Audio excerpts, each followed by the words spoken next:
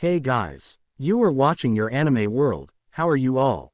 Please support to subscribe this channel for watching new interesting stories. So in this video, we will see what if Deku joined the military as a quirkless soldier. Here is short summary. Life hasn't been easy for Izuku, but after years of hard work he eventually found a purpose. Joining the military he found friends, family, comrades who didn't care that he was quirkless. He even found love, but life is never that good. A story about revenge. Will Izuku take it? But before we start, if you want more stuff like this, then be sure to subscribe and like this video. And if possible share this video with your friends. Now let's start the story. Please, I'm sorry, okay.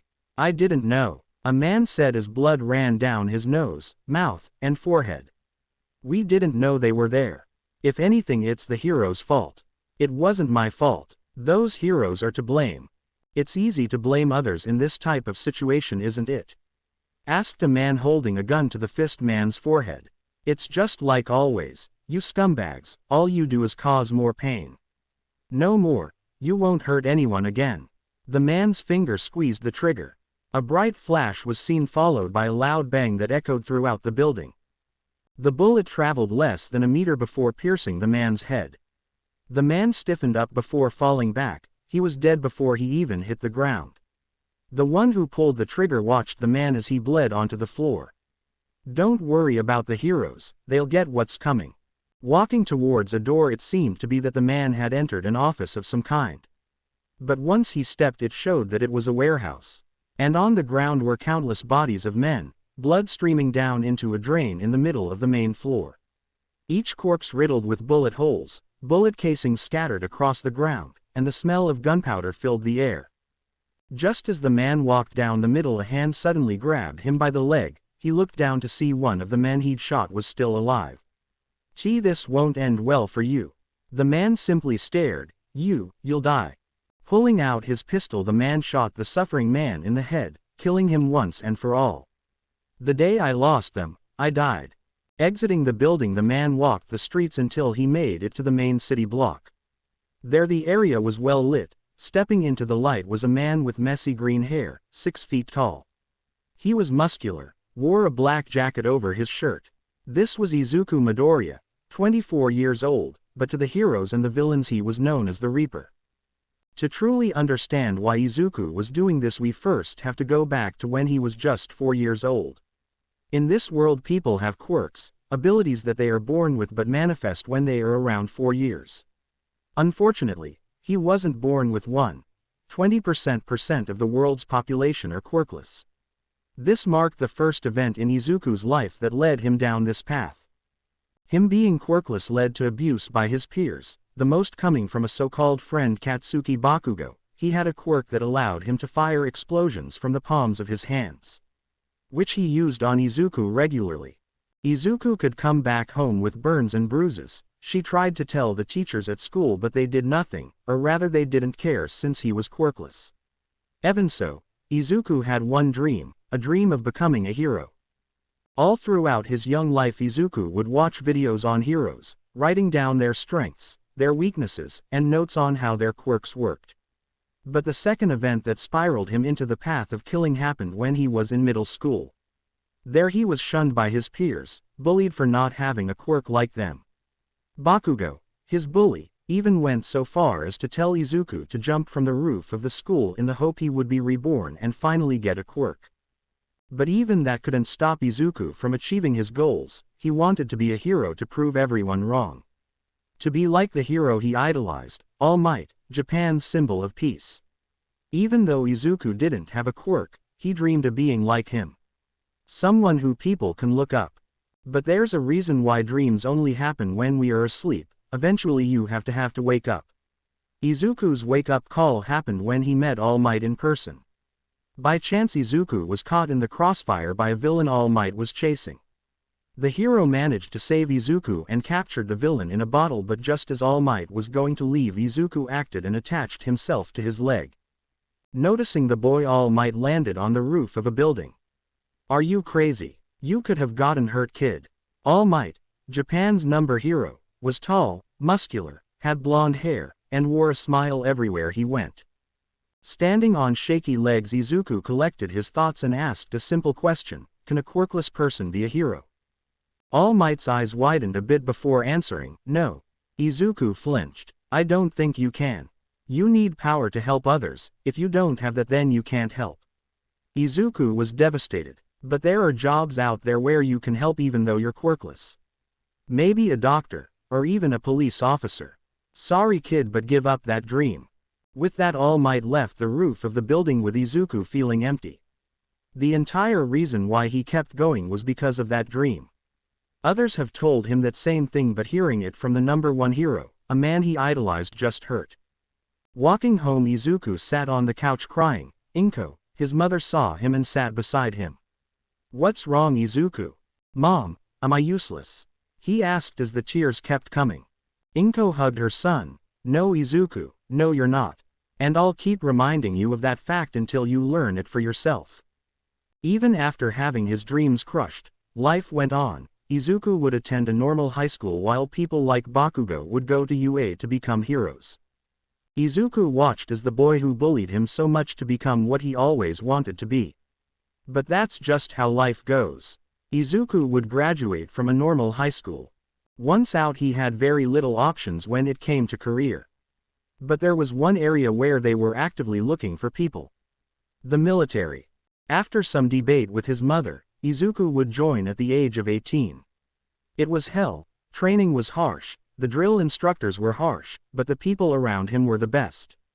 His brothers and sisters, as he would come to know them, didn't care if he had a quirk or not. Heck, most of them didn't have a quirk. When the bullets start flying, there are no quirks, only the fight to survive, to trust in the person next to you. By the end of basic, Izuku graduated top of his class and was recommended to become special forces. It was here where Izuku met her. Rin Hano, a tall, beautiful woman with long black hair, purple-colored eyes, and a body who made even other women jealous. She was also known as the best sniper in all of the Eastern Hemisphere. Even Izuku would place second when it came to precision and accuracy.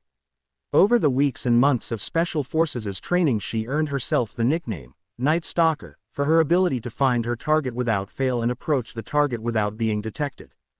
It was also around this time Izuku and Rin would fall for each other. Both had their own missions to carry out, which they did with deadly accuracy, but when it was just the two of them, it was as if the world didn't matter. Izuku told Rin his secrets, and she in turn told him about hers. The two traveled the world, climbed the ranks in the Special Forces, and soon were the best of the best. Months turned to years, and finally near Christmas Day, Izuku was coming out of a coffee shop. He was going to meet his mom and Rin near the city center to watch the parade. Just then Izuku got a call. Hello. Izuku, where are you? It was Inko. Rin says she's freezing out here. Come on, Izuku, I'm freezing out here.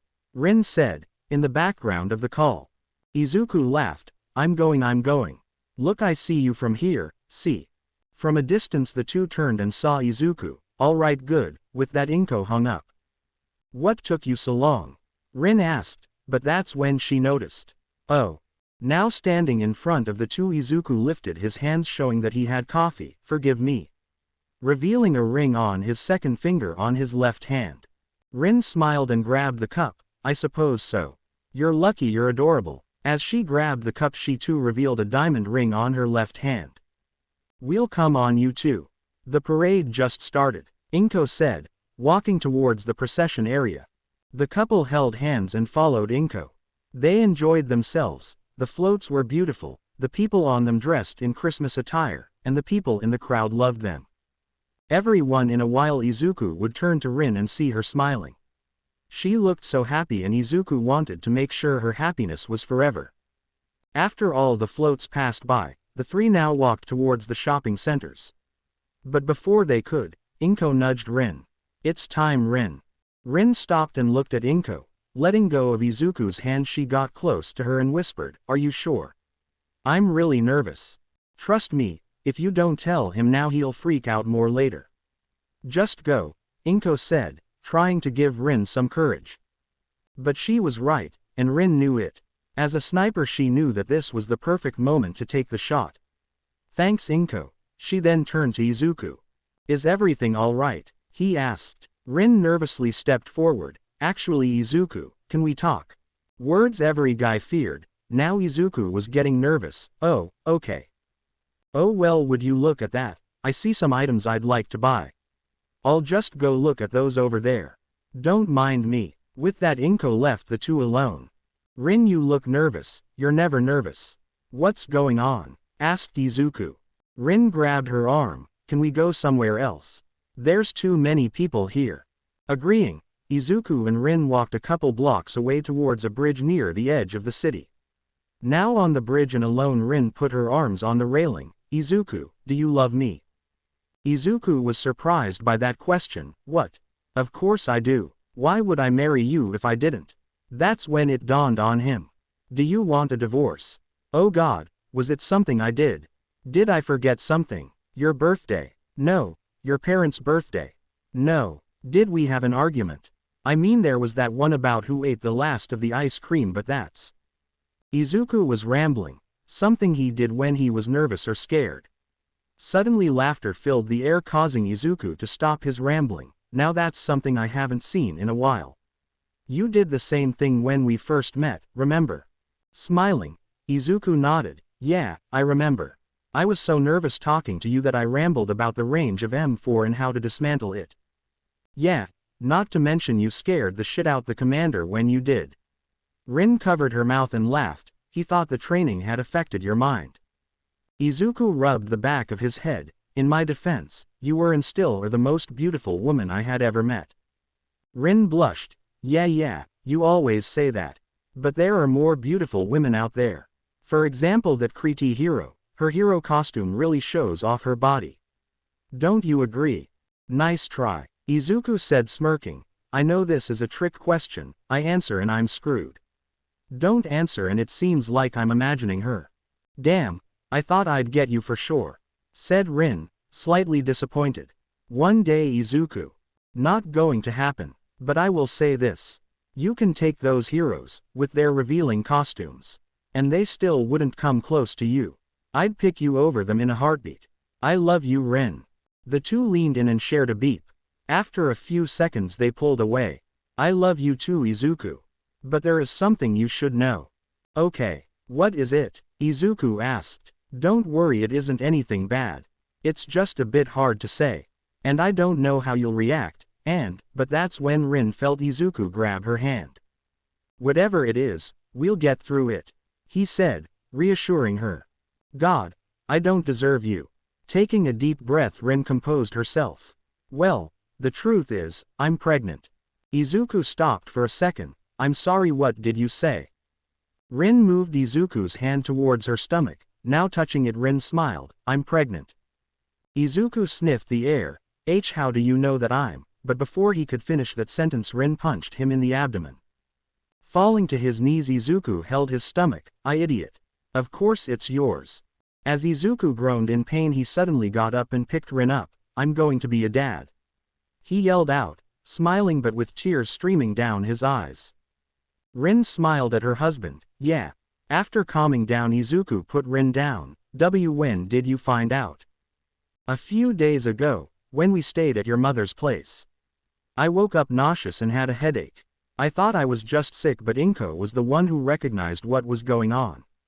Rin explained. She wanted to rush over and tell you, but I told her to wait. Yeah, that sounds like Mom, Izuku said, still smiling like an idiot. I still can't believe it. That means we're going to have to take some time off. The general won't be happy about that, Rin said. Then again, she does owe us from last time. Izuku then held out his hand. Come on, let's go back. Taking it, Rin followed Izuku back to the city. They were a few blocks away from the main area when it happened. 3 powerful explosions rocked the ground Izuku and Rin were standing on. What the hell was that? Rin asked as the windows on the buildings shattered. I don't know, but those explosions... Izuku's eyes widened. Mom. Without giving it a second thought, Izuku ran at full speed forwards to the shopping center. Rin quickly followed and was just a step behind him. Once they got there, the whole place was in chaos. People ran for their lives as fire raged on in the stands. We have to help, Rin said as gunfire was heard from the other side of the shopping area. Go, I'll look for Inko. Izuku turned, but, no buts, just go, Rin said, grabbing Izuku's arm, I'll find her, trust me. Nodding, Izuku took off towards the gunfire. It took Izuku only moments to reach where the gunfire was. Jumping behind a police car, he scared the officer. Who the hell are you? A hero. Izuku reached into his pocket and pulled out his wallet. Captain Izuku Midoriya, SFG or Special Forces Group. Sir, I'm here to help, he said, showing his ID. The officer's eyes widened. Special Forces? You're so young. Just then a bullet whizzed by the man's head. No time for that, Captain, we are taking fire from several small arms. No quirks? Izuku asked. Peeking over the car, he noticed that not one of those firing were using quirks. Strange. I need a weapon. Reaching down, the officer pulled out a .38 revolver. Here, have my secondary. Izuku took the revolver and gave it a quick inspection. 6 shots really. There's like 20 guys out there. Hey, I'm running low over here too, the officer said. Just don't miss. Izuku smirked. I never miss. Waiting for the perfect opportunity, Izuku waited. In his head he counted the amount of shots. When they reached 15, he jumped into action. Peeking over the top trunk of the car, Izuku aimed, pulled the trigger, and hit one in the shoulder.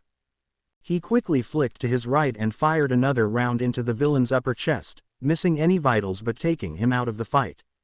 Cover me. The officers nodded and quickly broke cover to provide Izuku with cover. Seeing his chance, the young man ran towards the villains he downed. Reaching one, he quickly picked up their weapon. Judging by the weight, there are 5 bullets left, including the one in the chamber. 4 in the gun the cop gave me. 9 in total, not enough for the bad guys in front of me. Just then Izuku heard something heavy fall beside him. Grenade. Izuku quickly ran off. He needed to get 15 feet away to avoid the kill zone. With an average fuse time of 6 seconds, he could barely get out of its range.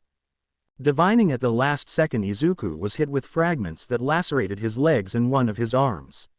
Sliding across the pavement, Izuku groaned in pain. Damn it. If only I had my gear. That's when a hail of gunfire hit the ground around him. Quickly rolling away, Izuku took cover behind a food stand. These guys, hey officers. We need to push these guys back. On my go, give them hell. With both guns in each of his hands, Izuku nodded. Now. Every officer on the scene broke cover and opened fire. Some managed to hit a target. That's when Izuku jumped in. Guns in hand, he fired. Each shot hit its target. Unfortunately, a bullet struck him in the shoulder, causing him to drop the revolver. Didn't matter. Pushing forward, Izuku still had 2 more bullets. But things were about to go from bad to worse. Appearing from black portals, several dozen more men, but these didn't have weapons. Instead, they used their quirks to attack the officers. One has the power to launch spiked vines from the tips of her fingers. Wrapping one of the officers in them, she closed her hand, causing the veins to tighten and ultimately killing him. Where the hell are those heroes? One of the villains asked. They're supposed to be here by now. It's Christmas, they're probably out celebrating right now. Stupid heroes, don't they care about these people? Asked another villain. Izuku knew this was bad. For all his skill, he couldn't take on someone with quirks. He had to see them use their quirks to come up with a plan, but there was a chance that they could kill him before that. One by one the officers fell. Soon it was down to only Izuku and the officer who gave him the gun. We need to give up, the officer said. Izuku turned to the man. What? No, we can still fight. The heroes are on the way. Look around you. We are outgunned and outmanned. If the heroes were coming, they would have been here by now. Izuku looked around. If we give up now, maybe we will still get out of here alive. That ring on your finger means you have someone waiting for you. Giving up wasn't something Izuku took lightly, but he wasn't the only one here. For the sake of the officer, he agreed. All right. Appearing behind cover, the officer was the first to raise his hands. We give up. Izuku followed. The villains turned. Walk over here, slowly. The two made either way towards the villains. They were then forced to kneel with their hands behind their heads. Well, you look at here, 2 cops. Surprised they lived this long. So what should we do with them? Boss said. Maximum casualties, until the heroes show up. One of the villains said. Hey, check it out. One of the villains checked the spot Izuku and the officer were at before. He then tossed the revolver to his buddy. Oh, a gun. A bit old-fashioned, but I'll do the trick. The villain then pointed the revolver to the back of Izuku's head. Wait, the officer yelled out. If you're going to kill someone, kill me. Izuku looked over. What the hell are you doing? I'm saving your life. The officer said. I saw you walking around with your wife. You got a lot to live for, son. But as the man was speaking, a loud bang rang out. The officer's body slumped forward as blood splattered onto Izuku's face. No. Izuku tried to get up but was forced back down with a kick to the back of his knees. You goddamn animals. Don't worry about him now. The villain said, as blood pooled underneath the man's body. You'll be joining him soon enough. The clicking of the hammer was heard, but right as the villain was going to shoot, ice covered the man completely. What the hell? The other villains looked around to see who did that. While they were distracted, however, Izuku sprung into action. Using a piece of rebar he turned around and stabbed one villain in the thigh. The villain yelled out in pain as they hunched over. That's when Izuku grabbed him by the neck and slammed him into the ground. He quickly then turned his attention to another villain. This one had the vein quirk. You bastard. The villain shot out veins from their hand, but Izuku dodged and closed the distance. Now in their face, he grabbed their arm and struck in between the forearm and bicep. The result was a broken arm that warped in an unnatural location. As the villain yelled out in pain, Izuku punched them in the face and knocked them out. That's when more ice appeared and froze the remaining villains in place. Seeing the danger was dealt with, Izuku felt his body go weak. He wobbled but stayed upright. Are you all right? A voice asked. Izuku looked and found the heroes, Kriti, also known as Momo Yaoyorozu, and Frostburn, known as Shoto Todoroki. Let's get him to a safe area, Todoroki said as Momo tried to help. But Izuku refused. No, I need to find my wife. We'll find them, Momo said, creating some first aid supplies. Let's get you patched up first, then we can go look. You don't understand. My wife, she's. But as Izuku was talking, another explosion rocked the area. Izuku shielded his eyes and took note of the direction. That's where Rin was running off to. All heroes be advised, we have confirmed Nomu sightings. A voice said over the radio Momo was wearing. Nomus, not those things again. Todoroki said, come on, let's get this guy to safety. The others should be able to handle a couple Nomus. Momo agreed, all right, sir.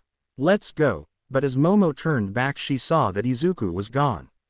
Now running away, the two heroes could see a gun in his hand. How the heck did he do that? Running through the ruins of the Christmas festival, Izuku could hear the sound of fighting. Rin, Mom. Making it to the main plaza area, his eyes widened. The scene that was playing right in front of his eyes was unbelievable. It was war. Heroes and what appeared to be monsters, Nomus, fought in the street. Buildings began to fall apart as explosions, cars were on fire, and people were all caught in the middle of all of it. Rin, Mom. He yelled out again as a car erupted into flames beside him.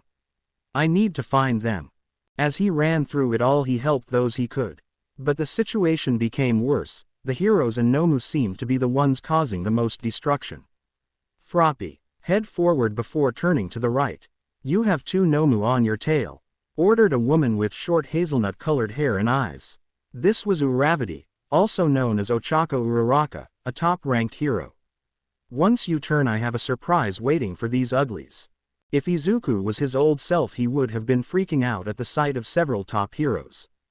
But now wasn't the time. Rin, Mom. Uraraka heard the yelling of someone and looked down. Hey, we got a civilian over here. Wait, is that? Desperately, Izuku ran through the carnage and chaos of the clash between heroes and villains. Rin, Mom. He called out once more just as the body of a Nomu landed in front of him. Taking a look, he noticed that it had a bird-like face, was muscular, and had razor-sharp claws. As Izuku looked, he heard a familiar voice, Izuku. Snapping his head towards a building, Izuku saw them, Rin, They looked a bit beat up but fine nonetheless. Rin turned and smiled when she saw Izuku, raising her hand and waved, "Izuku. We're fine." Running towards them, Izuku could see the smiling faces of his wife and mother. "Thank goodness, you're safe." But as Izuku ran towards them, something came flying into the building. Rin and Inko were near. Part of the building shattered, sending glass and debris towards the ground. Rin used her body and shielded Inko from the glass. Now with cuts on her back, Rin was hurt, but was still able to move. "Inko, we need to move." Inko nodded. "Come on, I'll carry you." Picking up Inko, Rin was getting up when another loud explosion was heard from inside the building, this one from the second floor. Rin was hit by the shockwave which sent her into the ground head first. Now bleeding from her forehead, Rin shook it off. Inko, let's go." Rin forced herself to her knees, but as she looked towards Izuku she could see him yelling something. She couldn't hear well thanks to the explosion, but she could read his lips. Izuku frantically waved his hands around and pointed into the sky. "Run." Slowly, Rin turned and looked towards the building, only to find it falling. "Aw crap." With everything she had, Rin stood up and tried running to the side of the building in a desperate attempt to avoid it. Unfortunately it would prove useless, and Rin knew this. Turning to Izuku one more time, she smiled. "I love you, Izuku, and I'm sorry." Izuku desperately tried to reach his wife and mother. "Rin. Mom," he yelled, extending out his hand. He watched in horror as the building fell on them. "No." The area was then blanketed in a thick dust cover, but Izuku didn't care. He kept running through. Making it to the fallen building, he climbed the wreckage and found the location Rin and Inko were last seen and began to dig. "Maybe they're still alive. They have to be. Rin is strong. Mom is tough. I have to find them." Using his bare hands, Izuku threw off pieces of concrete. All the while the heroes fought the Nomu. And all the while Izuku's hands began to bleed from the shards of concrete. "Someone, anyone, help me," but his voice never reached the heroes. A couple of minutes later the battle was over. The heroes had won and the villains had either run or were captured. "Phew, now that was a hard-fought battle," said Kirishima, also known as Red Riot.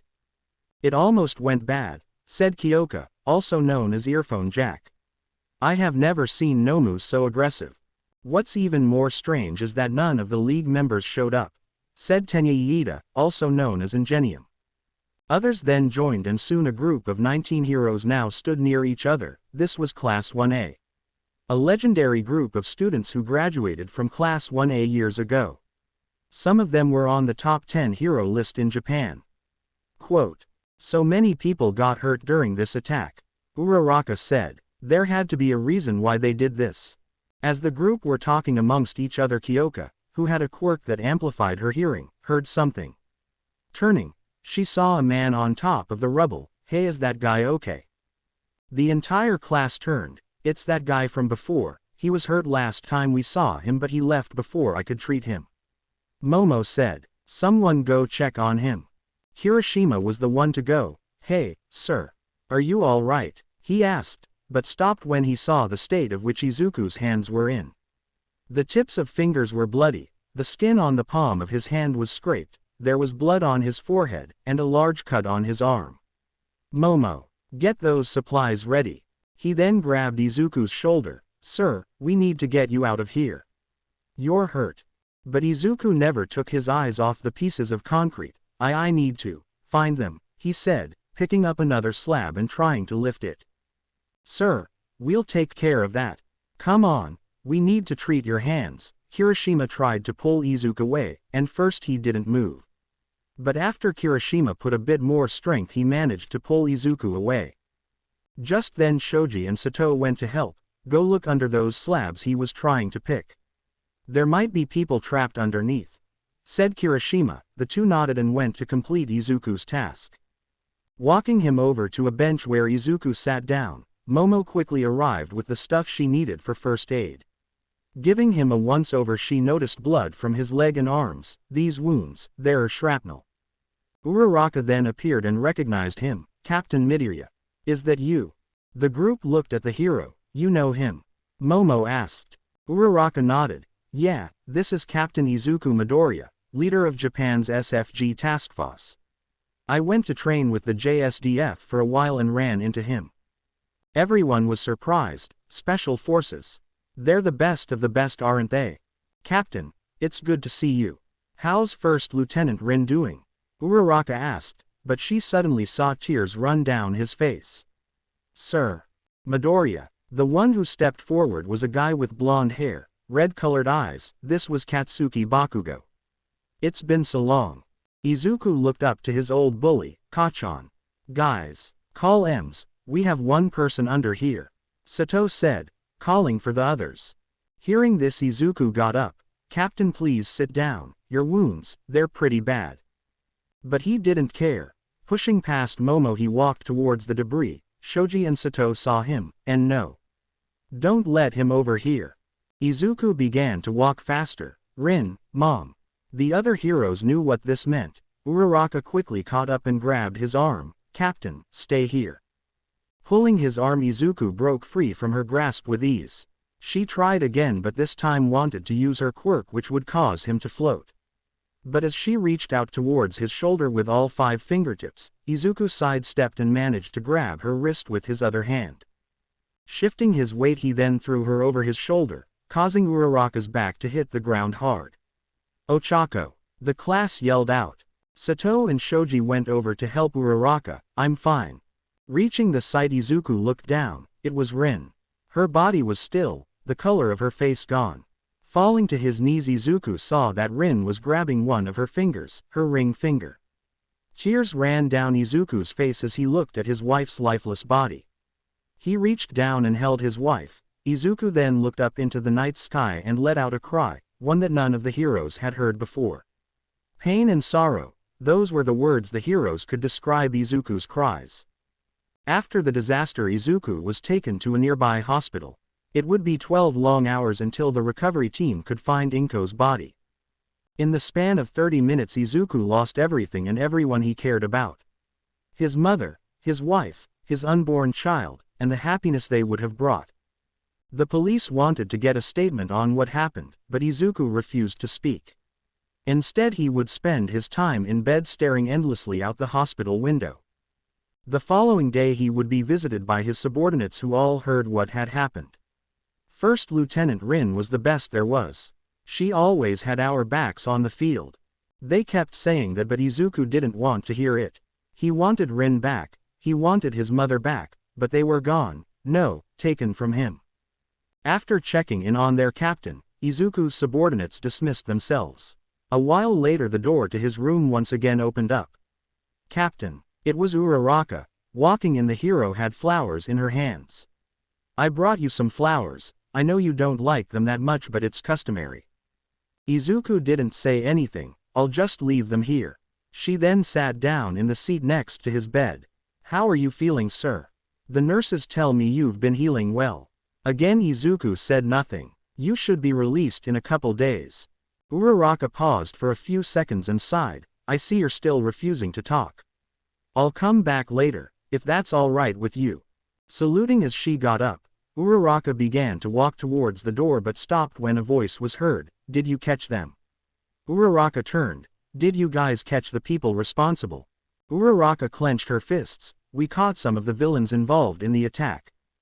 Izuku turned. That's not what I asked. The ones present at the attack didn't plan it. I want to know if you caught the one who planned it. Uraraka looked away in shame. No, not yet. So you know who it is? Uraraka nodded. Then why aren't the heroes gone after him? We are, but it's not that simple, said Uraraka.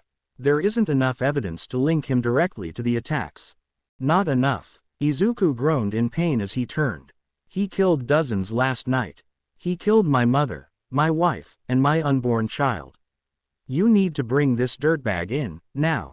With nothing else to say, Uraraka sadly bowed. I promise you, Captain, the people responsible for this won't get away with it. I swear, we just need time. Calming himself down, Izuku nodded. Fine, and I'm sorry, I shouldn't have raised my voice. No, sir, you have every right to be angry. Uraraka lifted her head. Lieutenant Rin was a good friend to me. We still kept in contact on occasion. I'll miss her. Yeah, so will I. With that, Uraraka took her leave. Now alone Izuku could do nothing but mourn. Once he was cleared, Izuku was finally discharged from the hospital and went home. Thanks to their line of work, both Rin and Izuku made well above the average compared to the typical SDF personnel. After Izuku proposed, the two bought a house, one where they could have started a family together. But that dream was gone. Walking up to the front door, Izuku opened it and was greeted by a dark room. "I'm home," he said, walking in. Making it to the living room, Izuku saw clothes scattered all over the sofa. Izuku smiled as he remembered, it was Rin. She couldn't decide on what to wear for that night and tried on virtually everything she had. Izuku then looked over to the kitchen, where he saw two cups still on the table. One was green while the other was purple. It was from that morning. Rin wouldn't drink coffee. She much preferred tea, but it had to be a special type of leaf or else she would refuse to drink anything else. It drove their superior officers mad, since without it she would refuse to even train. He then made it to their bedroom. With so many memories, Rin would watch old school movies which Izuku didn't really enjoy, but he still watched them. It was here where Izuku took care of Rin when she was injured in combat, where Rin would comfort Izuku when he had nightmares of the past. But that was gone, she was gone. Sitting down on the bed, he could still smell the faint aroma of Rin's perfume. He laughed. She sprayed it on the bed again. His laugh soon stopped and turned to tears. Hanging his head, the tears continued to fall. "I'm so sorry. It should have been me." 2 weeks later. It took 2 weeks to plan and coordinate Rin's funeral. As she was a high-ranking officer, she was given the full honors of one. Members of her squad came all dressed in uniform to bid their final farewell to their comrade. Izuku was also dressed in his uniform, but the look on his face spoke more words than he could ever mutter. It was clear to everyone that he wasn't sleeping. The dark lines under his eyes gave it away. It was also clear that he wasn't eating properly. His face looked thinner. But most importantly, the spark in his eyes was gone. As they lowered Rin's body, her squad presented their weapons and fired. 7 squad mates fired 3 shots each. On the last volley, Rin's body reached the bottom. Izuku watched as they began to fill the hole. By the end of it, Izuku now stood beside the headstone that read, First Lieutenant Rin, Special Forces Group 1st Squad. May the battlefield above welcome you. One by one the invited guests left, but Izuku remained. Captain Midoriya. Izuku turned to find Uraraka. "What do you want?" Izuku asked, his voice cold and empty. "I wanted you to hear it from me before anywhere else, but we caught him. The man responsible, we have him in custody." Izuku's eyes widened. "Really?" he asked, excited by the news. "Who was it?" Uraraka nodded. "Kai Chisaki, leader of the Yakuza, also goes by Overhaul. A hero team picked him up after we gathered enough evidence. He'll be going away forever." Tears ran down Izuku's face as he grabbed Uraraka by her suit jacket. "Thank you, you don't know what this means to me." Now Uraraka had tears running down her face. "I told you, didn't I? We heroes always get stuff done." "So what happens next? Will there be a trial?" Izuku asked. "Yes, we have everything we need to prove our case. Expect to hear about his arrest and trial on the news soon." Wiping away the tears, Uraraka looked at Izuku. "Don't lose hope, Captain, we'll get him." 4 months later. "Not guilty," was the headline of every news station. Chisaki smiled at the cameras as he walked out the courtroom with his lawyers by his side. Just then a TV remote crashed into the screen, shattering the panel. It was Izuku, his face so filled with anger. How could this have happened? Uraraka said they had everything they needed. Just then Izuku's phone began to ring. He looked at the caller ID and picked up. "Captain, I'm sorry," it was Uraraka. "What happened? You said you'd get him," Izuku said, as he clenched his fist. "I don't know the details yet, but it appears that his lawyer managed to convince enough of the jury that he wasn't the one behind it all," Uraraka said, as her voice became small. "I'm sorry, Captain. What about his past crimes? He did some terrible stuff in the past, right? You can get him for that, for anything, right?" Izuku asked, desperate for a way. "That could take years. All the evidence we had won't be admissible in the new trial. He'd have to commit the crime again in order to make that happen." Upon hearing that, Izuku's heart sank. You promised me, Uraraka, that the people responsible will face justice. You lied to me, gave me hope that it would happen. Izuku clenched his hand so hard that it began to bleed. Uraraka stayed quiet for a few seconds. I'm sorry. Yeah, so am I. Sorry that I ever believed in you heroes. With that, Izuku hung up. He tossed his phone onto the sofa and walked over to the kitchen counter. Opening up the cabinet, he saw several bottles of liquor. Reaching in, he grabbed one and went to drown his sorrow away. Several hours had passed and Izuku was drunk, apparent by the bottles around him. Shuffling around, he wanted another drink but noticed only empty bottles. I should get some more, he said, slurring his words. Barely able to stand, he managed to make it to the living room. He looked at his keys but decided against it. Instead, he grabbed his wallet and jacket. Heading out, he began to walk down the street. It was a busy Friday night, so there were a lot of people. After walking a few blocks, Izuku found a convenience store. There he picked up another case of beer and walked back home. But as he walked, he suddenly heard the sounds of someone yelling for help coming from an alley. Others could hear it but chose to ignore it and continued to walk. Might as well check it out, he said, stumbling. Just down the alley there were 4 men surrounding a woman. Help, help, anyone, she cried out. No one is going to come, sweetie. A man said with a twisted smile. It's just us and little old you. The man then pinned the woman against the wall. Don't worry, this isn't my first time doing this. So let's just have some fun. The woman used her quirk and immediately a bright light shined from her hair. The men covered their eyes. Damn it. Seeing a chance to escape, the woman began to run. Don't let her get away. The men desperately felt around for the woman, but thanks to her quirk they couldn't see anything. The woman ran down the alley, but just as she was going to turn the corner, vines wrapped themselves around her. They covered her mouth to prevent her from screaming. Now. That wasn't very nice. We were just about to have our fun. It was the same man. Pulling the woman back, she was dragged until once again she was pinned on the wall. I like it when my meal struggles, it makes things more exciting. Just as the man was going to assault this woman, something came flying at the villain, hitting him right on the side of the head. What the? He watched as the object rolled to a stop, revealing that it was a beer can. I suggest you leave her alone, said Izuku as he held another beer can. All 4 men turned to find Izuku coming out of the shadow of the alley. Who the hell is this bozo? One asked.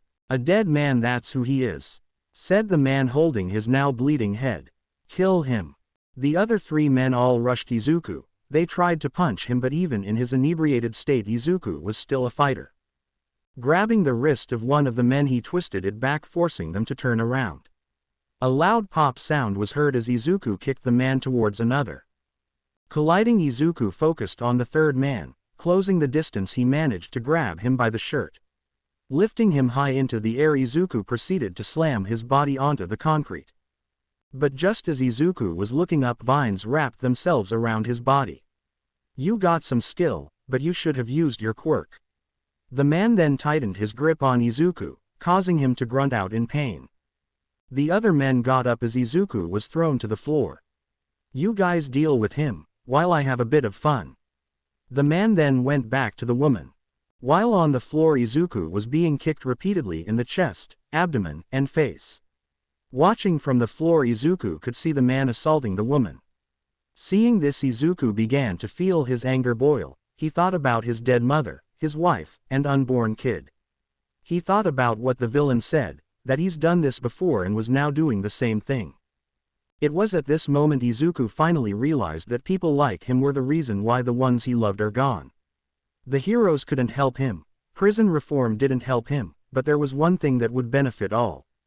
Letting out a loud roar, Izuku pushed the men off of him and got to his feet. As one was stunned, Izuku managed to get behind him and place him in a chokehold. With blood running down his nose and an expression of a madman on his face, Izuku squeezed hard, snapping the man's neck. A loud crack noise was heard. The others stopped and watched as the body fell to the ground. They then all looked at Izuku. Why, you killed him, you bastard. The other 2 men ran at Izuku. One had the power to turn his fingernails sharp. He slashed down, but Izuku dodged, and managed to grab his arm before spinning around and throwing him towards the other man. Stabbing his friend in the chest, the man then had his arm pulled, and while his nails were still sharpened, pierced underneath the chin and directly into his own skull. Blood ran down the man's arm as he fell dead onto the ground. Now it was only the man with the chest wound and the vine quirk user. This guy is crazy," said the man with the chest wound. "Don't start running yet," yelled the quirk user. "You know martial arts, right? Kick his ass." Scared, the man nervously walked towards Izuku, but as he approached, a can was kicked in his direction. The man dodged, but in that split second he took his eyes off Izuku. That's when he pounced. Izuku ran towards the man, but as he did, he reached down and grabbed a knife he had stashed away on his leg. The man barely had enough time to turn when the blade embedded itself into his chest. The man let out a gasp as Izuku twisted the knife, causing further damage. Pulling the knife out, Izuku then looked at the quirked man.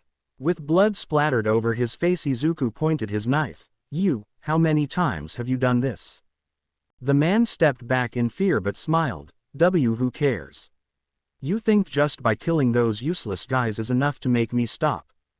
With a quick motion, Izuku threw the knife at the man, stabbing him in the thigh. Letting out a scream, the man fell back and watched as blood ran down his leg. Walking towards the man, now unable to use his quirk due to the pain. While crying, the man saw Izuku stop in front of him. He then reached out, grabbed the knife and pulled it out. "How many times have you gotten away with this?" Still in agony, the man refused to answer. "Fine," Izuku said, flipping the knife in the air and catching it, blade side down. Pressing it against the man's kneecap, Izuku looked at him once again. "How many times?" "You," said the man. Izuku sighed and pressed the knife down, stabbing the man in the kneecap. Screaming out in pain, the man grunted. 15 times, 15 times I've done this. Been caught twice by the heroes but let go.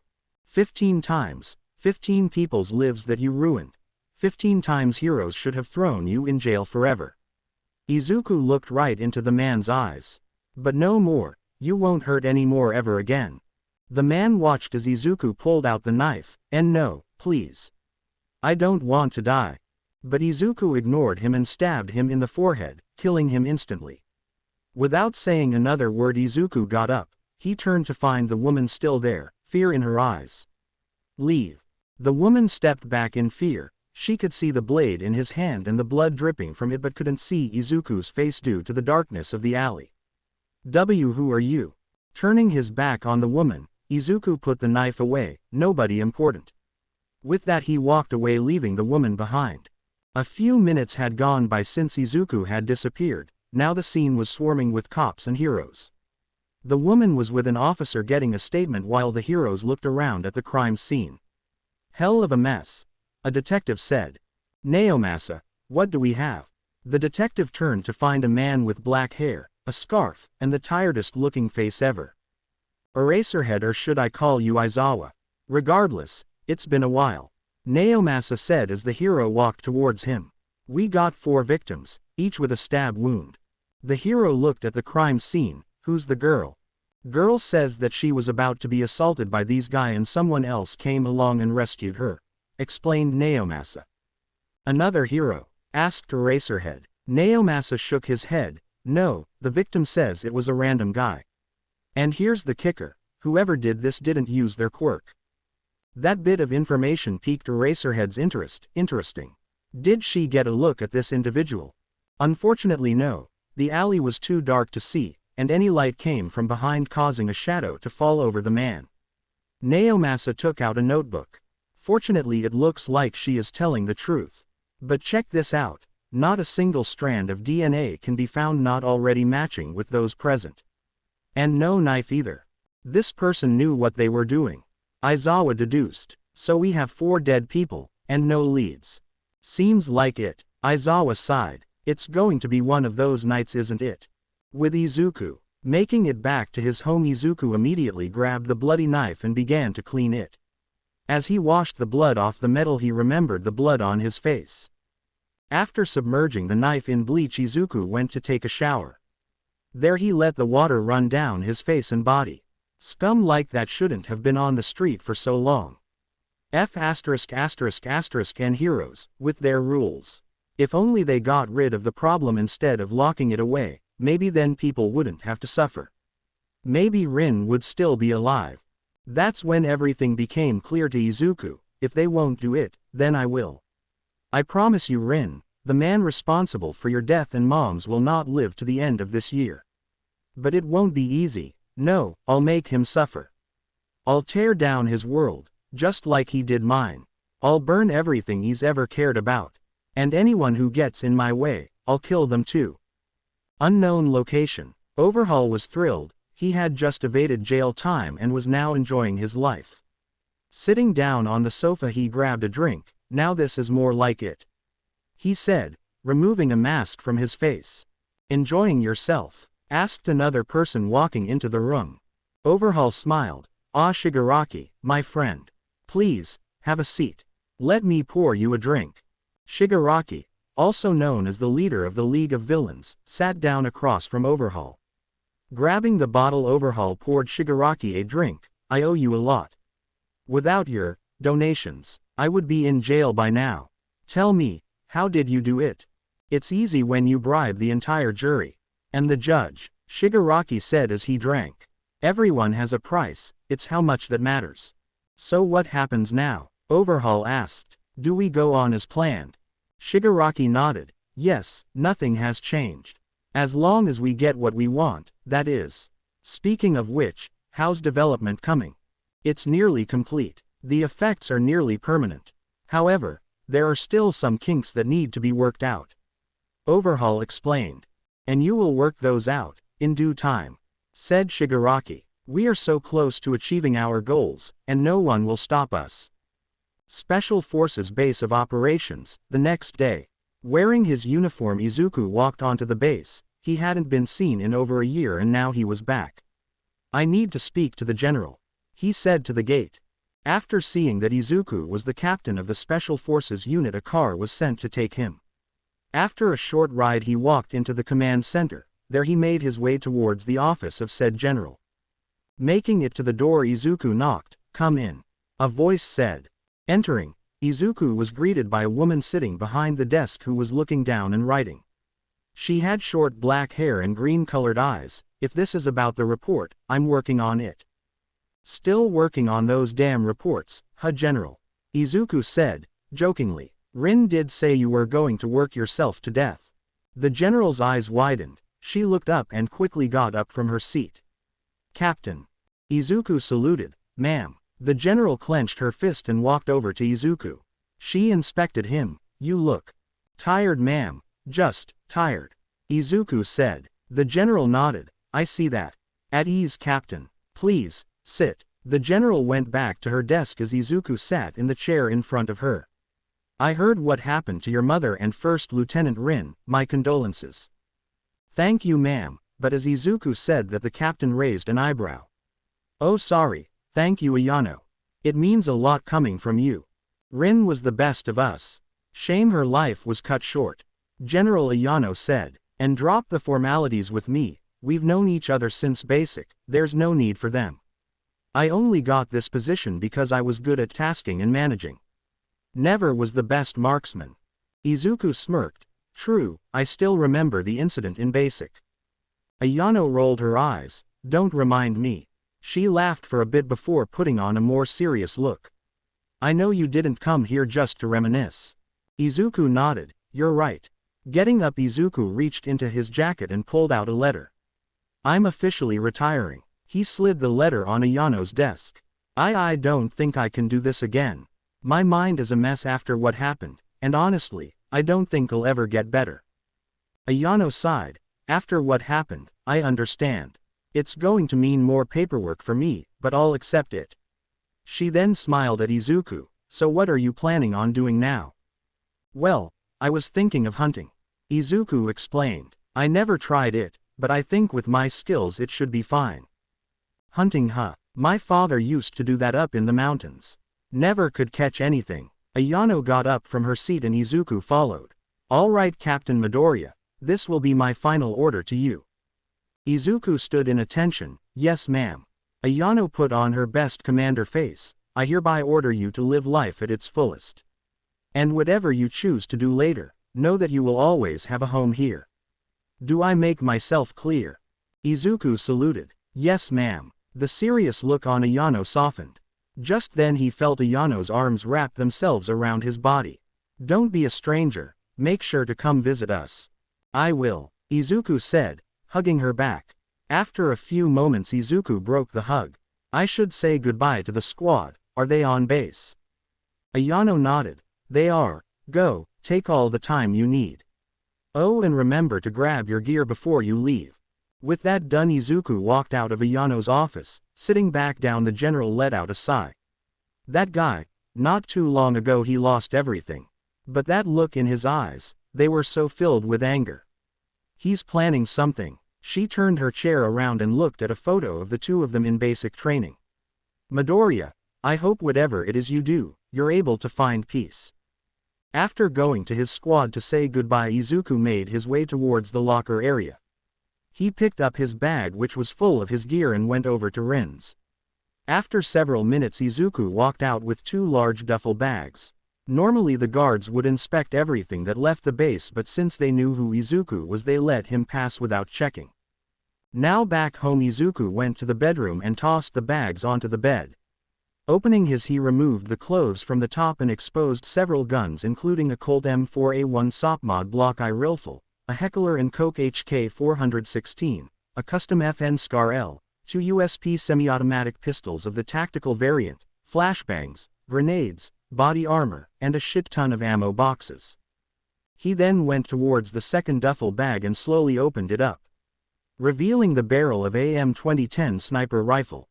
This was his. With that sniper rifle Izuku completed countless missions and was always kept in tip-top shape. Or as he would name it, Shinigami. Running his fingers across the barrel Izuku thought back to his wife, one last mission. Grabbing a case from underneath the bed, Izuku placed the rifle in said case. He didn't need her right now, but her time would come. Right now Izuku needed to find some people. Taking down some old paintings on the wall, Izuku placed up a massive pin board. Dead center he placed a picture of Overhaul. If I want the big final boss, I'll have to take care of some side quests first. I need names, and I know just how to get them.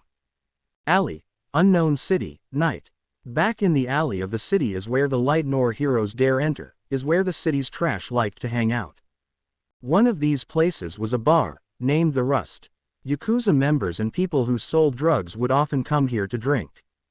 Inside the bar was full of rough-looking individuals. That's when someone opened the door that made the entire bar. All 10 people fell silent.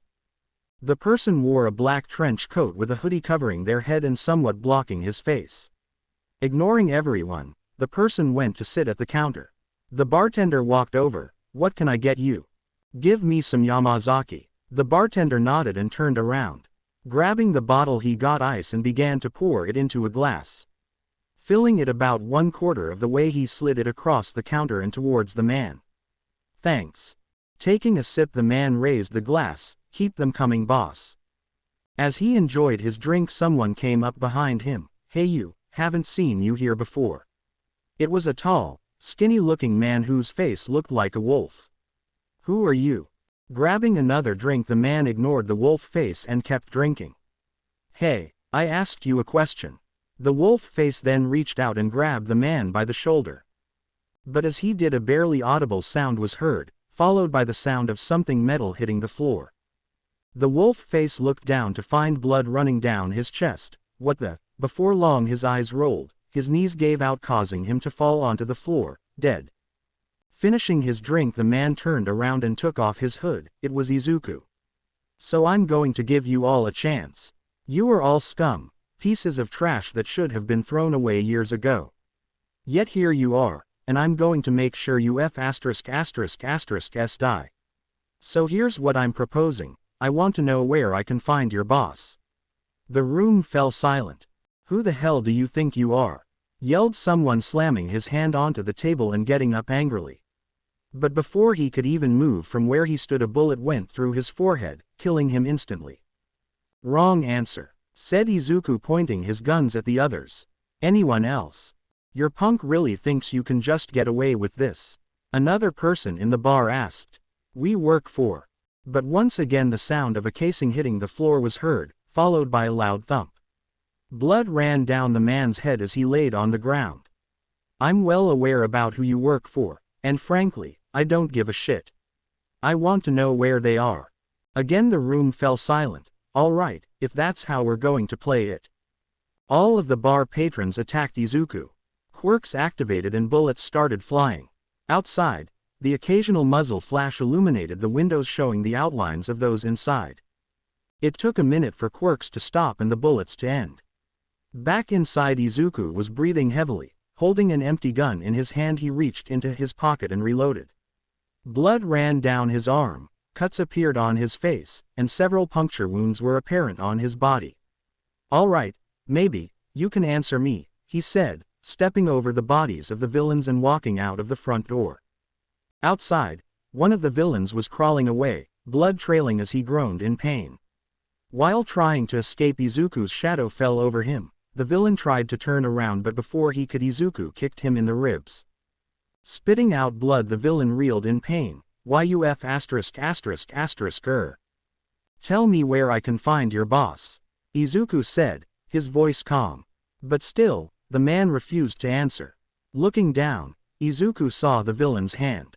Lifting his foot slightly, he stomped down hard right on the man's hand. A loud crunching noise was heard, followed by painful screams. You still have another hand I can break, so start talking.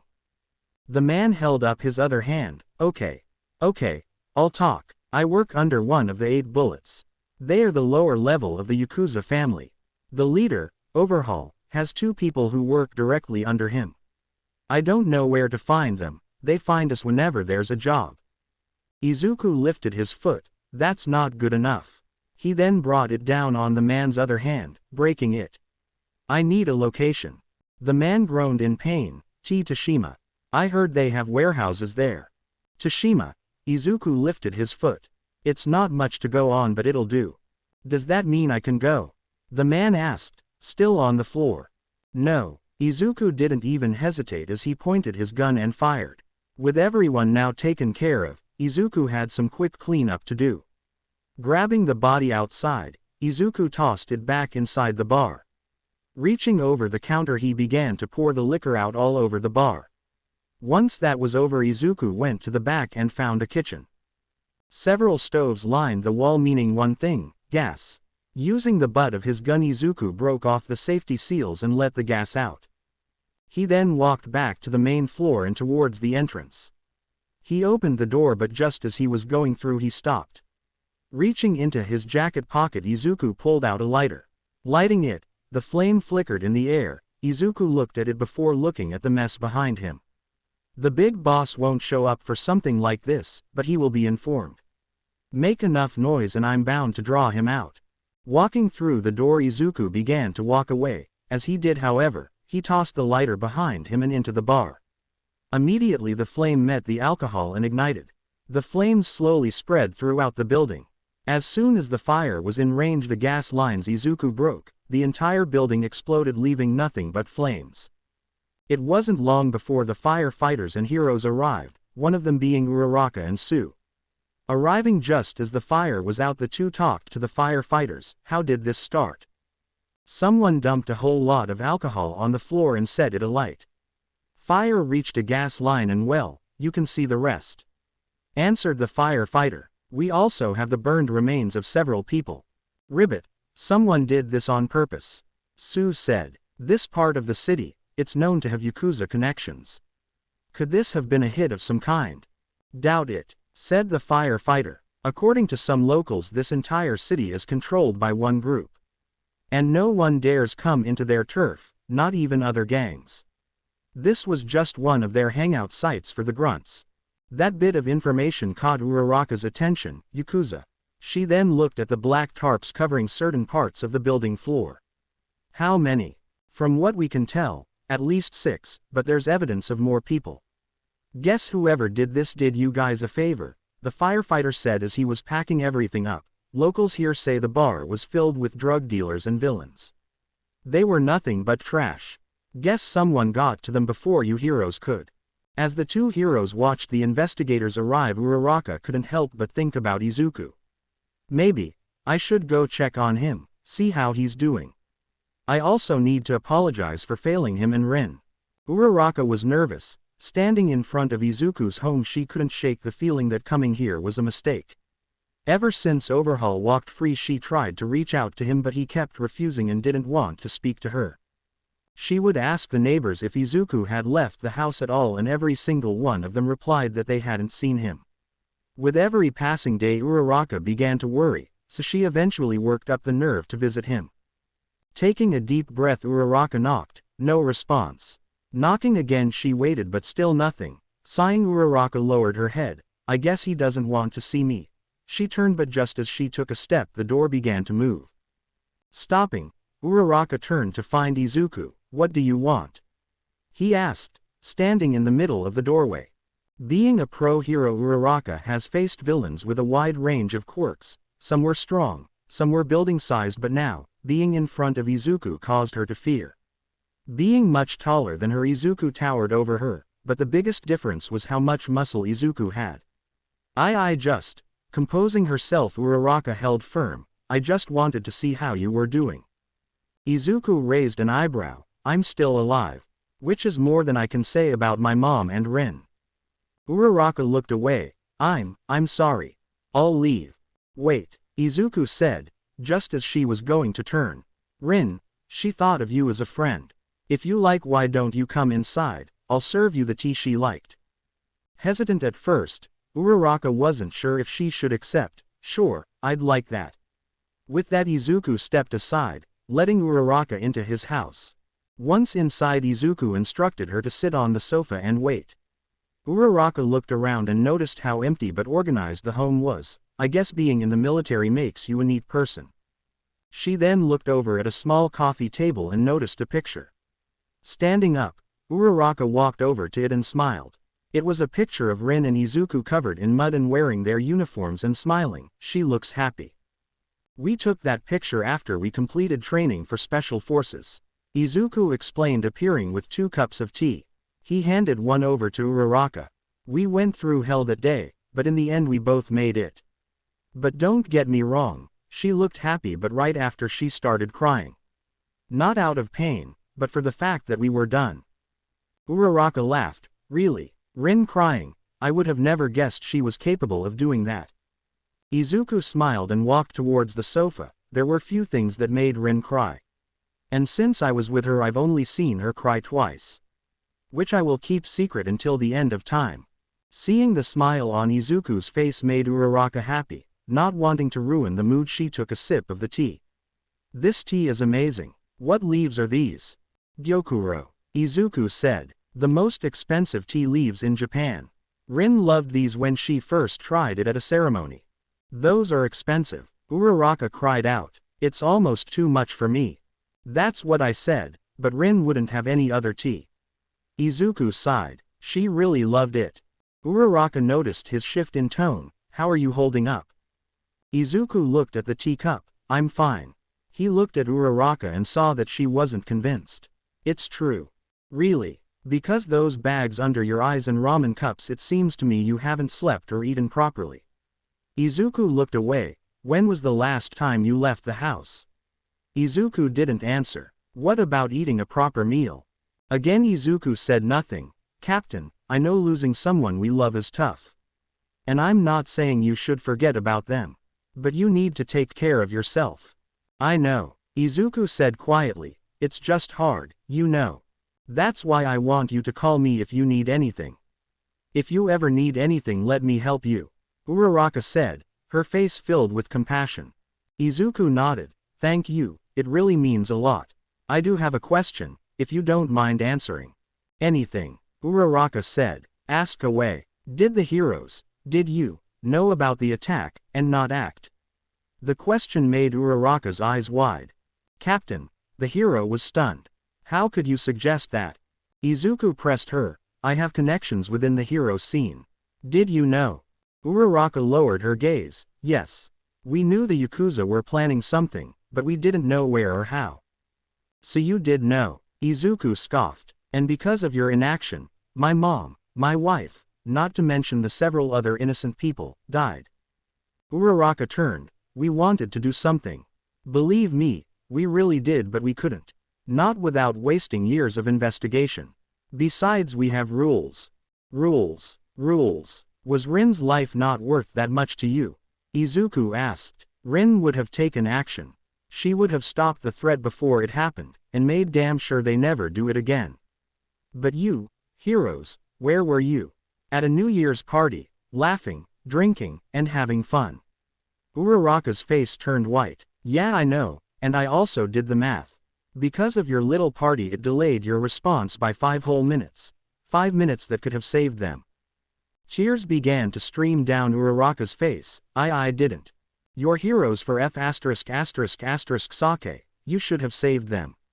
Why didn't you? Izuku stood up. I'll tell you why. It's because you're all failures. You say you care about us, but all you heroes care about is who gets the spotlight in the end. As Izuku was speaking, the door to his home was suddenly blown down. He turned only to find a very familiar face rocketing towards him, Deku. It was Bakugo. Using his explosions, the hero increased his speed and managed to grab Izuku by the arms, forcing him towards the wall. Bakugo, don't! Uraraka yelled out, but it was already too late. Slamming up against wall, Izuku grunted in pain. Who the hell gives you the right to talk to her like that? Izuku gritted his teeth. Bakugo. After all these years you show up like this. Bakugo, stop. Let him go. Uraraka yelled, standing up. We tried, you damn nerd. Bakugo yelled. We tried to get there in time. We tried saving them. And you think that's enough? Izuku said through his teeth. You failed. I lost my family because of you heroes. You were supposed to protect us. I don't have a quirk and I could have done a better job than you. Bakugo bit his lip, but you didn't. You're just a quirkless man who failed to protect the ones he loves. Bakugo, enough. Uraraka yelled out, now grabbing his shoulder. Hearing that made something inside Izuku snap. While still being pinned, Izuku mustered up every bit of strength he had. Bakugo wasn't a pushover when it came to pure physical strength, but he could do nothing as Izuku easily overpowered him. And that's all he needed, freeing one of his arms. Izuku punched his old friend in the stomach. Hunched over and with the grip around his hands loosened, Izuku took this chance to counter. While hunched, he grabbed the hero's head and slammed it against the wall. Bakugo bounced off it and turned around more pissed off than anything. But as he did, Izuku grabbed his hand and pressed between the finger joints.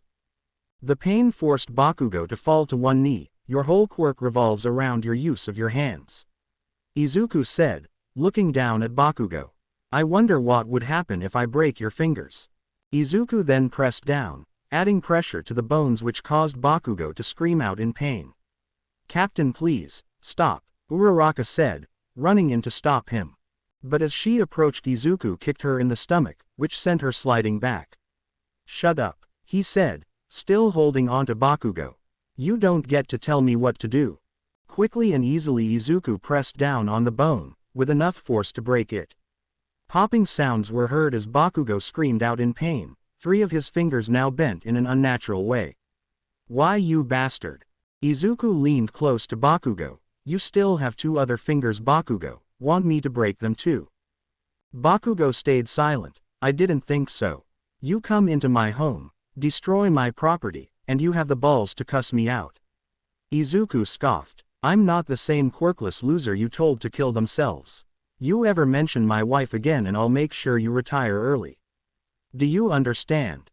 Due to the pain, Bakugo only groaned. I said. Izuku then broke another one of his fingers.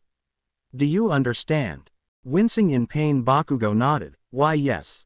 Izuku let Bakugo go. Good, now pick your sorry up and both of you get the hell out of my house and never come back. I'll send the bill to repair my door to your agency. Grabbing at his hand, Bakugo quickly walked towards the door. Uraraka tried to help him, but he pushed her away. Looking over at Izuku one final time, Uraraka spoke. I'm so sorry, Captain.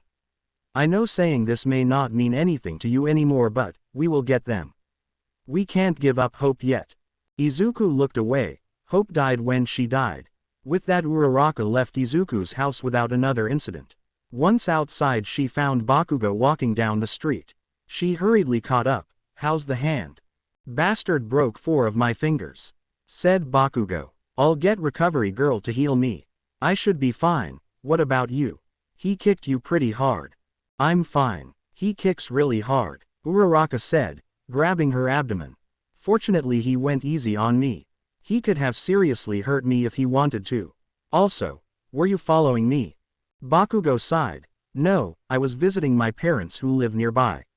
I saw you standing outside that house and got curious. Once I heard yelling, I rushed in." Those things he was saying. He was right, Uraraka said, much to Bakugo's surprise. "Think about it, if we weren't partying we could have gotten there sooner. We could have saved his family. We did what we could given the situation. As much as it beeps, we can't save everyone, Ochako. You, out of everyone, should know that." The young hero stayed silent for a few seconds. "Look, I know Midoriya, he needs time. You said he was with Special Forces, right? Maybe you can contact them about getting him some help." Uraraka thought that was a good idea. Yeah, that could work. Maybe some therapy. It worked for me. I'm sure it could help him. Later that night, Tashima City. The sound of trucks reversing onto loading bays were heard. Once docked, several men pulled out several boxes before moving them into the warehouse. "Come on, move it people, we don't have all night," yelled who appeared to be the one in charge. "Boss wants this stuff out of here in less than 30 minutes. Let's move it." The one in charge walked all along the outside of the docks. As he did, however, he noticed something on one of the trucks. A red light shined from underneath the bumper. "Hey, what's this red light here?" he asked the men working. "Did you guys install lights?" Several of the men walked over to check on whatever it was, but as they did, the light turned green. Then a sound. The worker's eyes widened. "Move. It's a bomb." But before the man could finish his sentence, the device exploded, killing him and severely injuring others. The entire warehouse shook as a result of the explosion. Smoke and flames quickly filled up the warehouse. "We gotta get out of here," one of the men yelled. He ran towards the exit and opened the door, but was met by the end of a gun barrel. The man looked up and wasn't able to say anything before a shot rang out. The man's body stiffened up before falling back, hitting the floor. Blood began to pool underneath his head. The other survivors all turned and saw as a shadow stepped forward, running like roaches. "How typical," Izuku said, walking through the door and holding his HK-416. Still stunned by the explosion and the death of their comrade, Izuku took this chance to raise his weapon and fired. Firing in single shot, Izuku took out 3 men before they knew what hit them. Moving to his right, "Kill him," someone yelled. Soon everyone who was still alive pulled out their weapons from their coats and began to fire. Bullets whizzed by just inches from Izuku's head. Taking cover, Izuku made it behind a metal support beam. "Come on, I'll kill every last one of you," he yelled, peeking out from one side and firing. The men began to split up, trying to surround Izuku from both sides. Seeing this, Izuku pulled out a grenade from his belt. Pulling the pin, he tossed it to his right. "Grenade!" the henchman yelled. Seconds later an explosion occurred, sending shrapnel through the 3 men. With his right clear, Izuku moved to his left. He fired a barrage of bullets towards the villains. Managing to hit some of his targets, 3 men dropped to the floor, while another was hit in the shoulder. Once again finding cover, Izuku felt that his magazine was empty. Releasing the empty one, he flicked his rifle to the side, causing the mag to fly off. He then reached into his pocket and pulled out a fresh one. Now with more ammo, Izuku was back in the fight. He appeared from cover and took down men as they approached, but he was still outnumbered, and it began to show. As he appeared from his cover, a bullet managed to hit Izuku in the chest. Fortunately, he was wearing a vest, but even so the impact was enough to knock the wind out of him. Even so, he stayed in the fight by killing the man who shot him. By the end of the gunfight, Izuku emerged victorious, but injured. His vest was riddled with holes, one of which went through. He had a few cuts on his arms and face, but nothing major. "All right, time to burn this place down." He turned to get started, but as soon as he did, a loud voice was heard. "What? It's already over?" Izuku turned to find a tall, muscular, bald man who wore a mask walking down some stairs. I knew these guys were useless, but they couldn't even take one person down. That's just pathetic. Who the hell are you? Izuku asked. Me. Name's Yu Hojo, and I'm one of RSmallz. But as Hojo was speaking, a bullet was shot from the barrel of Izuku's gun right at the man's forehead. Hojo's head whiplashed back, but curiously, he didn't go down. Slowly Hojo moved his head back and showed that his forehead was covered in a white crystal. That was rather rude, don't you think? Izuku scoffed. I don't care. If you work for that piece of shit, then you'll die. Going full auto, Izuku unleashed everything. Hojo simply stood there and waited. At the last second he raised his arm and activated his quirk. White crystals appeared from his forearm blocking the bullets. You have no idea who you're messing with. With no more ammo, Izuku threw his rifle onto the floor before pulling out a canister. Pulling the pin, he rolled it on the floor, causing smoke to appear. The entire warehouse was now filled with smoke. Hojo coughed as he tried to fan it away, running already. Come and fight me like a man, he yelled. But that's when Izuku appeared from the smoke with his combat knife. From behind, Izuku managed to graze Hojo's neck. The Yakuza member grunted in pain. You little shit. He tried to reach out and grab Izuku, but he was already hidden again by the smoke. But Hojo wasn't just some dumb brute. He was smart enough to know that Izuku was going for kill shots. Seeing that he had failed from behind, Hojo deduced that he would come from the side. Activating his quirk, he created a blade that started from the top of his knuckles and became razor sharp at the tip. Turning slightly, Hojo thrusted the blade into the smoke. As he did, sparks suddenly flew. Hojo smiled. Found you. Creating another blade in his other hand, he thrusted that one also.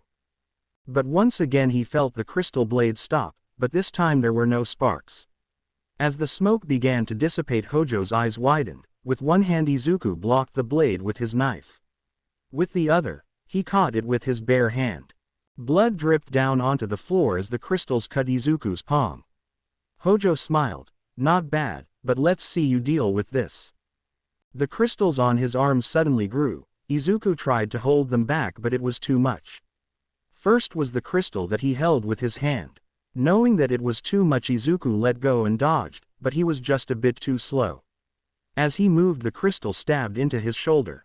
Stumbling back, Izuku grabbed his shoulder as blood ran down his arm. If you want to use your quirk, now's the time to use it, Hojo said as he shrunk the blades. Izuku groaned in pain but still managed to transfer the knife to his other hand. Don't have one.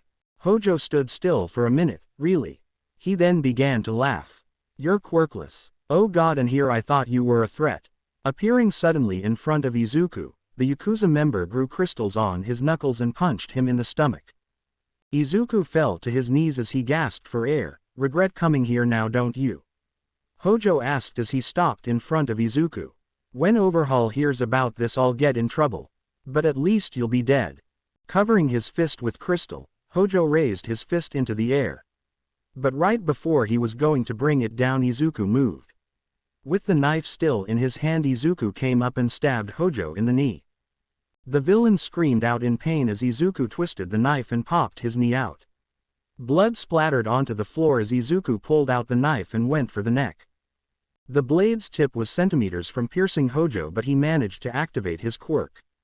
As soon as the blade came into contact with the crystal, it shattered, leaving only a small stump on the handle. But even this wasn't enough to stop Izuku. Dropping the knife, he reached to his hip and pulled out his sidearm and fired 2 shots at the villain's chest. But that too was deflected. Izuku then noticed cracks on the crystals on his body. They've gotten weaker. Looks like he can't keep creating more crystals forever. That means I have a chance.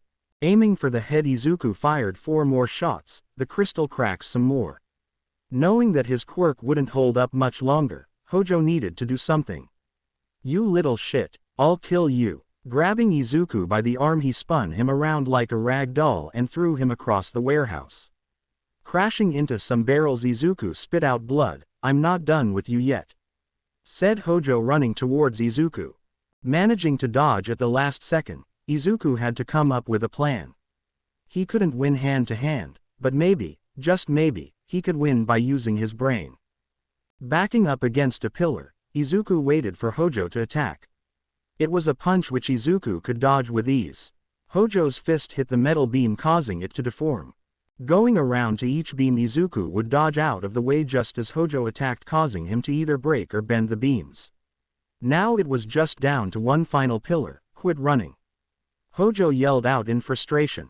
With one final punch, Hojo dented the beam, and that's all Izuku needed. That was the final beam. But as he dodged out of the way, the villain managed to smack him across the face. Crashing into one of the trucks, Izuku smiled. You really are all brawn and no brains. Hojo was confused. What are you on about? You never noticed, did you? Izuku laughed. I'm not the one dying today, you are. Hojo watched as Izuku took cover. He then began to hear the sound of metal bending. Looking up, the Yakuza member's eyes widened as the roof of the warehouse was beginning to fall. Oh shit. He tried to run for it, but the roof began to collapse. Soon smoke and twisted metal littered the area, and from it Izuku appeared from underneath it all. His face was covered in dirt, and blood trailed down his forehead. I think that killed him. He thought, but that wasn't true. I'll kill you, said a weak voice. Izuku turned to find Hojo, still alive but underneath a pile of metal and concrete. Izuku limped over. Overhaul will find you, Hojo said as Izuku looked down and found his side arm. Why, you won't get away with this, he'll be coming for you. Izuku stopped and pointed the gun at Hojo's head. Good, that's what I'm counting on. A loud bang ran out. The bullet pierced Hojo's head, killing him instantly. Lowering the smoking gun, Izuku let out a sigh of relief. I need to leave, the cops and heroes will be here shortly. Calmly, Izuku began to climb over the debris and away from the mess he created. As he walked, he didn't notice the dim light of a cell phone. Gee, this is crazy. That guy managed to survive that and take down their whole warehouse. The Yakuza actually lost. A few minutes later, the police and heroes showed up and immediately secured the area. One of the heroes to arrive was Aizawa. He took a look around and noticed the bodies underneath the debris. All of these were Yakuza members. But who could have done this? A rival faction? No, there would have been death from both sides. Eraser. Someone called out to the hero. We found something. Walking over, Aizawa was shown a trail of blood and led away from the warehouse. Did you follow the trail? The officer nodded. It leads to the main street. Busy too. Countless people walk down it every day. Even this late at night. Pull security tapes from the local business. Maybe one of them caught something. And have forensics sample the blood. Aizawa instructed. The officers nodded and quickly got to work. That's when Uraraka arrived on the scene. Aizawa, need any help? Uravity, what are you doing in this area? Asked Aizawa. I was on my way back from Froppy's agency. So, where do you need me? She asked. Help the first responders pick up the debris. We need to find out who attacked this place. Uraraka nodded. Right. Getting right to work. Uraraka helped clear the debris. One by one she cleared an area, allowing EMS to retrieve the bodies. But as she lifted up a slab, she came up on a computer that had a sticker labeled CCTV, security cameras. Hey Eraser, check it out. The former instructor saw what Uraraka was looking at. I think May could salvage it. Aizawa agreed. Good, maybe this will give us answers. This was a known Yakuza shipment center, wasn't it? Uraraka asked. It would have been well guarded. Who would be crazy enough to attack this place? That's what we're going to find out. For now, help with the recovery.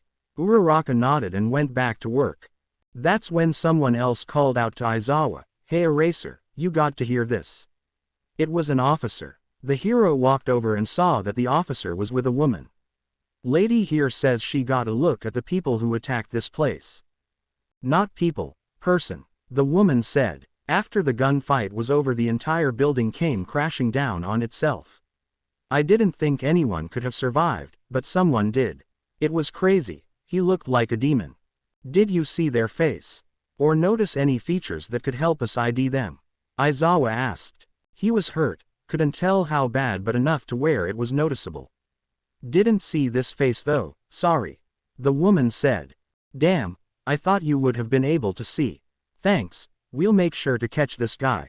Aizawa then turned to leave. But as he did, the woman spoke again. Catch him. The woman scoffed. I hope he gets away. The hero stopped. I mean, come on. He killed a lot of people, but those guys were Yakuza. Low-life trash that lived to commit crimes. I'm glad they're dead, and so does the rest of the community. Ma'am, that's why we heroes are here, said Aizawa. To keep you safe. Safe. The woman laughed. We asked countless hero agencies to patrol this area and nothing was ever done. At least now they won't be able to infest this place. And if you ask me, that guy is the real hero. Aizawa was lost for words. How could this woman who knew that mystery man killed countless people in cold blood be called a hero? Not wanting a confrontation, Aizawa left. He stopped to speak to an officer. Whoever did this didn't come out of this unharmed. Have heroes and police check out all the hospitals and clinics in this city and the city's over. Back with Izuku. Arriving back at his home, Izuku walked the hall and began to remove his vest. Undoing the straps, flat bullets that impacted his vest began to fall and hit the floor. In total his vest stopped 8 rounds. Lifting the vest up, he dropped it on the floor and kept walking. The open cuts and piercing wounds on his arms and face burned. Taking off his shirt, bruises were seen as a result of the vest stopping the rounds. Exhausted, Izuku hopped into the shower, the stream of water turning red from the blood. He had just taken down one of Overhaul's warehouses, but several more were still open. Those needed to be closed down, and they would be. Izuku wanted to make it clear to Overhaul that he wasn't untouchable, that he was coming for him. Rin, I hope you're watching. Morning. It was morning by the time Aizawa and Uraraka had cleared the area. They were tired, but even so they needed to find who did this. None of the heroes or police reported anyone showing up at any of the local hospitals or clinics with wounds that would indicate their involvement. They couldn't have gone far. Now, if they were injured, they needed to get their wounds treated. Aizawa said, pondering who could have done this. Aizawa, we're all done here. Let's get this tape to May. Uraraka said, holding the tape recorder box. We were here for several hours, don't you want to go home and rest? Aizawa asked. I'm fine, really, she said, smiling. Besides, I want to be a part of anything Yakuza related. I owe it to Captain Midoriya to bring these guys in. I failed him once, I won't do it again. Now, Noble, said a voice walking towards the two. Both heroes turned and found Overhaul himself. Unfortunately for you, Uravity, the charges against me have been dropped. You didn't find anything the first time, you won't the second time. But I do hope you find the people responsible for this awful destruction of my property. You mean your drug lab? Uraraka questioned. We know this place was a distribution hub. I suppose that's partly true. Overhaul said. It was for my pharmaceutical company that I'm starting. We'll find who did this and bring you in too. Aizawa said, stepping in between Uraraka and the villain. And in that I wish you the best of luck. Overhaul turned. You'll need it. Uraraka clenched her fists. That son of a bitch. Acting like he hasn't done anything. Easy. We'll get him eventually. But for now we need to focus on bringing whoever did this in. Uraraka agreed. The drive to May's office wasn't far. She owned a tech business that dealt with hero gadgets and repairs. Thanks to her hard work, she was known as the best in the business, maybe even on par with long-time heavy hitters Melissa's labs. Walking into the building, the two heroes were greeted by a secretary. Oh, May is in her workshop right now. If you'd like, you can go see her. Walking towards the back of the building, the pair found mounts of scrap metal and devices, all made by May. The sparks of a weld lit up the room, just a bit more. May said, working on her invention. And done. May then pulled up her welder's mask. The suits are going to love this. What is it? Uraraka asked. May jumped slightly. Whoa, didn't hear you walk in.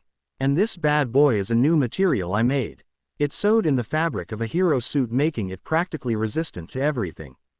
But it doesn't last long. One good hit will fry it. Anyway, what's up? We were hoping you can salvage security footage from a damaged drive. Aizawa explained, holding up the recording in question. May's eyes brightened. Oh, fire damage. Taking the drive, she inspected it.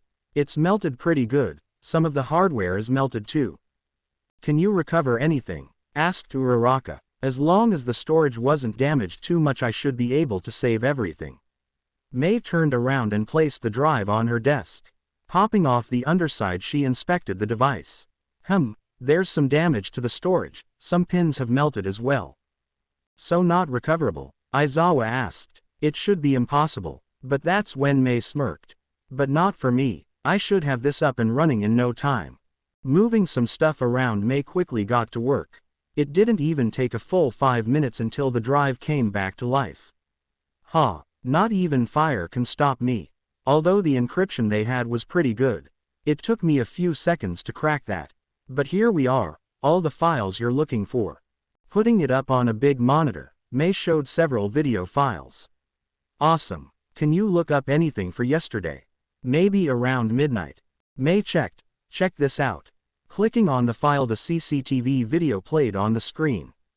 They watched as a truck parked into the side of the building. May switched cameras showing the inside. The explosions that followed and the men in a panic.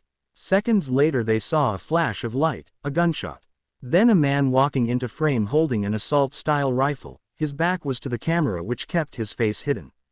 The three watched as the person expertly waited, hid most of his shots, and took cover. This guy is trained, Izawa pointed out. A cop, Uraraka questioned as he watched the man get injured in the arm. You see that? See how he jerked back a bit? Some of those rounds hit him. He's wearing a vest. Even with a vest he's bound to have some broken ribs or at the least bruising. Izawa commented. But no one has shown up with that type of injury. The camera then played the fight with the quirked individual. Hey, I know that guy. Yeah, he's one of Overhaul's lieutenants. Uraraka pointed out. His quirk is strong. He can make crystals that are as hard as steel if not stronger. They then watched as the mystery man was tossed aside and beat up quite a bit. He's ignoring pain. This guy isn't a cop. Izawa said. Could be a hero. I don't think so. May said, jumping into the conversation. Why do you say that? Uraraka asked. May pointed at the screen. That knife. It's a military combat knife. I know because not even my babies can withstand its blade. Uraraka's eyes widened. Military? No, it couldn't be.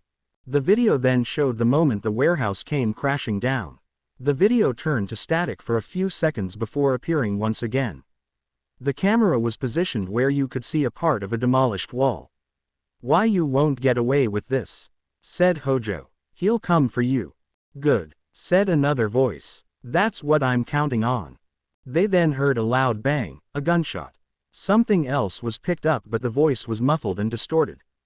Uraraka then heard the sound of footsteps from the video. Then, someone passed through the frame for a split second. Wait, stop, go back, the camera caught him. May quickly went back and paused it right as the man's face was barely visible. Uraraka's eyes widened, her heart sank. And no. Izawa turned to Uraraka, you know him. She nodded, that's Captain Midoriya. Wait, he's the one who lost his mother, wife, and unborn baby in the Christmas Day incident. Izawa recognized him as well. Where can we find him? We have to ask him about this. Uraraka was still in shock. He wouldn't do this. This has to be a mistake. Uraraka, where can we find him? Izawa asked once again. His home, I'll take you there. Izawa nodded and began to turn to leave. Izawa, he stopped and looked back. Don't hurt him. That depends if he comes quietly. With that Izawa left the office. Izuku's home, 11:36 a.m. Standing outside Izuku's home were several dozen police officers, all wearing tactical gear and carrying rifles.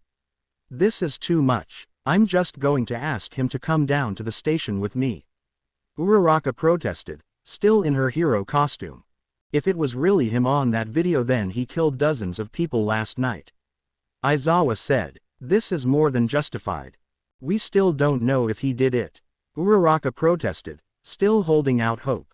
He's considered armed and dangerous. We aren't risking it. Naomasa said, we are going in. He then waved his hand signaling the team to move in. Several people then bursted through the front door and began to search the house. A minute later a call came through the radio, clear, no sign of him. He's not home, Izawa said, frustrated. Anywhere else he could be. Uraraka thought about it. Yeah, just one. 2 hours later. All of the vehicles that were parked around Izuku's home now stopped in front of a gate. One by one they all got out and began to walk towards a checkpoint. Stop, someone yelled from above a watchtower. You are not to proceed any further. It was a soldier, his rifle up and ready. We're looking for Captain Izuku Midoriya. We have reason to believe he's here. Naomasa then pulled out a piece of paper. The detective then began to walk forward. We have a warrant. We just need to. But as he stepped forward the soldier yelled, Stop. Any closer and I will shoot. You are not authorized to be here. Naomasa put his hands up. Look, we just want to see if he's here. If you just let us. He took another step, but as he did a shot rang out. Inches from Naomasa's foot a bullet hole was seen. The officers all pointed their guns at the watchtower. I said not another step. The next round won't be a warning shot. Tell your men to stand down. Now. That. One officer yelled. You almost killed him. Detective, just give me the word. Naomasa was about to speak, when more soldiers appeared from behind everyone and from the side. Some were riding Humvees and on the .50 calories. Put your weapons down, now. They all yelled. The officers all turned and began to point at the soldiers. Aizawa and Uraraka did their best to calm everyone, but the situation was growing out of control. The shouting was fierce, no one could tell who was saying what anymore. Officers had their fingers on the trigger and were just about to fire when a loud whistle cut through it all. Castle, castle, castle, a voice yelled. The soldiers all moved positions, Humvees to the side while everyone else stood in front of the gate. What the hell is all this and noise in front of my base? Appearing from behind the men was none other than General Ayano. Ayano stopped and looked at the officers. Who the are you guys? Can't you read? I know there are signs that say, Stop, authorized military personnel only, and a sign that says, Intruders will be shot. Someone better explain to me why you're here before I let loose my men. 3, 2. General. Ayano looked through the crowd to see Uraraka. Uraraka, what the hell? Ayano then stepped forward. It's been a while, Ayano. Sorry, General. Sorry about all this, but we are looking for someone. Explained Uraraka. Oh yeah, who the hell is it? Ayano asked. We are looking for Izuku Midoriya. Naomasa explained once again. We just want to see if he's on base. So if you'd just let us in. The hell you will, Ayano said angrily. You know what this place is. This is HQ for Japan's Special Forces. No one goes in without my permission. General Ayano, we have a warrant. Ayano then snatched the paper from Naomasa's hands. She looked at it. Looks official enough. Ayano began to rip the paper apart. Funny, I don't see a warrant anymore. The general then stepped forward. I don't care what your paper says, this is my base. You or your men take one step on this base without my blessing, and I'll make sure you don't leave alive. Understand me, so I suggest you leave right now. Naomasa was terrified. General, please. We need to talk to Captain Midoriya. Uraraka said. Ayano groaned. Fine. If it'll get you to leave. She then turned back. Yo Captain. Get your UP here. Double time. Running towards the front, Izuku stopped beside Rin. Yes, General. He wasn't in uniform but had on a black shirt and camo pants. These people are looking for you. Any idea why? Ayano asked. No ma'am. No idea. Izuku replied. Naomasa looked at Izuku. Cut the crap, we saw you kill those men last night. Izuku looked around, like he was confused. Kill? What? I think you got the wrong guy. I've been here since last afternoon. We hired Captain Izuku to train the new cadets. Ayano explained. Training starts early in the morning and ends late at night. So it's more convenient if he stays on base. It's hard driving home after a long day, so I decided to stay here a few days. Izuku explained. Aizawa narrowed his eyes. Naomasa. The detective nodded. He's telling the truth. Izuku smiled. Of course I am. I have no reason to lie. Then how do you explain the footage of you attacking Yakuza members? Uraraka questioned. I saw you on those tapes. I don't know who you saw, but it wasn't me. Izuku said. glaring at Uraraka.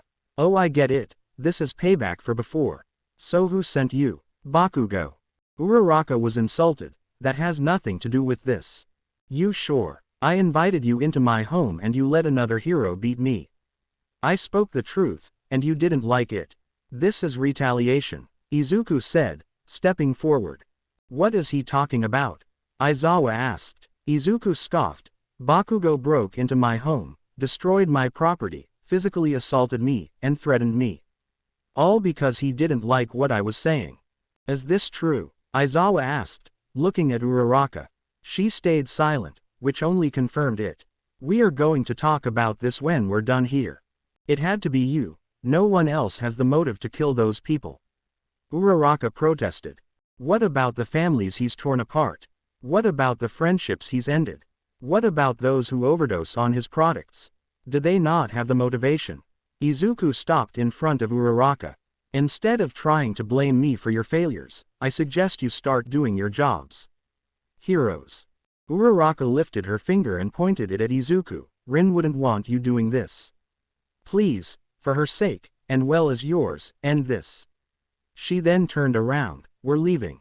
With that final interaction, the officers along with the heroes all left. Izuku watched them disappear. Rin stepped forward. You did well. Sergeant. The Izuku that was standing beside Rin suddenly began to glitch like a broken TV. It was then revealed that it wasn't Izuku, but Sergeant Kira, one of Izuku's subordinates. Thank you, ma'am. So it was all true. Everything the captain said is true. Are you having second thoughts, Sergeant? Ayano questioned. But the sergeant shook his head. No ma'am, not in the slightest. What about the rest of you? Ayano asked, turning to the rest of the men. If they find out about this we could be in trouble. No ma'am. They all yelled back in unison. Ayano nodded. Good, then let's keep doing our part. Remember, you are only assisting the captain in this manner. Anything else is forbidden. Izuku doesn't want us to be too much involved in this. He is on a mission, and we will help him the best way we can. Understood.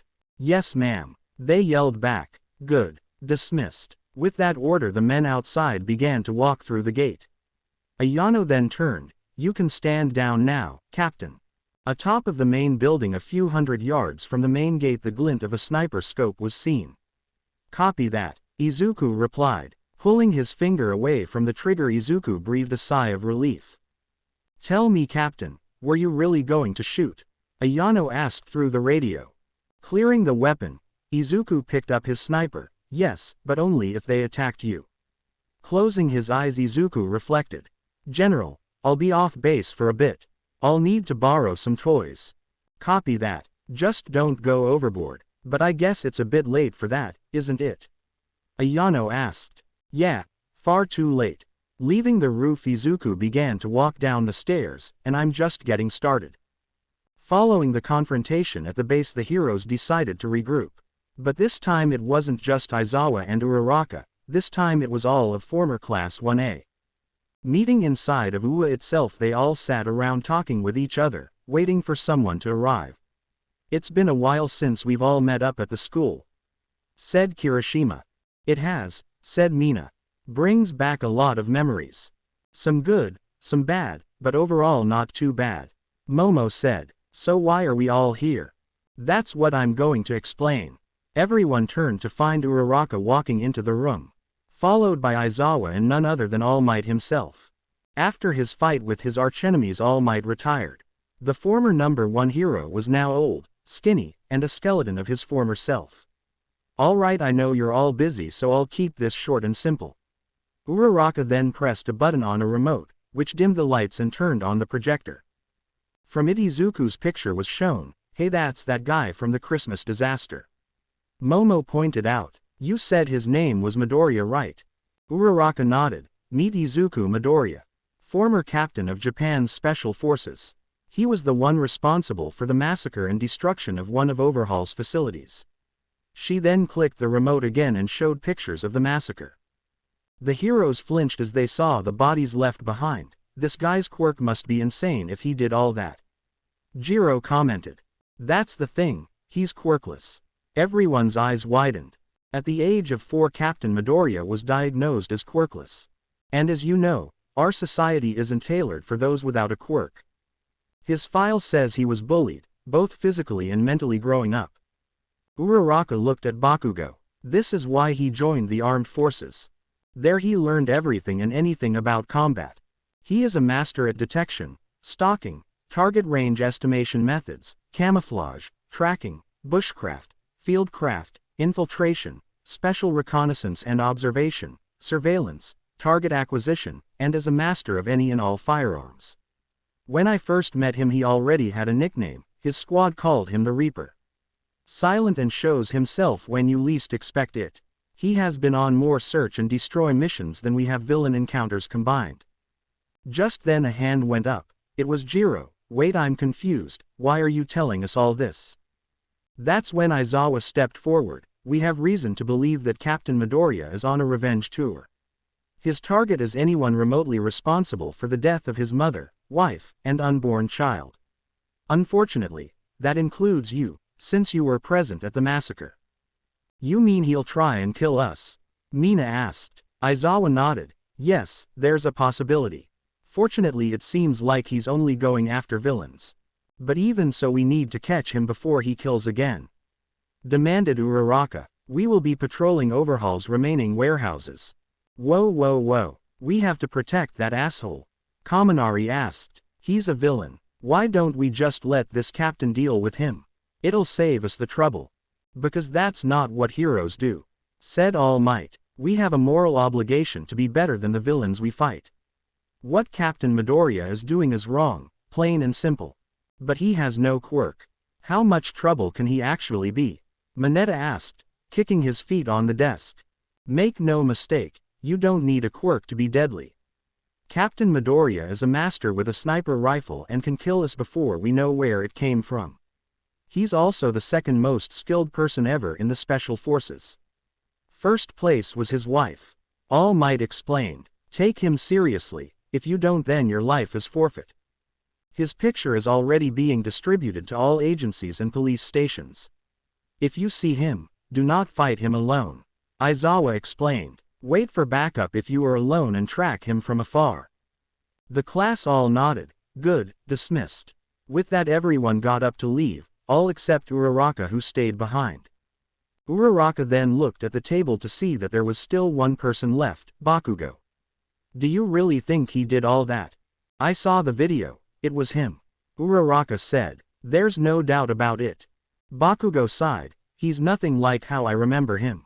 Bullying someone does that to people. They are forced to change out of fear or survival.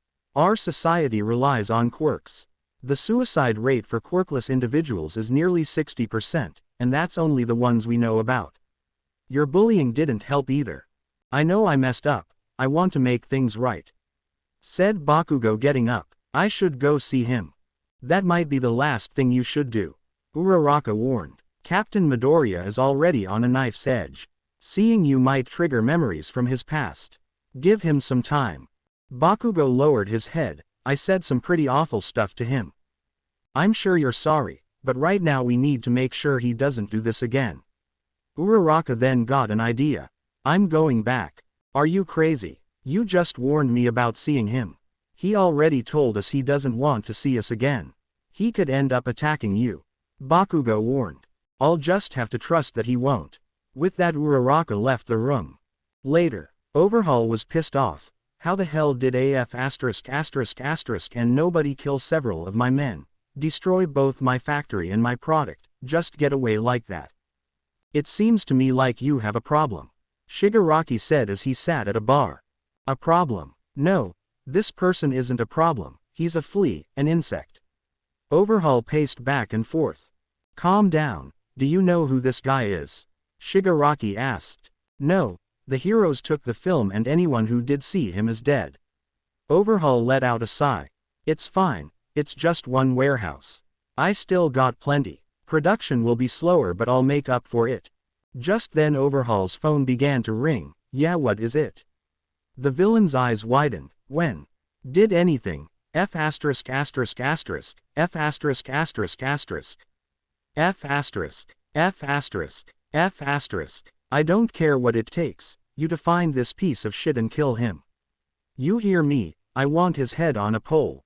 Overhaul then threw his phone towards the wall. Shigaraki raised an eyebrow. Bad news. Another one of my factories is destroyed, no survivors. Explained Overhaul. F***. Seems like you need some help. Shigaraki suggested. I don't need your help. Overhaul said, snapping back. I can deal with my own problems. Shigaraki got up. I'm sure you can, but just to make sure. Why not take a few Nomu? They will serve you well. Overhaul thought it over. Fine, but I don't need them. I'll be the one to kill whoever is F********* and with us. Elsewhere. Entering an old worn-down building, Izuku walked towards the back and dropped his vest. It was covered in blood and bullet holes, but even so Izuku walked away. Sitting down on a rusted barrel, he let out a sigh. Another factory down. With 2 down it should be enough to attract the big man. Time to move on to phase 2. But those heroes, they are tracking me down as well. I'll have to deal with them sooner or later. Izuku let out a sigh. I'll deal with them later. Right now I need to rest. Time to head home. Throwing on a jacket, Izuku walked down the street. Making it into the city, he blended in with everyone else. Arriving at his street, he noticed something moving along the roofs. 2 people, long-range quirks if I had to guess. They didn't confront me right away, so that means they are serving as lookouts. But to whom? That question was answered when Izuku arrived home and saw Uraraka waiting at his doorstep. I thought I told you I never wanted to see you again. Said Izuku, looking right at Uraraka. Yet here you are, trespassing. You do know I can use force to remove you, right? I know. Look, I just want to talk. But Izuku pushed past her. I'm done talking to you. Izuku said, unlocking his door. Next time I see you on my property I will use force. Izuku was about to go inside when Uraraka called out to him. I know it's you. Izuku turned. I know it's you who's killing those people. Raising an eyebrow, Izuku walked down the steps and stood in front of Uraraka and smirked. And what if it was? We will stop you and bring you in. This will stop one way or another. Uraraka said, standing her ground. Izuku let out a small laugh. No, you won't. And even if it was me, I won't stop, not until they're all dead. Not until I have Overhaul and anyone even remotely connected to him are dead. And what if I try to stop you, here and now? Uraraka asked. Will you kill me too? Izuku paused for a second. We can test that if you want. The two stared at each other, almost as if daring the other to make a move. You're still a good person, Captain. There's still time to change. Uraraka pleaded. Sighing, Izuku closed his eyes. You're still so naive. That's your problem, hero. You see the world as good and evil. Right versus wrong. Was it right for those people to kill all those innocents? And who are you to judge someone? Uraraka asked. People can change. You care too much, Izuku said plainly. One day you'll have to choose who you care about more. The people that get hurt, or the people who you try to stop. Izuku then turned. You have my answer. Go ahead and try to stop me. It doesn't matter. One way or another I'll get what I want. Until then, stay out of my way. Uraraka watched as Izuku walked back up the steps. You're going to get yourself killed, Captain. Izuku was about to close the door when he stopped, turned slightly, and gave a half smile. That's kind of the point. Uraraka's eyes widened, and with that Izuku shut the door. Standing there for a few seconds, Uraraka turned to leave. Once in the street she met up with Aizawa. How did it go? He did it. I know he did. She explained. But he's also hurting. I think he's doing this because he wants to die. What do you mean? Aizawa asked. What he's doing isn't just about revenge, he wants to die. He knows this is suicide. Uraraka explained. Aizawa thought about it. It makes sense. The most dangerous things on this planet are people who have everything to protect and a person who has nothing to lose. That worried Uraraka. There has to be something we can do. Evidence is building against him, but until someone actually sees him in action we can't do much. Aizawa explained, thinking about what they could do. Apart from the 2 already destroyed, where's the nearest Yakuza warehouse? It's about 4 hours from here. That's when it clicked. You want to stake out the next warehouse? Izawa nodded. Yeah, he's going to hit that one next. If we catch him in the act, then we'll be able to bring him in. Sounds like a plan. We should also alert the others. He could try and go to another location. Overhaul will be on the lookout for the captain. With that, two went to plan for the next attack on Overhaul. Next night, city lights shone on Izuku as he walked down the empty streets. The location of his next target was in an industrial area. Mostly everyone had already gone home for the night. The perfect place to go all out. Izuku was atop a roof just across the building. Nice bright night, no wind, no civilians. This would have been perfect for a sniper. Oh well, guess you can't have everything. He then walked over to the edge of the building where there was a very large case. Opening it up, he looked inside and smiled. I'll have to thank the guys later, they were really able to get one out. Inside the case was a RPG, an older model since Special Forces couldn't let out of a new model. Even so, it would be more than enough. Loading the round, Izuku threw the RPG over his shoulder and aimed. I'll enjoy watching the warehouse burn. Putting his finger on the trigger, Izuku was just about to squeeze it when something wrapped itself around the RPG. The weapon was then ripped out of his hands. Izuku turned, and was met with a kick to his face that sent him flying across the roof of the building. Sliding to a stop, Izuku gritted his teeth. Your anger is clouding your intelligence, Captain. Getting to his feet, Izuku dusted himself off. Or maybe I knew you'd come. Stepping out of the darkness was Uraraka. It's over, Captain. The hero said with a disappointed look on her face. You're coming with me. And if I say no? Izuku asked as he reached behind his back. But that's when something wrapped around his wrists, pinning his hands together. It wasn't a request, Izawa said, landing beside Uraraka and holding his capture weapon. Izuku tried to break free, but the bonds were too strong. You won't be able to break out. They have carbon fibers weaved into the fabric. Please, Captain, let us help you. Uraraka pleaded. We'll check you into a hospital where you'll get mentally evaluated. From there you'll be transferred to jail where you'll await a hearing. Izuku hung his head. See, can you actually help me? Uraraka nodded. Of course. It's what we heroes do. Looking up, Izuku nodded. Okay. Uraraka then walked over to Izuku and smiled. Come on, let's get you the help you need. But as she approached, Izuku suddenly smiled. Oh, I got all the help I need right here. With a quick strong pull, Izuku managed to force Izawa towards him. Izawa crashed into Uraraka, causing her to step closer to Izuku. That's when he headbutted her underneath the chin. Staggered, Uraraka fell back, giving Izuku the perfect opportunity to get at Izawa. Unfortunately, he was still tied up. No problem. Dislocating his own wrists, Izuku loosened the capture weapon. Once free, he popped his wrists back into place and grabbed Izawa by the head and kneed him in the face, breaking his nose in the process. As Izawa's body slumped to the ground, Izuku was kicked from behind. Hitting the railing, he hunched over the ledge of the building. You tricked me, Uraraka said as she posed in a fighting stance. Izuku recovered. Yeah, and you bought it.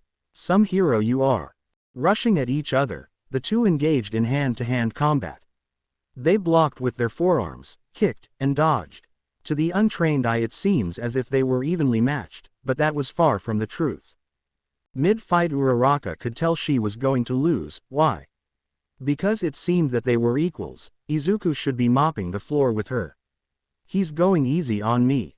Doesn't matter. If I can touch him, this fight is over. Switching her attacks, Uraraka now went for open palm strikes and grabs. Noticing the changes, Izuku acted accordingly. Once she went in for a grab, he ducked down and swiped her legs. Uraraka's back hit the ground hard. She laid there for a second before Izuku grabbed her arm and put her in a straight arm lock. Feeling her arm being pulled, Uraraka yelled out in pain. I warned you, you should have left me alone. Now I'll make sure you can't come after me for a while. Hearing the bones in her arm begin to crack, Uraraka needed to do something before he broke her arm. Reaching out with her free arm, she felt around blindly, finally able to feel something. She grabbed it and without thinking threw it at Izuku. The thing she grabbed was an old metal pipe. The pipe hit Izuku in the head, causing him to let her go. Both jumped back, but as Uraraka looked up she saw a muzzle flash, then pain coming from her shoulder. She looked over and saw blood running down a bullet hole. Izuku had shot her. Next one goes through your head, he warned. Uraraka fell to her knees as she applied pressure on her injury. In pain she groaned, "That hurts. I warned you, didn't I? I warned you to stay away, to leave me alone." Izuku then reholstered his weapon and walked to the side of the building where the RPG had been tossed. Lifting it with one arm he slung it over his shoulder and aimed. For Rin. He squeezed the trigger much to Uraraka's horror. But the projectile only went a few meters away before it was suddenly grabbed out of the air. Izuku watched as a Nomu appeared out of nowhere. "What the hell is that?" he asked as the monster squeezed his hand, causing the projectile to explode. The Nomu's entire body was engulfed in flames for a split second. With its body still on fire it jumped onto the roof. It landed, causing the entire building to shake. Izuku quickly dropped the RPG and pulled out his sidearm. He fired 5 shots right at the monster's head, but the bullets just bounced off. "Captain, you have to run," Uraraka warned. "That's a Nomu, you can't win against it." But Izuku refused to back down. Pulling out his knife he readied himself. "If this thing is working for overhaul then it'll die too." He then ran towards the beast, knife at the ready. Leaping forward he plunged the knife towards the Nomu's chest, only to have it shatter on impact. Now holding the hilt of the blade, Izuku looked up to see the Nomu smiling. The Nomu brought down his fist, but Izuku reacted fast enough and jumped back. The monster's fist hit the roof, causing a partial collapse. "That thing is not only strong, but it's fast too. I'll need to be." But as Izuku was thinking about what to do he suddenly felt something grab his leg. The Nomu roared as it slammed the captain back onto the roof. Izuku screamed out in pain as his bones cracked from hitting the cement. "Captain!" Uraraka yelled as she watched everything go down. Even with one good arm she needed to do something. The Nomu raised Izuku over its head before throwing him across the roof. Holding his ribs he had a bit of blood running down his lip. Uraraka was right. "I can't fight this thing." He then reached into his pocket and pulled out a switch. "Hey Uraraka," he yelled, "I suggest you leave this roof. And grab your friend." He then flicked the switch open, causing several power-up sounds to be heard from the roof. Uraraka looked around and noticed several packages of explosives lining the roof of the building blinking. "Oh shit." Quickly getting up, Uraraka ran over and managed to touch Aizawa, causing him to float, making him easier to carry. Running to the edge she used her quirk on herself and jumped off the building. Izuku also ran to the edge of the roof and jumped, but as he was in mid-air he turned and flicked the switch. The lights then turned solid. A few seconds later the entire roof was engulfed in flames. The roof collapsed, causing the entire 4-story building to come crashing down along with the Nomu. But for Izuku it wasn't over. The explosion had pushed him towards the wall of the adjacent building. He needed to slow his fall. Thinking fast he pulled out his backup knife and stabbed the wall. It wouldn't stop him, but it would slow him down just enough that it wouldn't kill him. With sparks coming from his knife Izuku slid down and landed hard on the ground. Groaning in pain he held his shoulder. "Okay, that hurt." Walking out to the main street Izuku looked back at the building he was on and noticed it was gone. Only a pile of rubble was left in its place. What the hell was that thing? He asked himself. Uraraka said it was a Nomu. I've heard of it before, but from where? As Izuku pondered that question the pile of rubble began to shift. Izuku flinched. No way. From the pile a hand suddenly shot up, its flesh burned and its skin missing chunks of it. But much to Izuku's surprise it began to regenerate. Another day. I can't deal with him now. He turned to leave, but just as he took a step a voice called out to him. "Captain." Izuku turned to find Uraraka. "You can't run forever." "I won't," Izuku responded. "Next time you won't see me coming." Limping away, Izuku disappeared into the darkness of night, leaving Uraraka to deal with the Nomu that was already practically out. Fortunately she wouldn't have to deal with it alone. An explosion erupted right in front of its face. "Die!" Bakugo yelled out, arriving on scene. "Ochako, We got here as fast as we could, Momo said, running up to Uraraka. Good. Focus on taking that Nomu down, Uraraka ordered. Careful, it heals. The three of them then took on the Nomu. It was difficult at first, but soon more of her hero friends arrived, and with their efforts they managed to take it down. That was harder than I thought, Jiro said as she kicked the Nomu's body. Why is there a Nomu here anyway? Uraraka pointed to the building across from them. Because of that place. It's the Yakuza stronghold. It was Captain Midoriya's next target before Aizawa, and I stopped him. The killer is here, Kaminari asked. He's long gone by now, Bakugo answered. Damn it. Hey, at least he didn't kill everyone this time, Kirishima said as he walked towards the warehouse. He's hurt, right? We should check out any and all medical facilities. He won't go anywhere like that, Uraraka said. Now that he knows we're after him, he'll go to the only place he feels safe. And where is that? Bakugo asked. She turned to the others. Home. 1 hour later, a loud explosion blew down the door to Izuku's home. Smoke filled the air as several people rushed inside. They searched the entire house and found that no one was home. The house is empty, Kirishima mentioned as everyone met in the living room. Anything, Jiro? Plugging her jacks into the wall, Jiro began to listen. I'm not picking anything up. We must have just missed him, Todoroki said. But how did he beat us here? Uraraka looked around and noticed that nothing was out of place. His pictures were still there. He must have gone somewhere else. Where else could he go? The military base, questioned Mina. Uraraka shook her head. Too far for the injuries he has. That's when it clicked. Either he has another place or someone is helping him. Or both, said Bakugo. But who else does he know outside the military base?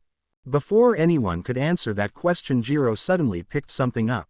Beeping. What the? Are those? Her eyes widened. Everyone out of the house. Now. The class didn't even hesitate. They all escaped the house, and got as far away as they could. But as they were only a few meters away, the beeping stopped. A split second later, a massive explosion ripped through the entire house, sending pieces of debris flying in every direction. The heroes hit the floor as the debris flew over them. Once it was settled, they all stood up. They turned to find the rest of Izuku's home on fire. A Yakuza hit? Bakugo questioned. Maybe, answered Uraraka. Or maybe, I wouldn't think about it too much if I were you, said Izuku's voice through the hero's earpiece. You won't find me, not anymore. Captain, Uraraka asked in disbelief. How did? Why the house? Because it wasn't a home. Not anymore, Izuku explained, wincing in pain. Not without her. You sound like you're in pain, Captain, Uraraka said, trying a different approach. We can get you the help you need. Just tell us where you are and we'll get you medical attention. Izuku let out a small laugh. Don't worry about me, I'll be fine. Sorry, I have to go now. I need to find Overhaul. We won't let you, Uraraka said. We'll stop you. You've talked to Overhaul once, right? Can you deliver a message for me? Tell him that I'll see him soon. Izuku sighed. Please, Uraraka, don't come looking for me. You should also get that shoulder looked at. It looks like you're bleeding again. With that, Uraraka heard nothing but static. She quickly looked around. He was looking right at us. An officer suddenly came up, running towards the group of heroes. Uravity, we have a situation. The warehouse, it's been destroyed. Uraraka's eyes widened. What? How? I thought you had that place locked down. The officer nodded. We did, but before anyone could go inside, it exploded. Clenching her fist, Uraraka was angry. Inform the others that Captain Midoriya is now a threat. Bakugo's eyes widened. Are you sure about that? That means we can go after him with lethal force. Uraraka nodded. Yes, he's made it clear that he's willing to hurt us to get what he wants. I would much rather capture him alive, but it looks like he won't give us a choice. Warehouse. Opening the sliding doors to a warehouse, Izuku limped his way inside, leaving a trail of blood as he did. Shutting it behind him, he made his way towards the desk, barely able to make it. Izuku supported himself on the table. That thing, it almost killed me. Don't beat yourself over it, said a voice from the shadow of the warehouse. Quickly, Izuku pulled out a gun and aimed towards the voice. Hey, easy, it's me. Recognizing the voice, Izuku lowered the weapon. Right, I forgot. Just patch me up. Stepping out of the shadow was a woman with long blonde hair, blue eyes, and who wore glasses. She also had a medical bag. You do know I'm a scientist by trade, right? I work on machines, not human bodies. Izuku laughed. I know, and you're risking a lot just talking to me. But I appreciate it nonetheless. The woman smiled. Sit and shirt. Izuku obeyed. He sat down and removed his shirt, revealing the bruises and cuts. You remind me of Rin. She used to have bruises from the fights she had on the school playground. I guess that's why we were meant for each other, Izuku said, wincing in pain. Thank you, Melissa, really. Melissa waved him off. Anything for my little brother-in-law. Still calling me that, huh? Sadness washed over Izuku's face as Melissa said that. I'm sorry. Melissa continued her work. I already told you not to apologize. What happened to Rin? It wasn't your fault. She may not have been my real sister, but we grew up together. I got where I am today because of her, and you. Izuku said nothing as he looked away in shame. Melissa then pulled out a portable X-ray machine. You have a few broken ribs and bruised organs. That Nomu really did a number on you. Here, take this. She then handed Izuku a pill. Rin always hated these, Izuku said as he reluctantly took the pill. Yeah, well, they're only meant for special forces and some select heroes. It's meant to help you heal faster, not taste good. Melissa explained as she finished wrapping Izuku in some bandages. I would recommend not moving for a few days, but we both know you'll ignore that. Izuku nodded as he stood up. Yeah, I have stuff to do. Thought as much. Melissa smiled. Just try not to die, Izuku. I'll try my very best, said Izuku. But without her here, is life really worth it? Melissa then hugged Izuku. Of course it is. Rin would want you to live. And so do I. If you want, I can give you some of my inventions and... But that's when Izuku cut her off. No, I won't drag you into this. If the heroes find out you even met me, it could mean the downfall of everything you've built. I won't risk that. You've worked too hard for me to come along and screw it up. Besides, my old squad is enough. Melissa then broke the hug. All right, just be careful. I'm not sure if I'll be able to do this again, but I'll try. Izuku nodded. I appreciate it. Now go. This is something I need to do alone. With that, Melissa grabbed her stuff and turned to leave. Give them hell, Izuku, for Rin. Now alone, Izuku had some time to think. I need more information about those Nomus. I heard about them on the news, but all they say is that they are monsters. He reached onto the desk and pulled out a cell phone. General, I need information. It had been an entire week since the last time someone had seen Izuku. The optimists in the hero community hoped that the beating he received by the Nomu was enough to make him stop.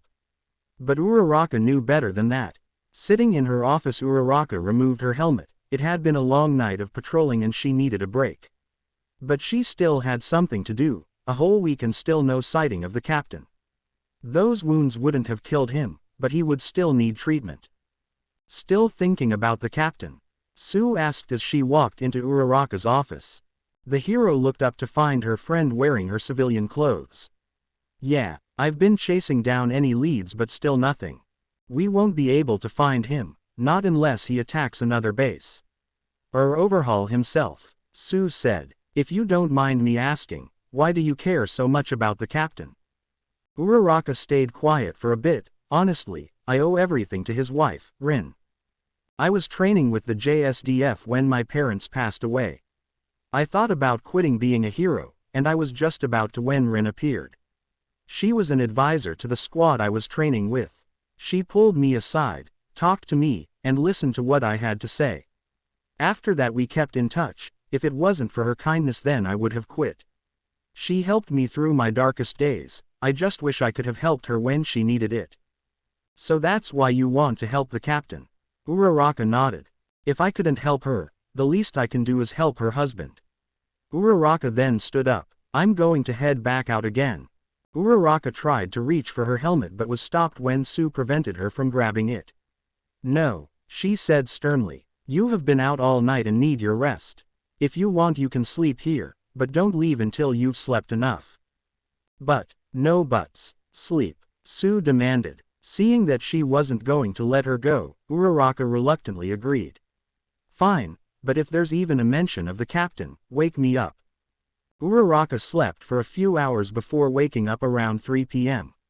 Since she had already worked the night patrol, she would just take another break and go on day patrol in the morning. And good thing too, as Uraraka was leaving the building her phone suddenly rang. Mr. Aizawa, how are you? I'm fine, Uraraka. Listen, I need you to come down to Ua. I have General Ayano here at Nezu's office and she has the information you requested. Uraraka was surprised. I'll be right over. With that, Uraraka hung up and rushed over to Ua. 30 minutes later she arrived at Ua. Class had already let out but a few students were still lingering around. Making her way towards the principal's office she knocked. Come in. Someone answered. Opening the door, Uraraka was greeted by General Ayano, Aizawa, All Might, and Nezu. Good you're here, Nezu said. I got here as fast as I could, Uraraka said as she stepped inside the room. She then looked over at the general. General, it's nice to see you again. This time without guns pointed at me. Ayano smiled. Of course. Now, let's get down to it. You mentioned that Captain Midoriya blew up his home, correct? Aizawa nodded. Nearly killed half of my students in the process. If Captain Midoriya wanted you dead, you'd be dead already, Ayano said, looking over to Aizawa. He knew you'd get out of the house in time. He shot me, Uraraka said. He could have missed and killed me. But he didn't, Ayano said, looking at Uraraka. And the captain doesn't miss. We both know he's a better shot than that. I assume he told you the next would be between your eyes. That wasn't a threat, it was a warning, a promise. Why are you here, General? All Might asked. Right, your little incident at my base has caused quite a bit of uproar amongst the ranks and the other branches of the military. Ayano then reached into her pocket and pulled out a note. This is a signed order from the Hero Commission's office that those heroes involved are to write a formal letter of apology and compensate the military for equipment used. Furthermore, any hero who wants to access my base will have to have my approval 24 hours before entering. Ayano then slid the paper on Nezu's desk. You have got to be kidding me, said All Might. This is ridiculous. We are trying to find Captain Midoriya. What if he runs to your base? Then we will deal with him, sir, Ayano said, staring at All Might. I assure you, we will do everything in our power to help you bring him in. But try to enter my base again and you won't even know what hit you. Understood. Oh, and here's the file you requested. Uraraka took the file. If that's all, I will be taking my leave. Saluting, Ayano turned. But just as she was about to reach for the door, she stopped when Uraraka called out to her. What does Captain Midoriya have planned? The general turned. You know him better than anyone. What's his next move? I can't say what he'll do next. We weren't trained to be that predictable. The captain will strike when it's the right time to strike. Did he say anything the last time you encountered him? Ayano asked. Uraraka nodded. He told us the next time we won't see him coming. Any idea what that could mean? No, Ayano said simply. But I would start checking the shadows. I would also start looking at his target. Though, if the captain already has his sights on them, then it's far too late. With that, the general left the office. We need to ramp up our search for Captain Midoriya, Nezu suggested. We can't find him, Aizawa said. We need to wait until he strikes again. We already have people at the warehouse. Double the number of heroes in each warehouse. Captain Midoriya is an A-rank villain, and will be treated as one. Nezu explained. I rather not see him dead, Uraraka said. I know I was the one who suggested elevating him to that status, but I only did that to increase the amount of manpower we can mobilize. Deadly force will be the very last resort. And what if he doesn't give us an option? Aizawa asked. Uraraka stayed firm. We'll find a way, we always do. Nezu nodded. True, but we also have to prepare for the worst. Worst case scenario being we take him down. Uraraka hated the idea of taking down Izuku. She didn't want to. She could still get through to him, she could still save him. Then we need to know everything about Captain Midoriya, Aizawa said, as he turned to Uraraka. That file, what is it? Uraraka grabbed the file on the desk. This is the captain's record. Everything he's learned, everything he's done, everything. Once we learn, we use it to our advantage. Little did they know that Izuku was also preparing, learning from his battle with the Nomu. Back in the warehouse, Izuku was doing push-ups on the concrete floor. As he got up, his shirt stuck to his skin as sweat dripped down his forehead. His prior injuries were already healed thanks to the medicine Melissa gave him. Now back at nearly 100%, he now could move on to the next step. Making his way over to the desk, you could see several files scattered across it. One of them was open, and had the words confidential written across it. Looking inside, Izuku read through the first page. Ochako Uraraka, close-range fighter. Quirk, 0 gravity, can cause anything she touches to float. Makes her dangerous in hand-to-hand combat. Immobilizing her, use of her fingers should do the trick. All the files on the desk were on the former Class 1A, their quirks, their work history, and amount of arrests made. But one stood out from the rest, a black folder with the words AFO. All for One, rival to All Might himself. Formed the group known as the League of Villains. All Might fought and defeated this villain in the past, but he had a student. Shigaraki, now leader of the League of Villains. The League employs the help of a doctor to help create these Nomu. These monsters have quirks, ranging from useless to powerful. Demonstrated by their fight with Endeavor years ago. But as special as they can be, they all have similar basic power, super strength and super regeneration. The Nomus are capable of healing from any injury, as long as their brain remains intact. Skin is nearly impenetrable, but has been seen to not do well with piercing weapons. Overhaul would have increased security at his warehouses by now. Izuku deduced. He will also have that thing that attacked me a week ago at those locations. I'll need to take it out if I want any shot at Overhaul. But I need a location. He then turned around. Do you think you can help me with that? Muffled screams were heard as Izuku looked at 2 men tied up in chairs. They were beaten, bloody, and gagged. You could see a bloody knife on the floor beside the 2 men. Walking over to them, Izuku turned the chair away from each other, before pushing a map in the man's face. You, show me where the Nomu is. The man, cowering in fear, used his bloody nose to point out the location. Izuku looked at it. Good.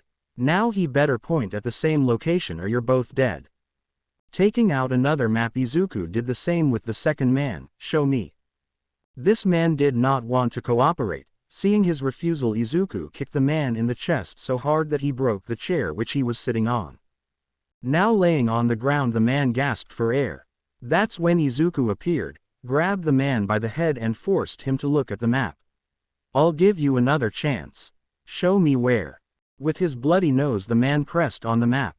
Good. Izuku stood up and looked at both maps. Same location. Thanks, boys. Your friends will see you now. Pulling out his pistol, Izuku shot one man in the head before turning to the other. The man's muffled screams were heard as he begged for his life. But he would get no mercy from Izuku. With a single shot he ended the man. I'm coming for you, Overhaul. Later that evening, climbing up the fire escape with a large duffel bag, Izuku made it to the top. There he gently placed the bag down and began to unzip it, revealing his M2010 sniper rifle. Walking over to the ledge of the building, he pulled out some binoculars and looked through. He scanned the area and soon found the warehouse he was targeting. There you are. But this wasn't any ordinary warehouse. This warehouse had the Nomu that attacked Izuku before guarding it. Finding it outside near the gate, Izuku smiled. Stationary target, range 1,640 meters. Wind speed, 4.2 miles from the east. No sight of the primary target. Might need to flush him out. Putting down his binoculars, Izuku then grabbed the rifle and deployed the bipod. Putting it on the edge, Izuku laid down on the roof, his legs spread and his eye looking down the scope. At this distance the shot would have been impossible, but his rifle wasn't like the others. While the normal range of the M2010 would be about 1,200 meters, this one was modified to have almost triple the range. But not everyone could fire it and hit an accurate shot. Only 2 people had ever been known to accurately fire the weapon. One was obviously Izuku, but the second was Rin. She was after all the best sniper in the Eastern Hemisphere, if not the world. as Izuku pulled out a magazine which would normally hold .300 Winchester rounds. But this wasn't a regular bullet. No, like his rifle, the military made specially designed rounds. This one in particular was able to fire at a much higher velocity and was tipped with tungsten, a much stronger metal than lead. This would blow a hole right through the target, pulling back the bolt he loaded the first round. Once again looking through the scope, he noticed that the Nomu was still in the same spot. Taking a deep breath in, he held it. He then felt his heartbeat, the rhythm, and began to time it. Finding the perfect time, Izuku squeezed the trigger. A loud bang echoed throughout the town as the bullet left the barrel. On the ground, the Nomu was scanning the area when it caught a glimpse of something in the distance. That's when the round hit the Nomu square in the head, at such speed that it seemed to explode. Falling forward, the Nomu lay dead as blood pooled under it. Seeing this happen, the men around the warehouse began to panic and run. Izuku quickly reloaded, took aim again and began to pick the villains off one by one. As this was happening, the people radioed in, "We are under attack. That guy is here, head to the vehicles." A few tried to reach the SUVs, but a well-aimed shot to the gas tank caused them to explode. With no way out and with fire now raging in the warehouse, the rest were easy pickings. It took 5 minutes, that's all it took for Izuku to convert the warehouse into a graveyard.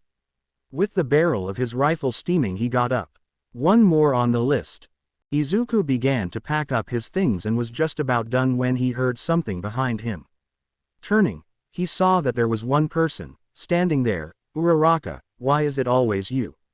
Izuku asked. "Must be fate," Uraraka said in her hero costume. "This ends now.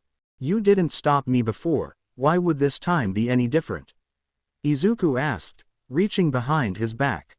"Because this time I have stronger friends," Uraraka said. Izuku's eyes widened as he turned. Putting up his arm, he managed to block an explosion with his forearm. The force of it caused him to slide across the roof. With his arm now black from the burns, Izuku knew that only one person could have done this. "Bakugo," he muttered as the smoke cleared, exposing his childhood friend. "F********U. With his good arm, Izuku pulled out his side arm and fired 2 shots. But Bakugo didn't move. The bullets approached, and just as they were about to hit, Kirishima came crashing down. With his quirk activated, he blocked the shots, causing the bullets to ricochet off of him. "Nice try. Some friends you have," Izuku said, holding his arm. "I assume the rest are around." "Ready and able," Uraraka said, stepping forward. "It's over, Captain. Come with us.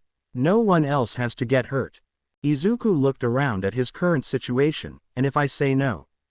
Then we take you in by force," Bakugo said, stepping forward. Izuku smirked. Classic Bakugo, always quick to fight. "So much anger. I'm surprised you became a hero. Then again, you always bragged about becoming one. Was that before or after you were done bullying me?" Bakugo clenched his fist. "That's..." The hero looked away. "I'm sorry. I'm sorry for everything I did. It wasn't right." That apology surprised Izuku. "Sorry. After all these years," Izuku clenched his fist. "Do you honestly think that's enough?" "No, it's too late for any form of apology. But I guess in a way I should thank you. Without you, I wouldn't have become what I am today." "Please, Deku." "No, Midoriya, just stop this. We don't want to hurt you," Bakugo pleaded. "We get what you're going through." Izuku pointed the gun at Bakugo. "You don't know shit. So don't you and dare say you understand. None of you could ever understand what I've been through."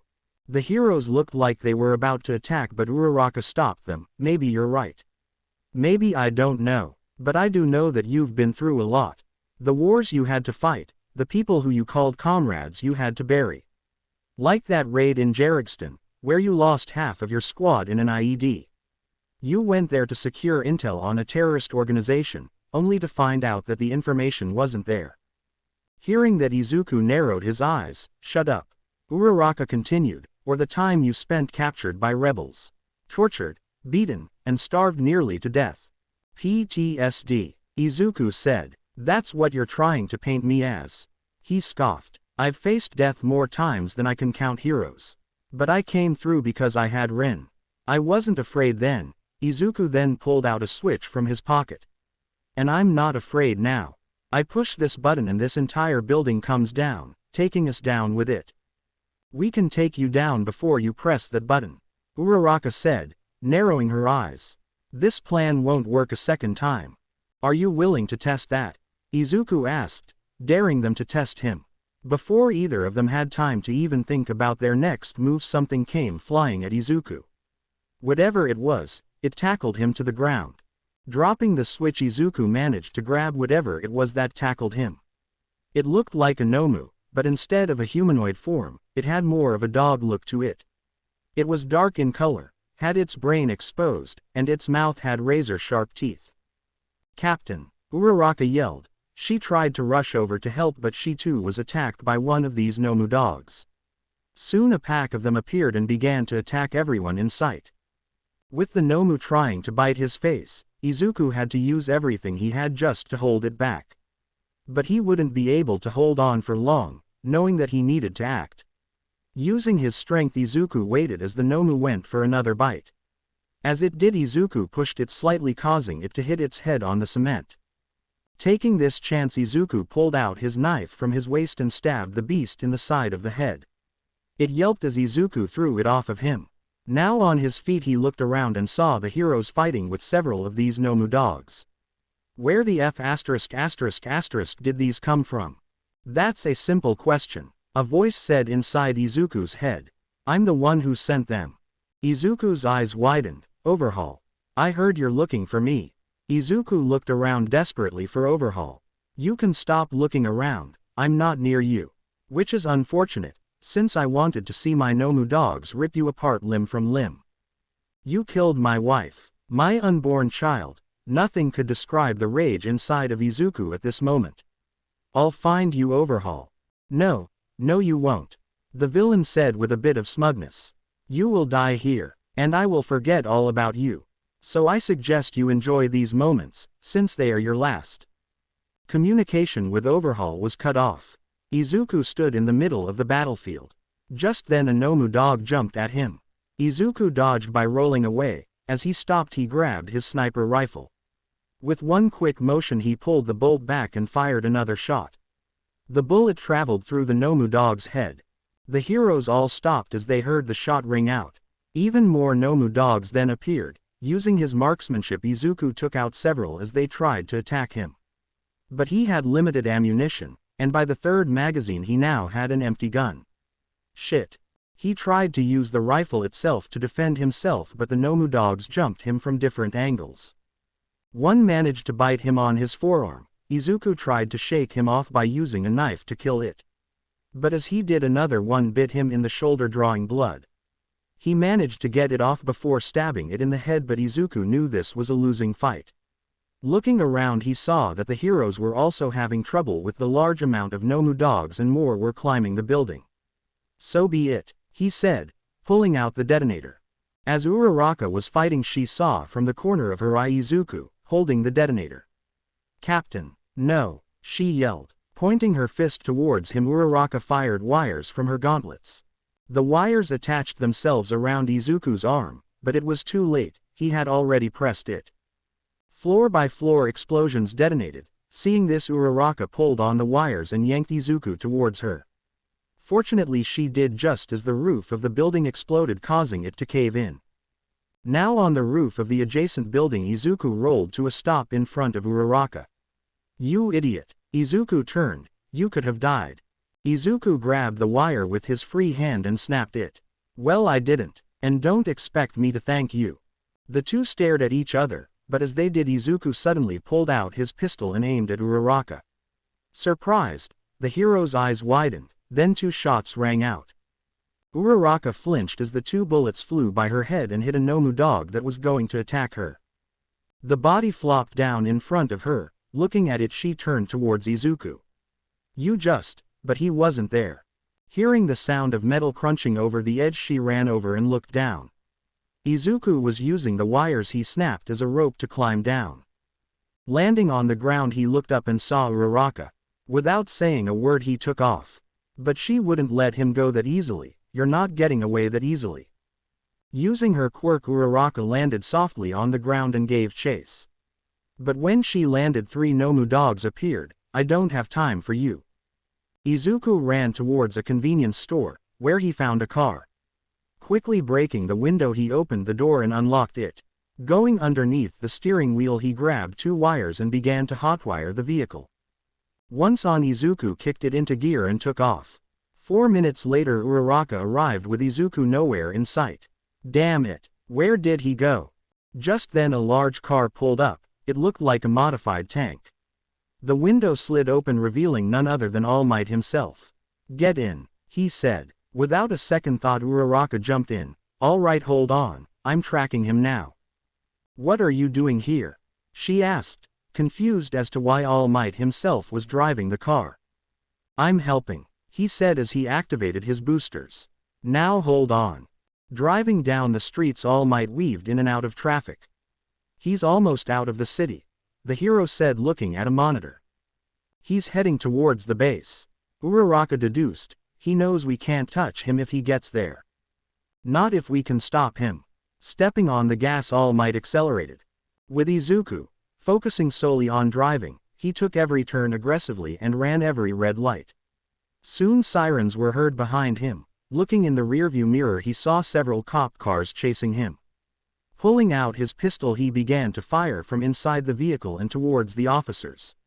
Several shots hit the police car's tires, causing them to spin out and crash. This forced the others to back off. But that's when All Might appeared. Izuku tried to shoot the window out but found that the hero's vehicle was bulletproof. Speeding up, Izuku took a turn. "We can't let him leave the city," Uraraka said. "We'll lose him. Then let's try the direct approach." Racing down the city streets, All Might caught up to Izuku. Now side by side, All Might opened up the window. "Use your quirk on the car. Once in the air, I'll secure it with a tether." Uraraka nodded and unbuckled herself. "Get closer." Standing up on the seat, Uraraka prepared herself, but as she did, Izuku saw what was coming.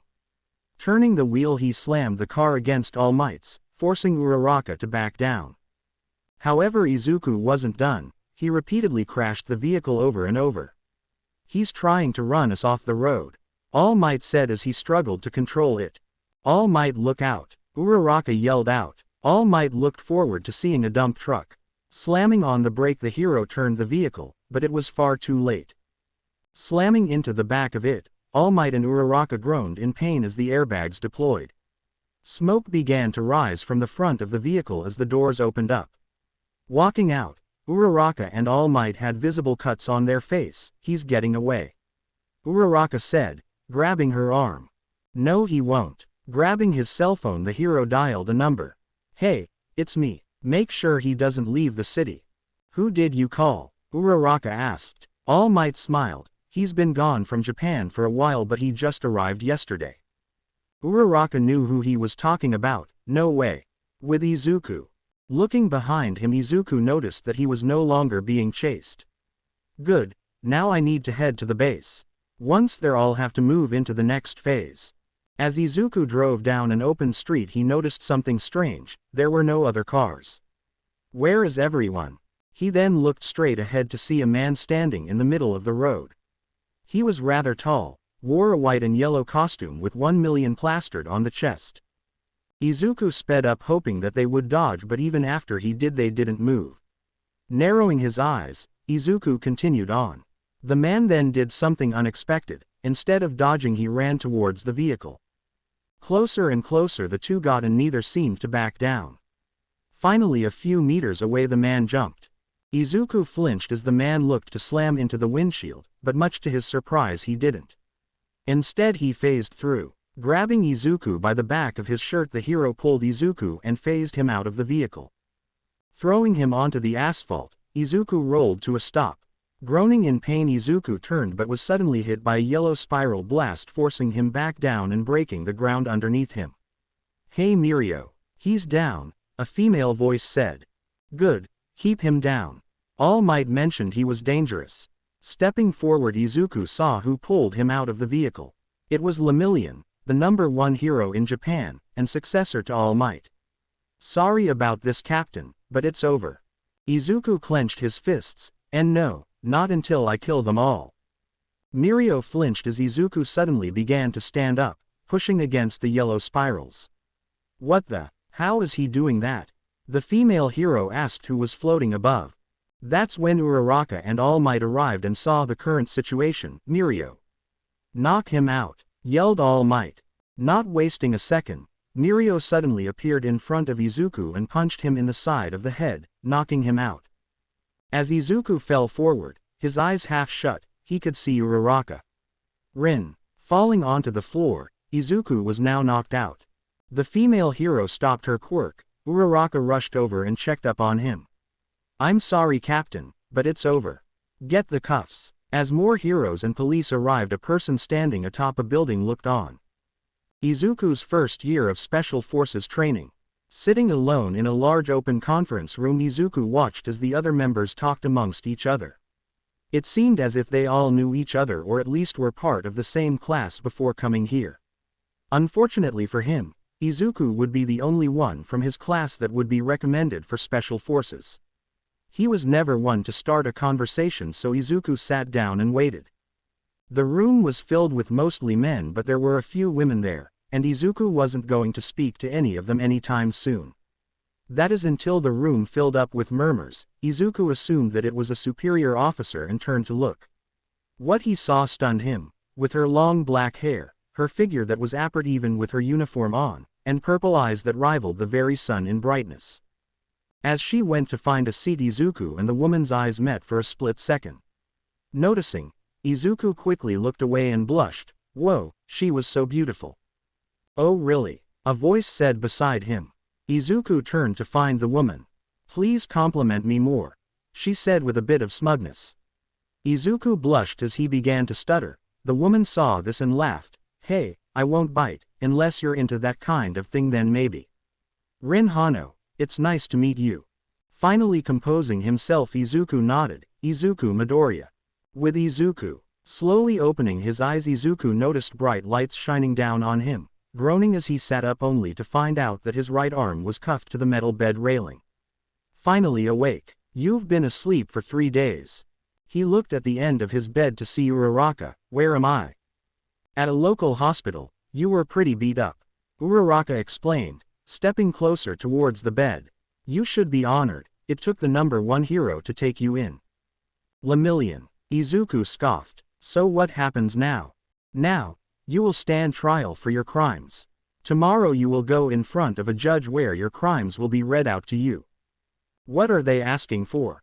Izuku asked. Uraraka sighed. From what I hear, they are seeking life in prison without the possibility of parole. That, or the death penalty. What? They want the death penalty for me. Me, Izuku yelled. I cleaned up this place. I got rid of those animals. They killed my family and I'm the one going to jail. This is bullshit. I know, Uraraka yelled. I know it is, but it's part of the system, and it works, Captain. You know that's a lie, said Izuku. Uraraka shook her head. No, it's not. You know it is, Uraraka. Izuku said as Uraraka shook her head. You know it is. And no it is. If it worked, Rin wouldn't be dead right now. Uraraka stopped, and if you even cared about her you wouldn't have never stopped fighting for her. Don't try to shift the blame on me, Captain, Uraraka said sternly. We tried, okay. I tried. Izuku flinched. You didn't try hard enough, he said, his voice raspy. If you actually cared you would tell me where Overhaul is right now. Uraraka narrowed her eyes. Why? So you can kill him. Kill everyone around him. You're goddamn right, Izuku said. Those animals don't deserve to live. You know where he is, don't you? Yeah, I see it in your eyes. Tell me. Rest up, Captain. I'll be in court tomorrow. With that Uraraka turned. Tell me, Izuku yelled. Tell me. I'll kill him. I'll and kill him. He then began to thrash around. Why are you protecting that dirtbag? Huh, come on, aren't you supposed to be a hero? Make yourself useful and tell me. Closing the door behind her, Uraraka left the room and was now standing in the hall. Slamming her fist onto the wall, Uraraka was frustrated. Damn it, Captain. Walking into the adjacent room, Uraraka could see through into the room with a one-way mirror. Inside she found Aizawa, All Might, and Naomasa. Make sure he's restrained and monitored every minute. We have guards waiting outside and his movements are being monitored. If he even touches the cuffs on him we'll know. Naomasa explained. How are you holding up? Aizawa asked. Uraraka sighed. Barely holding up, but I'll be fine. Let's just make sure Captain Midoriya gets a fair trial. Once this is over my only goal is to bring in Overhaul. I won't fail him again. It was now the next morning and Izuku was woken up by the sound of metal hitting the bed. Opening his eyes he saw several police officers in full riot gear waiting for him. We have orders to shoot to kill if you try to resist us. The officer said. I would rather not, so what do you say? Izuku nodded. The captain then sat up where they put on a bigger pair of cuffs. Come on. He was then led out of the hospital room and into the back of an armored police van. As he was being placed in the back he noticed several heroes on the rooftops above. All right, stay alert, he's on the move, Momo radioed in. She watched as the van began to drive off. Once out of her section another hero took over watch.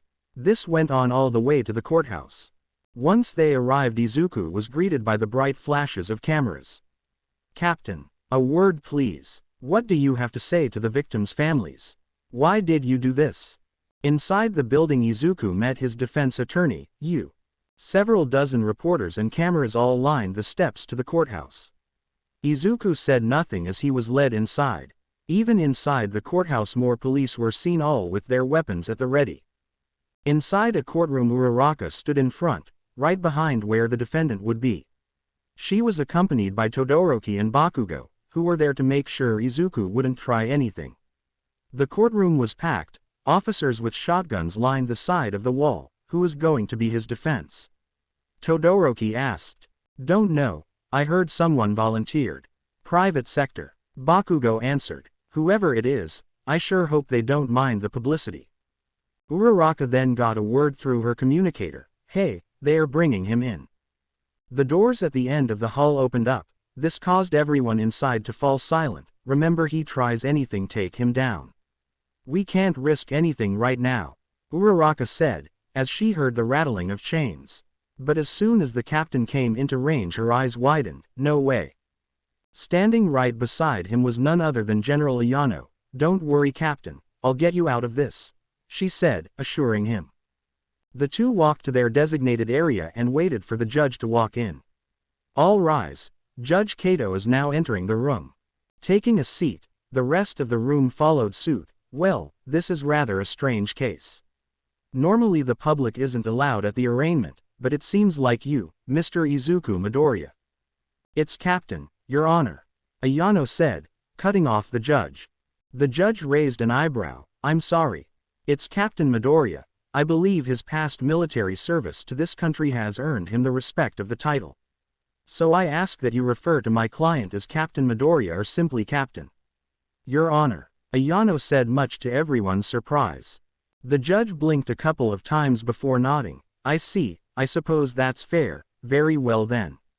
Your client, Captain Midoriya, is being charged with several dozen counts of murder in the first degree. How does the captain plead? Ayano stood up. Not guilty, Your Honor. And we are immediately asking for the court to dismiss all charges. Under Section 34A of the Military Code of Conduct, any and all present military personnel are subject to military law. Therefore we are asking for Captain Midoriya to be released into Special Forces custody until he is able to stand trial in a military setting. The judge took off their glasses. And why would you find it important to do something like that? Is my courtroom not enough? The court has already failed to protect my client and his family once. This trust that is meant to be with the public is now shattered. Therefore a military court will be more fitting. The entire courthouse was in shock. I heard of the tragedy of what happened to the captain's family, but that doesn't excuse what he's being accused of. The judge said. But he also has a right to be judged by his peers. In this case, it's a military matter, General Ayano said. The judge then began to think about it. That's when the prosecution stood up. Your Honor, you can't let this happen. Military law and civilian law are very different. if he is placed in Special Forces custody he could walk free. Captain Midoriya committed these crimes in a civilian setting, therefore he should be judged by the state, not the military. That would be true if he was a civilian. Ayano explained. At the time of these alleged crimes Captain Midoriya was still a part of the military. Therefore subject to military law. Closing his eyes, the judge thought long and hard about this, but ultimately couldn't decide on the spot. We will reconvene in 3 days. However, due to the nature of the crimes I am ordering Captain Midoriya to be held at Tartarus. With a strike of the gavel the judge got up and walked out of the courtroom. Ayano and Izuku talked amongst each other as everyone else was escorted out. That's when the prosecution came over, so you must be General Ayano. I've heard a lot about you. Ayano turned. Why thank you. So, how do you want this to go down? The prosecution asked. We are willing to take a plea deal of life in prison to avoid the death penalty. Oh, we aren't accepting any plea. Ayano said with a smile. If this does stay in civilian court we are willing to send this to trial. Besides, it's not like he will be here much longer. I'm certain that the judge will rule in our favor. But you can drop the charges if you like. That won't be happening, Uraraka said beside them. Captain Midoriya will face justice. Maybe, maybe not. But one thing is for certain, once a jury or military panel hears about what happened leading up to these events, there's not a single person who would condemn him for it. Picking up her papers Ayano motioned for the guards. They came over and began to escort Izuku out of the courtroom. As they did, however, Uraraka rushed over. I want to speak to you later, if that's all right. Izuku stayed silent for a while. Do whatever you want, I don't care. The judge had ordered Izuku to be taken to Tartarus. This was Japan's supermax prison and home to the worst of the worst. Changing into an orange jumpsuit, Izuku was led down the halls, his arms and legs cuffed. Normally the cells were 3 walls and iron bars, but inside Tartarus it was 3 reinforced steel and a sliding metal door that had a small slot for food. As Izuku walked down the corridor he could see the faces of the prisoners through the glass. Those are your new friends, one of the guards said as they walked him. As Izuku walked, he also noticed that everyone wore a collar with a solid red light, the same one Izuku had on. All right, get in, the guard said, arriving at an empty cell. Once inside the other guards removed the cuffs on Izuku. Lights out at 9 p.m. You get 1 hour in the yard every day. Lunch is at 1 p.m. If you aren't awake for breakfast at 8 a.m., you'll get nothing. Understand? Izuku said nothing. Oh yeah, one more thing. That collar around your neck, quirk suppression collars. Negates every quirk someone has. It also works as a shock collar. So try to remove it, or try to F*** with us. The guard then pressed a button on his belt.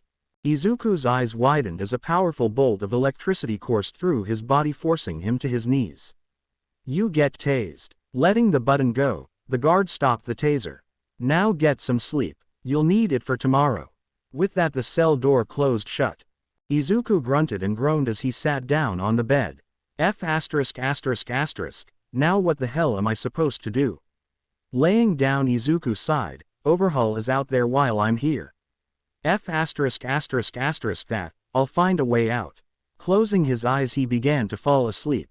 It was 3 a.m. and the lights inside the facility were off, but unknown to everyone else 3 people stopped in front of Izuku's cell. Open it. One ordered. The door slid up revealing inside the room. The 3 men then walked inside and looked at the bed. There he is.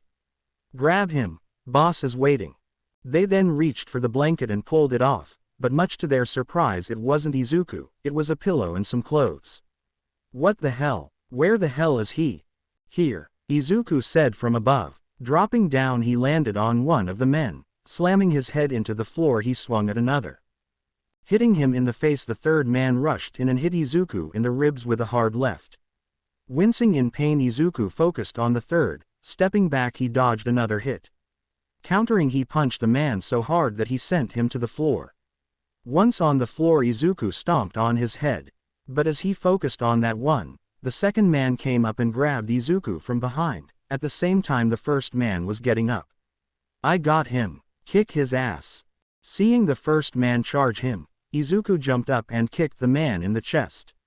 With his feet back on the ground, Izuku pushed against the one holding him. Reaching the wall, the man hit his head. Dazed, he loosened his grip on Izuku. Taking this chance, Izuku grabbed his arm and snapped it with his elbow. The man was about to scream, but Izuku grabbed his head and slammed him against the wall, knocking him out. 2 down, 1 to go. Appearing from the side, the first man hit Izuku in the face, causing blood to run down his nose. Now angry, Izuku let out a roar and grabbed the man by the shoulders. Pulling his head back, he delivered a powerful headbutt that knocked the man out and shattered his nose. Breathing heavily and with blood dripping down his nose, Izuku looked around. What the F*** was that? Huh, guess the rumors were true. Izuku turned to find the guard who escorted him to his cell. You're a natural-born killer. Spitting on the floor, Izuku spoke. What the hell was this? Boss wanted to see if you were the real deal. The guard looked at the men on the floor. Guess he was right. Come on, boss wants to meet you. Interested in where this was going, Izuku stepped over the men and walked out of his cell. He was then led into a deeper part of the prison. This place had no windows and no other inmates. They then walked up to a massive door. Izuku recognized it. These are the types of doors you put in bunkers. We need it, the guard explained. If he ever got out. The massive door opened up, revealing a man, sitting down on a chair connected to several tubes and wearing a breathing mask.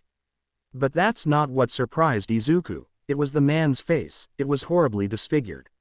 Ah, you're finally here. Please, have a seat. Izuku was directed to a chair just in front of the man. You may go now, guard. I will call you when I'm done. Nodding, the guard took off and closed the massive blast shield doors. Now, do you know who I am? All for one, Izuku answered. You terrorized Japan a few years ago before being defeated by All Might. You were also on the list. I'm surprised to think the country would have used the special forces to take me down. Tell me, would the special forces succeed? AFO asked. Izuku narrowed his eyes, considering what they knew back then. Yes. AFO smiled. I see. Why am I here? Izuku asked. You were here because I wanted you here, to give you a choice. AFO explained. You see, I heard you were looking for overhaul. That's right. Izuku was now confused. Why do you care? I don't. Not about him, at least. Who I do care about is Shigaraki. He is currently working with the Yakuza boss, so I would like you to back off.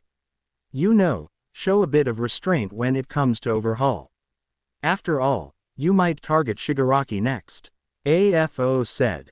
Or else what? Izuku asked. This seems more like a demand than a request. Or else you won't live to see the courtroom again. AFO said sternly. You will die here. Izuku hummed. I see. Let me ask you something. Was this Shigaraki involved with the deaths of my mom and wife? As far as I know, no. AFO answered. Okay. Then he has nothing to worry about. Izuku said, standing up. I'm only after the ones responsible for their deaths. As long as he's not involved, then he should be fine. Nothing else matters to me. AFO smiled. Very well, you may go. Izuku turned and was escorted out of the cell. Once he was gone, AFO called over another guard. Kill him. The guard was surprised, but sir, he said he would leave Shigaraki alone. He won't, said AFO. He already knows Shigaraki was involved. If we don't kill him now, he will go after him. And that is something I cannot allow to happen. Make it grand. I want the world to see it. 3 days went by fast, and it was now time for a decision from the judge. But the crowd outside the courthouse grew. People were now holding out signs and chanting, "Let Captain Midoriya free." There were at least several hundred people, and the police needed help. The local heroes were called in to help with crowd control. Those included all of former Class 1A. That's a lot of people wanting him to go free. Kirishima mentioned. Why though? He killed people. It's who he killed that made people like this. Jiro said. Think about it. By killing those Yakuza, he made that area a bit safer than it was. They had control over ghettos and poor areas. Those people are struggling, but they still want and need the basic protection we heroes give. To them, the captain is their hero. But it's still wrong. Mina said. There's already been a copycat. And more could still show up. Fortunately they don't seem as smart as him. That's enough, said Aizawa's voice. Focus up, he's almost here. Just then several armored cars and one van came rolling up from the street. The cameras flashed as Izuku was taken to the back entrance. The cars stopped and out walked several officers in riot gear. Area secured, bring him out. From the van the back door opened, Izuku stepped out. He wore his orange jumpsuit and handcuffs. Being escorted by two officers he was led into the back entrance. Once inside he found Uraraka waiting for him. Captain. Hero. Quite the noise I'm hearing, he said, as the chants could be heard. Yeah, quite the mess you made, she said. Come on, let's get you to the courtroom. The group then walked down the halls of the courthouse. Sorry about not visiting you, Uraraka said as they walked. I was tied up with hero stuff. Izuku smirked. I wasn't expecting you to show up anyway. Not like anyone cares. I do, said Uraraka. I still care. She then reached into her utility belt and pulled something out. Here, I thought you should have this. Izuku grabbed it, and when he saw what it was his eyes widened. How did you? It was a picture of himself and Rin. That stuff I was doing, I went through the remains of your house and found that. It was the only thing that survived, Uraraka explained. Holding the picture close Izuku looked up at the hero. Thank you. Izuku was then led into the courtroom where General Ayano was waiting for him. Good to see you again, Captain. General, so how does it look? He asked. Can't say. There's a chance this moves to military court but there's no guarantee. Ayano said. Don't worry if it doesn't, I'm still a damn good civilian lawyer. The judge then walked in. Once at his seat the rest followed. Thank you all for coming. I know these last couple of days haven't been easy for everyone. To the topic at hand, should Captain Midoriya be tried in civilian law or in military law? I've thought long and hard about this. While it is true we owe the captain some debt for what he has done for this country, I believe that doesn't make up for the crimes he has been accused of. So that is why we will be keeping this trial where it is. Captain Midoriya will face a civilian jury and be judged by them. Ayano stood up, but before she could say anything the judge lifted his hand. I know what you're going to say, General. I'm sorry but this trial will stay here. We will make opening arguments in 1 week time. During that time the captain will remain in prison. That is all. With a strike of the gavel the judge stood back up and walked out. Izuku sighed as the judge left. Don't worry, I'll bring in the very best. You will get through this, Ayano said, trying to reassure him. I don't deserve to be here, General, Izuku said, growing frustrated. Ayano agreed. I know, Captain, just hold on a bit longer. I have some favors I can cash in, I will get you out. With that the guards came to pick up Izuku, leading him out of the courtroom and into the halls. They were immediately swarmed by reporters and cameras. Captain Midoriya, is it true you are doing this for revenge? Do you have any words for the people saying you do more good than the heroes? The guards quickly escorted him to the back entrance, as they were the heroes were seen following close behind. Once inside the truck they began to drive off. For this route they had to pass in front of the courthouse where all the news stations were. All right, you guys know what to do, Uraraka said through everyone's earpiece. Don't lose sight of that truck. But as soon as she said that a massive explosion took out the lead car. The caravan of cars and trucks came to a screeching stop. They tried to reverse but the truck at the end was also blown up. They were now trapped. To make matters worse, several Nomu suddenly turned the corner and were heading straight towards the van Izuku was in. We got an ambush. Jiro, Kirishima, Kaminari, Siro, protect the civilians and move them out of harm's way. The rest of you follow me, we're going down there. With their assignments everyone took off. Uraraka and the rest went down to check on those who were caught in the explosion. Bakugo, Mina with me. Head towards the transport and secure the inmate. The two nodded and ran towards the transport truck. Reaching it, Mina used her acid on the door and easily broke in. Helping the guard out, Mina then moved to the back where Izuku was being held. Opening the doors they saw Izuku upside down with blood dripping down his head. Captain, you alive? Izuku groaned in pain. Yeah, get me out of here. Crawling inside, Uraraka cut him free. Once out, the captain stood up straight and was now face to face with Bakugo. Huh, surprised you're here. You two can talk later. Right now we got several Nomu heading our way. Mina warned. We need to move. Mina is right, head back to the courthouse. Uraraka ordered. But as they were about to move, several Nomu came crashing down around them. The three heroes formed a circle around Izuku. Looks like I'm their target. Izuku said, as he looked around. Any ideas? Yeah, break out of here, said Bakugo as explosions appeared on his hands. Uravity, stick with the prisoner. Pinky. Mina nodded, already ahead of you. Get down. Bakugo ducked. Uraraka grabbed Izuku and forced him down. Acid, 100%. That's when Mina gathered acid and spun around. The acid sprayed all over the Nomu, causing them to melt. With their path now free, Uraraka pushed Izuku up and towards the courthouse.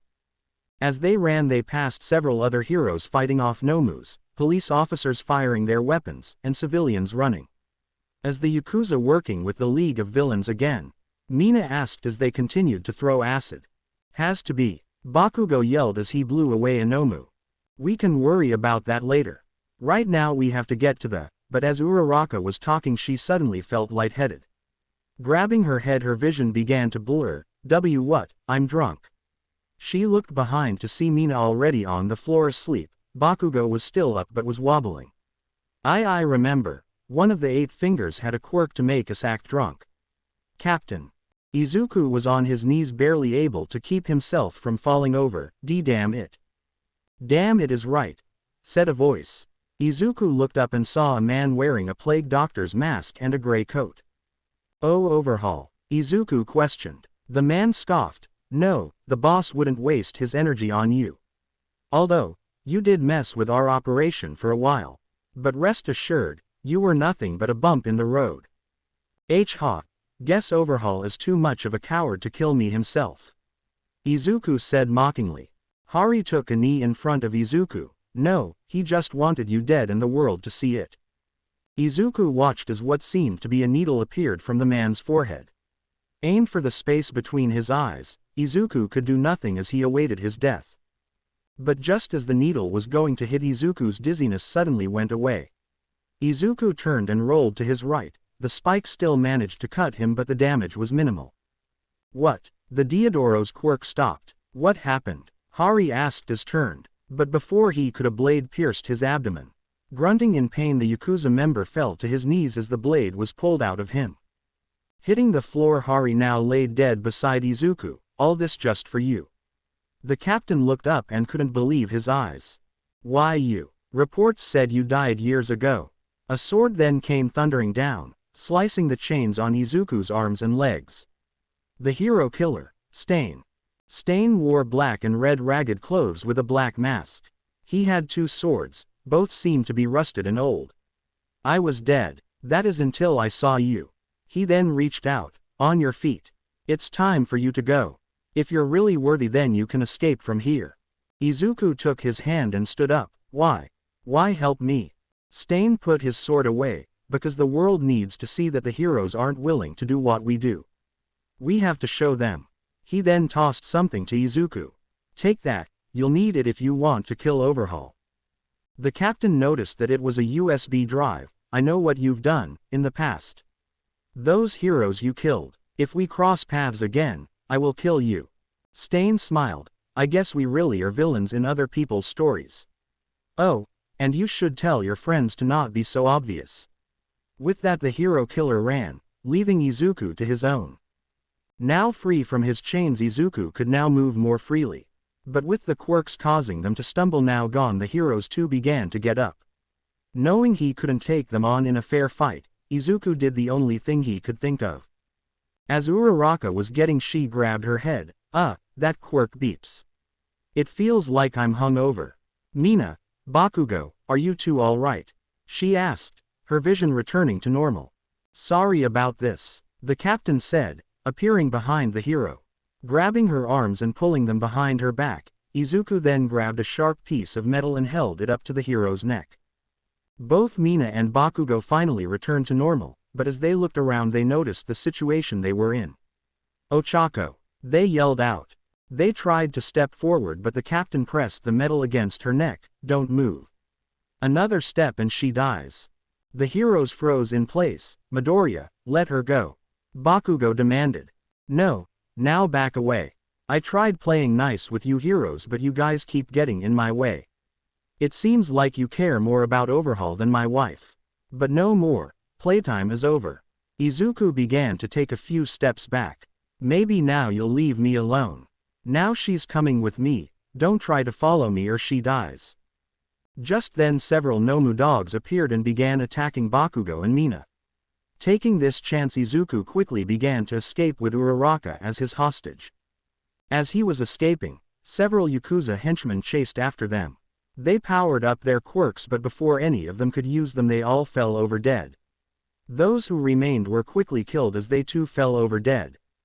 Izuku's eyes widened as he noticed what had happened. The sound, he knew it all too well. It was the whistling of a bullet flying over them. "Those idiots, I told them not to get involved." He smiled. "Guess I owe them now." Uraraka saw the blood pool underneath the dead henchman. "W was that?" "You don't need to know," Izuku answered, pulling her along. "Keep it moving." "Fine, then at least tell me where we're going," Uraraka demanded. Turning the corner Izuku's eyes turned serious. "Someplace safe." From a roof several blocks away 6 glints of scopes lined the roof. "General, the captain has managed to escape," the man said, activating his comms. Back inside the courthouse General Ayano had her earpiece in. "Good work boys. Return to base, we can't risk getting caught." "Ma'am, you should know, there was another. Someone saved the captain from death," the soldier said, much to the general's confusion. "Who was it?" she asked. "Unknown ma'am, but we'll have an answer soon." Whoever it was, they spoke to the captain briefly before leaving. The general nodded. "Right, I want to know who it is by sunset. Anyone who could get close to the convoy is obviously skilled. But after you clear out." "Over." Ayano sighed as she rubbed the bridge of her nose. "I know you didn't want us involved, Captain. But we couldn't just sit around and let them take you. Besides, we stick together and no one gets left behind." Hours later, inside the old abandoned warehouse Izuku was gathering his things. "Hey, don't you think this is a bit much?" Uraraka asked. While being tied up she was kneeling but her arms outstretched so she couldn't use her quirk. "I can't win in a fight against you anyway." Izuku didn't even turn around. "I know but this way is better than what I had originally thought of." Uraraka raised an eyebrow. "What was the original plan?" "To break your fingers," Izuku said calmly. "I still can if you want." No, that's all right." Uraraka moved her arms but the chains were attached to the walls of the warehouse. She then noticed her helmet and gauntlets were thrown on the floor just a few feet away but just out of reach. "So what's the next move?" "You kill me." "Not yet," Izuku said, grabbing his pistol. "Then why am I here? You could have let me go and I wouldn't know where you hid out." "What's the plan, Captain?" Uraraka asked. Izuku walked over to Uraraka. Gun in hand he squatted down. "You know I met All for One." Uraraka's eyes widened. "Yeah, All Might's big bad. Want to know how I met him?" "The guards. The guards at that prison are all working for him." "You lie," Uraraka said angrily. "They let 3 inmates into my cell and tried to kill me. The only way to open cells is through the guard station. That prison isn't a prison Uraraka, it's a goddamn resort." He then sighed. "And now I know he was in on it too." "Who?" questioned Uraraka. "In on what?" "The League of Villains. They were involved in Rin's murder. The Yakuza and the League are working together." He then stared at Uraraka. "But you knew that already, didn't you?" The hero looked away, and there it is, that guilty look of yours. "How long?" "Captain, we didn't," but as she tried to justify herself Izuku glared at her. "How long?" Izuku asked again. Still unable to face him, she answered, "Since UA." Izuku couldn't help but laugh. Oh, that's just funny." "No, that's great. You knew all this time." Stepping away you could tell he was angry, but his rage calmed. Why hide this from everyone?" Uraraka finally looked up.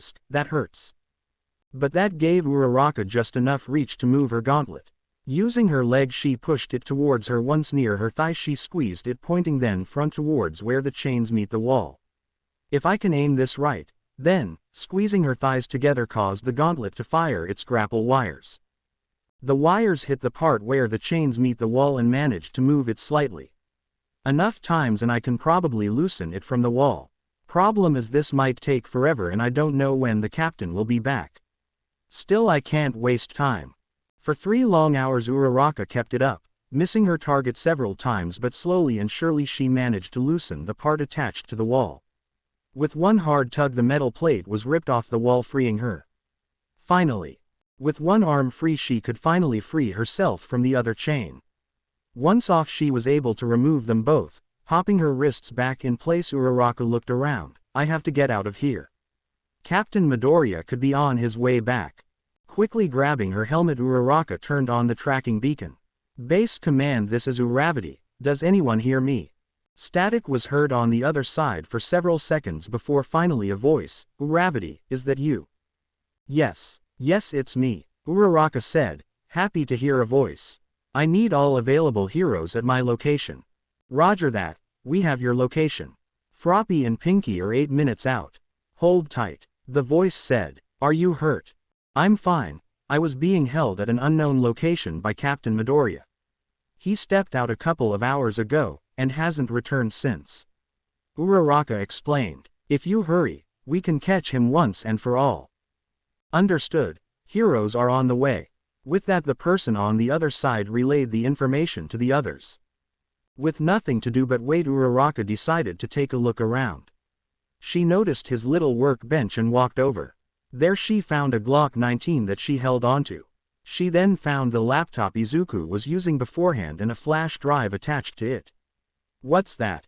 Clicking the drive, Uraraka opened the contents of the USB drive. Inside she found a list of names and locations. Some were crossed out while others weren't. These are known Yakuza members. The ones who were crossed out must have been killed by Midoriya. Wait, there's something else. Uraraka dove deeper into the files. What's Project Correction? Wait, Quirk erasing bullets, like the ones back at UA. No, the composition is different. The effects of the drug can be permanent. How did you get out? A voice asked behind the hero. Turning around quickly, Uraraka found Izuku, holding a duffel bag. You weren't supposed to be free yet.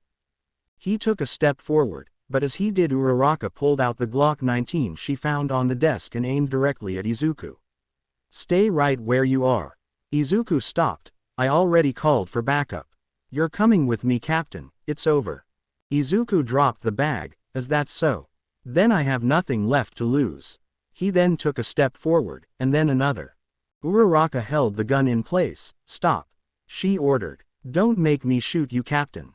But he wouldn't stop. You better aim right at my head, Uraraka, because I'm not stopping. Uraraka then fired a shot towards Izuku, which fortunately missed, but just barely. I will shoot you, she said, her hands now trembling. Hold it with 2 hands, you'll have better aim like that. Izuku said, now only a few steps away. I told you before, Uraraka, that you will have to choose. And right now, you have a chance to stop me for good. It's what some people want, isn't it? I mean, you're the one who elevated my villain rank to A, meaning you authorized the use of deadly force. So come on, deal with the threat, Uravity. He then stopped in front of Uraraka. Take the shot. Come on, take the shot. End the threat. The gun trembled in Uraraka's hands. Please, don't make me do this. Izuku then reached out and grabbed the gun and pressed the end of the barrel to his forehead. Come on, do it. Even with Izuku yelling at her, Uraraka looked away and lowered the gun. I can't. Why not? It's easy. Izuku then took the gun from her hands and pointed it at the side of his head. Let me show you. Uraraka's eyes widened. No. She yelled, reaching out to stop him. But she was too late. Izuku squeezed the trigger. A single shot was heard as Uraraka tackled Izuku to the ground. Izuku looked up to see Uraraka's face over his. Why, you idiot. She barely managed to knock the gun away in time. Izuku sighed. Why did you jump to stop me? You could have let me die and saved dozens of people from dying. Tears then began to run down Uraraka's face. She then suddenly punched Izuku in the face. Because I and care about you. She yelled out, punching him again as her tears fell on Izuku's chest. I want you to stop. I want you to live. This crusade you're on, you have to let it go. Are you telling me I should forget about Rin? Izuku questioned. No, that's not what I'm saying. She yelled, now grabbing him by his shirt. We all have our own way of grieving, but this, all the killing, when does it end, Captain? It ends when Overhaul and all those pieces of shit are dead. Izuku then looked into Uraraka's eyes. Or I am. The hero gritted her teeth and punched him again. N. Killing him won't bring Rin back. She's dead, Captain. Dead. Now it was Izuku's turn to get pissed off. Grabbing her by the arms, the captain got up and slammed the hero into a nearby wall. I know, he yelled, as blood ran down his nose. Uraraka could feel his grip tighten. But then, much to her surprise, he hung his head. I know she's gone, and killing Overhaul won't bring her back. Cheers then hit the floor by Uraraka's feet. But what am I supposed to do? If I can't even avenge her death, then what am I supposed to do? That's all I have left. Water welled up in the hero's eyes. Here was Captain Midoriya, the leader of Japan's special forces and possibly the deadliest person on the planet, crying in front of her. Without saying anything else, Uraraka wrapped Izuku in a hug. The tears that filled her eyes were now falling. You still have me, Captain. Please, I don't want to see you turn into something you're not. So I'll ask one more time. Izuku wiped away the tears and broke the hug. The two now looked at each other. Uraraka extended out her hand, and Izuku looked at it. Will you let me help you? The captain took a second to think, but as he did his body reacted and slowly began to raise his arm. Uraraka saw this and was happy. His hand was just a few inches away. If he just took her hand she could help him. Unfortunately, that wouldn't come to pass as Izuku stopped his hand just as he was going to take hers. I'm sorry, he said, sadness in his voice. But no, the captain dropped his hand. Uraraka was shocked. Captain. But before she could ask why, the wall on the far end exploded. The explosion sent several pieces of debris flying everywhere. This forced both of them to take cover. Are you sure this is the place? A woman asked, walking into the warehouse from the blown-away wall. From what Shigaraki told us, yeah. This should be the place. A man's voice said. All right then, Nomu. The woman yelled. Just then several Nomu appeared behind her. Search this place. If you find the guy, kill him. Along with anyone else in this place. The Nomus all nodded before entering the area. Izuku and Uraraka were hiding behind the table. How did they find this place? Izuku asked, picking up the gun, duffel bag, and laptop. The hero saw the gun. You know as well as I do that gun won't do anything to a Nomu. The heroes are a few minutes out. We have to wait for them. We can't stay. We stay, we die. Izuku said, come with me. Taking her hand, Izuku led Uraraka to the back of the warehouse. There on the floor there appeared to be a manhole cover. Grabbing it, Izuku lifted it up and tossed it aside. Come on, we can get out through here. The two were about to climb down, but before they could they heard the sound of breathing behind them. Izuku didn't even turn to look. Instead he grabbed Uraraka and went down the manhole. The Nomu swung but just missed. Hitting the floor, Izuku groaned in pain as he took the brunt of the fall. Captain, come on, Uraraka said, picking him up. The entrance was small enough that the Nomu couldn't fit through, but they couldn't stay. Running through the tunnel they eventually got out and were a few blocks away. Finally able to take a breath, Uraraka breathed a sigh of relief. Finally, some fresh air. Yeah, Izuku said, in pain. Uraraka turned to find Izuku grabbing at his side. Captain, what's wrong? She asked. Removing his hand he showed a massive gash wound on his side. It seems like the Nomu didn't miss. Guess I wasn't fast enough. He then looked at Uraraka. Last chance hero, what are you going to do? Uraraka was concerned, but knew that this would be the perfect chance. He's hurt. The others are on the way. If I can capture him then this would be over. But if I do that? Several thoughts began flooding into her mind, but after a few seconds she made her mind up. Leave, she ordered, much to Izuku's surprise. Go, before I change my mind. Izuku nodded. I'll be seeing you around, hero. Both Izuku and Uraraka turned to leave, but after a few steps Izuku stopped. Uraraka. He called out. She stopped and looked back. Thank you, for trying. With that, they both went their separate ways. Izuku went off to regroup and replan everything, while Uraraka left to think about the decision she just made. Back inside the warehouse, the two villains and Nomus had finished searching for Izuku. They left. The male villain said, should we follow them? Of course we should. Let's go, Toga. But Toga shook her head. No, the heroes will be here soon. Let's head back. Besides. She then looked at the Nomu who had blood on its claws. Walking over to the beast she smiled before pulling out a knife and cutting the Nomu's arm off from the wrist. Catching the severed hand before it fell she blushed. Now this is some good blood. Standing in the middle of what was once a room, Overhaul breathed heavily. The walls were warped, spikes coming out of them in random places.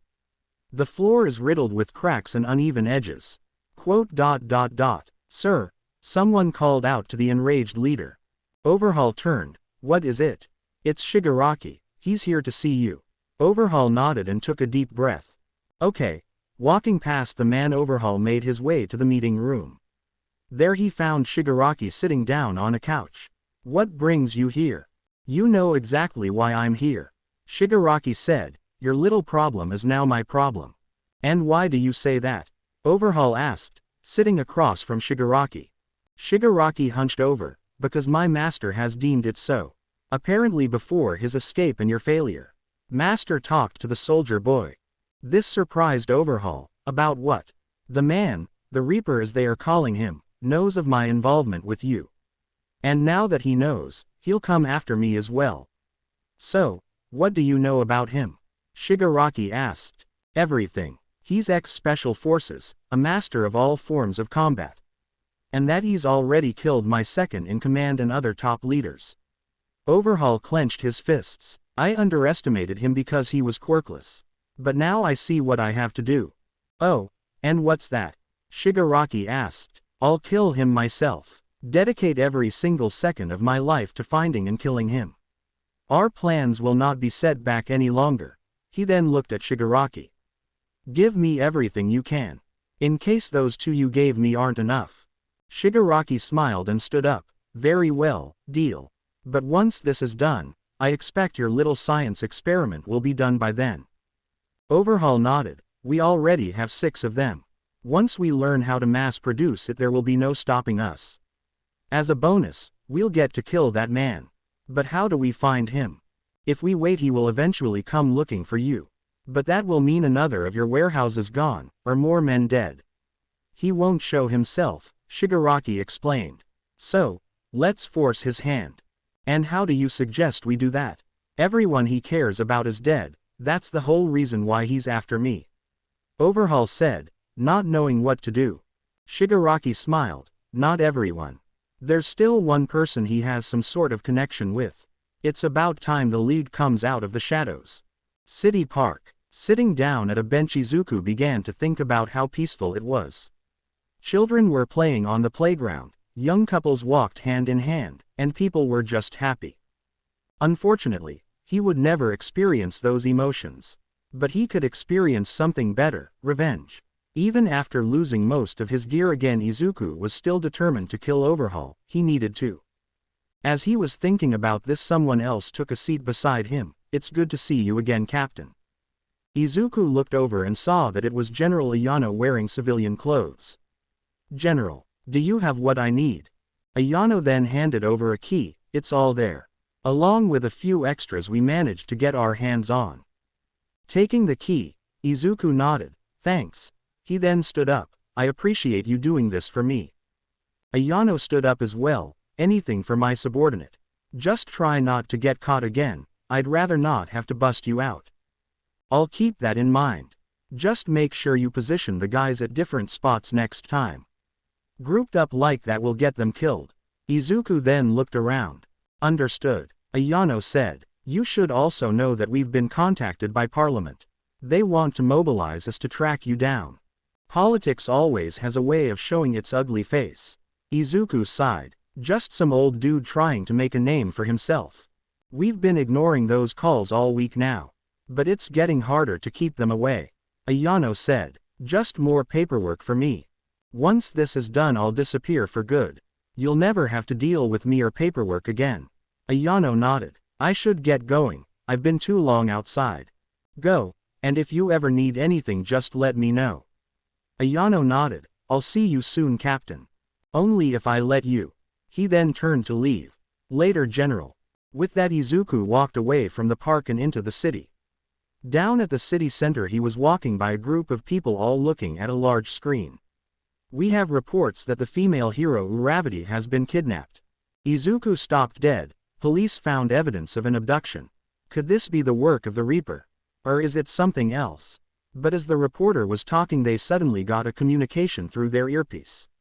What, now? Alright, run it. Sorry about this, folks, but it seems those responsible for the hero's kidnapping have released a video.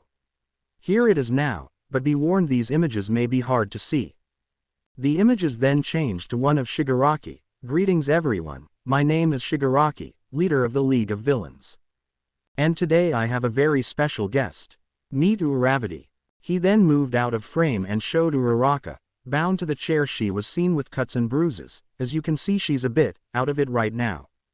But she is alive, for now that is. And if the hero community wants to keep her that way, then I would listen closely. Recently there has been a man hindering my operations. You may know him as the Reaper, or Izuku Midoriya. And for all of the hero's strength, it seems he is able to escape them time and time again. But now, if the heroes want to see Uravity alive, then they will find this vigilante and give him to me. Then and only then will I release your hero. However, this deal has a deadline, 24 hours. If Izuku Midoriya isn't captured and handed over to us in 24 hours, then I will kill this hero for the world to see. Or, if the captain wants to do the right thing, exchange his life for hers. He knows where to find us if he chooses this path. The choice is yours, Captain, and time is running out. The screen then cut to black. Izuku clenched his fists, those bastards. He quickly turned into the crowd. As he walked, his cell phone went off. General.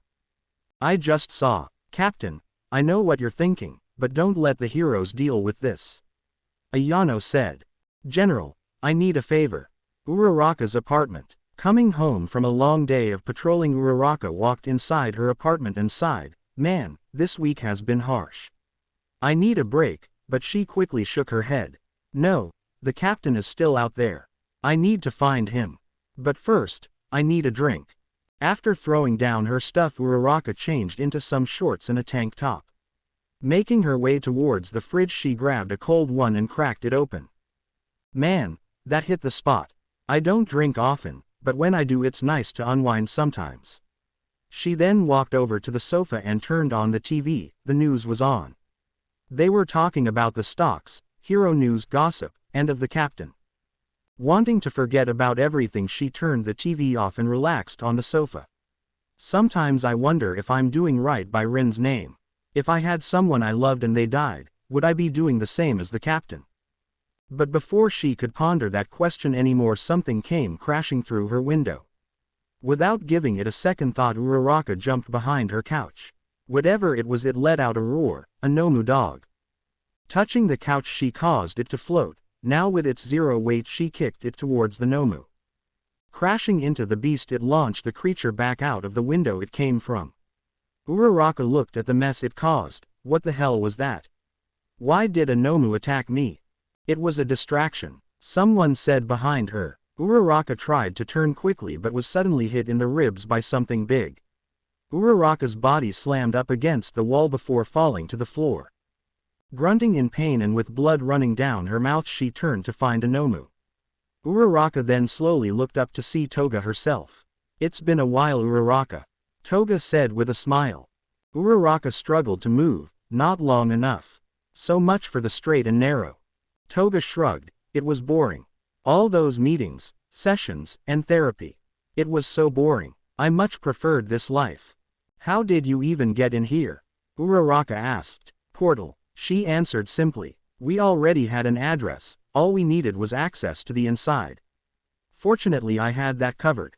Toga then changed into a middle-aged man. It was easy. Uraraka's eyes widened. What did you do to Mr. Lee? Don't worry, he's safe, for now. It really all depends on you and how you respond. Toga then turned back to herself. I've been told to bring you in. Alive is preferred, but they never said I couldn't break a few bones. Getting to her knees, Uraraka grabbed her side. Why, you won't get away with this, the others will come looking for me. Toga smiled. We know, but they aren't who we are interested in. It's your little soldier friend. Captain Midoriya, Uraraka questioned. Why would you? But before she could say anything else, Nomu punched her across the face, knocking her out. Waking up after some time, Uraraka looked around and noticed she was sitting in a chair, her wrists and legs bound, preventing her from moving. I really need to stop getting kidnapped. First the captain, now this. A door then opened up, revealing Overhaul and Shigaraki. Yes, but unlike the captain, we won't treat you so kindly. Well, look who it is. Kill any innocents lately? Uraraka asked in a condescending tone. Overhaul chuckled. She has a sense of humor. Let's see how long she can keep that up. In time, friend, in time. Shigaraki then approached Uraraka. Now, let's get to why you are here. You can bring us the captain. Uraraka narrowed her eyes. And what makes you think I can? I'm pretty sure he hates me. That's where you are wrong.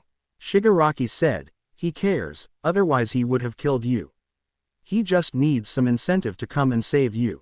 Overhaul, if you will." Smiling, Overhaul removed his glove. Uraraka's eyes then widened. "Don't worry, I've learned how to control my quirk well enough that I don't fully destroy the target. But I'm afraid it's quite painful." Touching Uraraka's forearm with all 5 fingers, he began to tear apart and reshape her hands. She tried to power through it by gritting her teeth, but the pain was too much. The room was quickly filled by the echoing screams of the hero. 20 hours left. Former Class 1A was in a panic. "What do we do?" Mina asked. "Should we find the captain?" "But they'll kill him," Momo argued. "We have to coordinate with the other heroes and launch a rescue mission." "What if they decide to kill her while we try to rescue her?" Jiro asked. "We need to make a plan. The captain could surrender himself to them," Kirishima commented. "But that would mean he would die. Ochako wouldn't want us trading her life for his," Sue mentioned. The heroes began to argue back and forth until an explosion was fired inside the room they were in. Everyone went quiet and turned to Bakugo. "Enough. Yelling at each other won't help. We need to start thinking straight before saying anything." "Understood." Everyone nodded. "Good. Okay. We can't launch a rescue operation since we have no idea where she is being held. Mei is working on tracing the video to a location but warns it could take hours. We also can't rely on the captain surrendering himself to the League. His personal vendetta against Overhaul won't let him." "So what, we do nothing and let her die?" Momo asked. "No," Bakugo answered. "We spread out all around Japan. Mei will find the location, and once she does, we'll go in." The others then again started to argue. Bakugo didn't like the idea, but what else could they do? As they argued again, Aizawa walked into the room. "Everyone listen up. We just got orders from the Hero Commission. We are to not move against the League or Captain Midoriya." Sue's eyes widened. "What? So they want us to do nothing? What the hell? It's what the higher-ups have voted on. We don't have a choice," Aizawa explained. "There's always a choice," Bakugo said, slamming his fist onto the table. "We're heroes for F*******sake, we have to do something." "Not this time," said Aizawa. "The risk of losing Uraraka is far too great this time around. We keep our asses parked until they tell us otherwise." The class then began to argue with each other, but as they were, Bakugo began to plot. "To hell with that, we have to save her. We have to." Elsewhere, 15 hours left. Still strapped onto the chair, Uraraka hung her head. That is until someone walked over and kicked her in the shin. "You still alive?" Uraraka groaned in pain as she looked up. The person saw the state she was in. "Good, you're not dead." Her face was swollen, cuts were seen on her face, and blood, both dried and fresh, trailed down her nose and lip. "Let's go. Boss wants you in a cell." Loosening the restraints, Uraraka showed little movement. She was then forced to stand up and walk towards another area. Eventually they made it to a door. It opened. "All right, get in," the man demanded, but Uraraka refused. "I said get in." He went to push her, but as he did, Uraraka sidestepped, dodging his arm. Once to the side, Uraraka then kicked the man on the side of the knee, causing him to fall to his knees.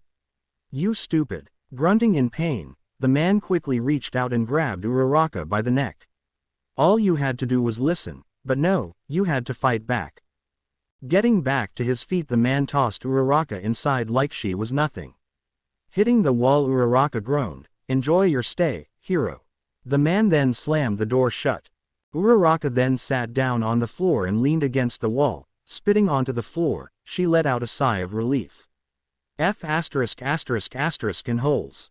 "What is this place?" "My own cell." Looking around the room, she found an old mattress. "Guess it's better than nothing." She got up, but as she did, something moved from the corner of the room. "Who's there?" Uraraka asked, flinching. The room was dim, so it was hard to see. Uraraka approached cautiously.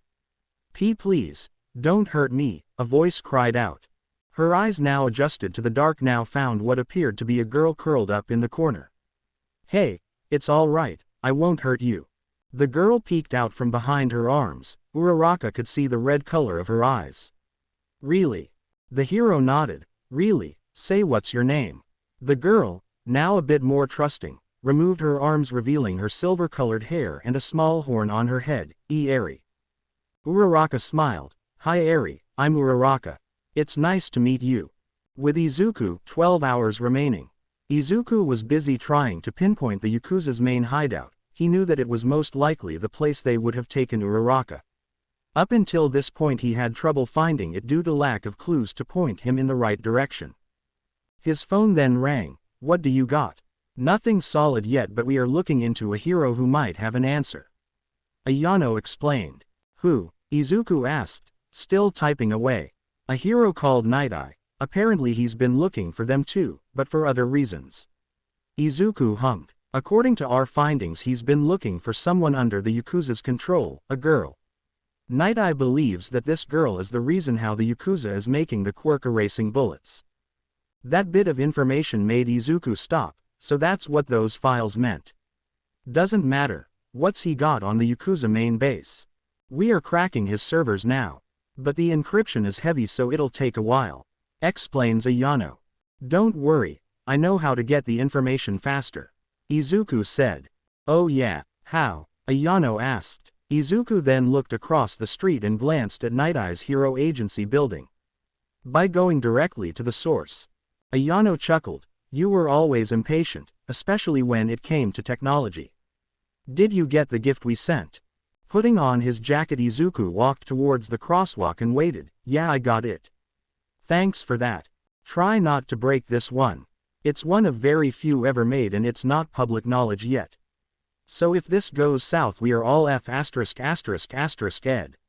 Izuku smiled. Then I guess I better not up. Still though, I've only ever used it once in a field mission. But this bad boy is so compact, will it work? Izuku questioned. Without a doubt, we've tested it before on others and it's always worked. It's just that targets can now be affected at longer range. So be careful. I know. Fortunately, it won't affect me. Izuku then began to walk across the street. Are you sure about this? I mean, is Uraraka really worth all this trouble? She's been lying to you, elevated your villain level, and hid Overhaul's location from you. Izuku closed his eyes. I'm not doing this for her. Overhaul is involved so he will be there when they kill her. This is a perfect chance to kill him. Now standing in front of the building Izuku looked around. Saving Uraraka will be a second priority. Is that what you're calling it now? Ayano sighed. I wish you the best of luck, Captain. Remember, we're only a phone call away. With that Ayano hung up the phone, leaving Izuku to complete his mission. Can't just run in guns blazing. Izuku said, I need a distraction. Walking past the building Izuku walked into an alley. From there he pulled out a flashbang. Pulling the pin he tossed it towards the road. It bounced off the pavement and landed right in the middle of the road. A loud bang was heard followed by a blinding white light. The people walking immediately covered their eyes and ears. The cars that were driving swerved and crashed into each other. The commotion outside alerted the heroes inside the building, who all quickly rushed out to help, including Night Eye himself. Taking this chance, Izuku went into the crowd of people and made him way into the Hero Agency. That gave me a couple of minutes. I better work fast. Jumping over the counter of the front desk, Izuku tried to use the computer, but he needed a password to access the servers. No problem, the Special Forces had something just for this kind of situation. Taking out a flash drive, Izuku connected it to the computer. Soon the login information began to fill itself in. After a few seconds it was done. Clicking enter, Izuku had now gained access to everything. Now, give me a location. Typing away, Izuku scrolled through pages of information. I already knew all this from the drive Stain gave me. I need a location. He then came upon a picture of a building. Bingo. So that's where you've been hiding. Got it. Time to go. Pulling out the flash drive, Izuku quickly shut down the computer and walked out of the front door. No one noticed. They were all still so busy with the commotion outside. Once in the clear, Izuku quickly went to grab his gear. He didn't have time to stake out the location or learn anything about what was inside, so he would go in blind. Dangerous in and of itself, but even more so since this would be a rescue mission. Yakuza hideout, 1 hour remaining. After another round of beating, Uraraka was once again thrown into the room with Eri. This time Uraraka was barely able to move. Why yup, they definitely broke some bones on that one, she said, holding her side. Are you alright? Eri asked. Uraraka winced as she sat up against the wall. Why yeah, I'll be fine. Don't worry about me, I'll be just fine. Eri, how did you end up here? I've been here since I was a kid. I don't remember how I got here. Eri then grabbed her arms. All I remember is pain, so much pain. It's okay Eri, you don't have to think about that right now. I know, I'll tell you a story about the time I fought a bad guy, Uraraka said, trying to shift the conversation. Sure, Eri said, excited. Well, back when I was a bit older than you and still training to be a hero, our school was attacked by a monster that was controlled by a bad man. The monster was tall, had a bird face, and was as stronger than all of us put together. The class and I were scared. We knew that if that monster got us, it would be bad. But lucky for us, All Might showed up at the last second and saved us. He defeated the monster and saved us, but the bad man controlling it was still there and All Might was tired and couldn't move anymore. The bad guy attacked All Might and almost hurt him, but the other heroes jumped in and saved him at the last second. Eventually the bad guy got away, but he knew that messing with us was a bad idea. Eri's eyes lit up, so All Might found the bad guy and stopped him right. Uraraka smiled. Unfortunately, no. He kept coming back even after we stopped him. Why? Asked Eri. It was a simple question, but Uraraka couldn't answer that. Well, you see, the bad guy kept doing bad things and we kept stopping him, but he wouldn't stop. Why not just get rid of him? If he's causing problems, you should get rid of him. Uraraka was surprised. A teenager shouldn't be thinking this way. We can't do that, Eri. Uraraka explained. We heroes don't do that. Eri was confused, but if he keeps hurting people after you capture him, he'll just do it again. That means more people will get hurt. Well, you see, people don't like it when we do that. There's rules, but Eri cut her off. But people get hurt because of those rules. It isn't fair. Uraraka flinched. You remind me of someone who thinks the same way. But no, Eri. Heroes have to do what is right because it's right and that's the only thing that matters. Eri looked away. Then is it right for this to happen to me? That's not what I meant. As Uraraka was explaining, a commotion was heard. Placing her ear up to the door, she could hear the sound of people running down the hall. What is going on? The door to the cell then opened up, revealing Overhaul himself. Eri cowered in fear. Uraraka stumbled back. He pointed at the hero. Your execution is pushed up. Come with me. Grabbing Uraraka by the hair with his gloved hand, Overhaul dragged her away. No. Eri yelled out. She grabbed onto the hero's leg. Now pissed off, Overhaul turned around and kicked Eri away. You stay where you are. Overhaul demanded. You're still useful. For now. With that, Overhaul dragged the hero. Eventually making it outside, Uraraka saw several dozen Yakuza members and several Nomu in the main courtyard. Making his way to the front, Overhaul stopped beside Shigaraki. Good, you brought her. So there she is, are you ready? Uraraka looked up to see Izuku standing at the entrance of the compound. Captain. I'm not here for her. Izuku answered, much to everyone's surprise. The two villains looked at each other. I said from the beginning that I was going to kill Overhaul, and that's all I intend to do. Overhaul couldn't help but laugh. So you don't care if I kill her right now then, do you? With his free hand, Overhaul hovered it over the hero's neck. Go ahead, that just means you won't have a shield to hide behind anymore.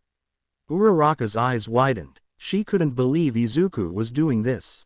You think I won't? Overhaul questioned. I think you and all your little friends are about to die. So go ahead, what's one more kill on the long list? Izuku was testing Overhaul. Fine, but her death is on you. Now pissed off, Overhaul removed his glove.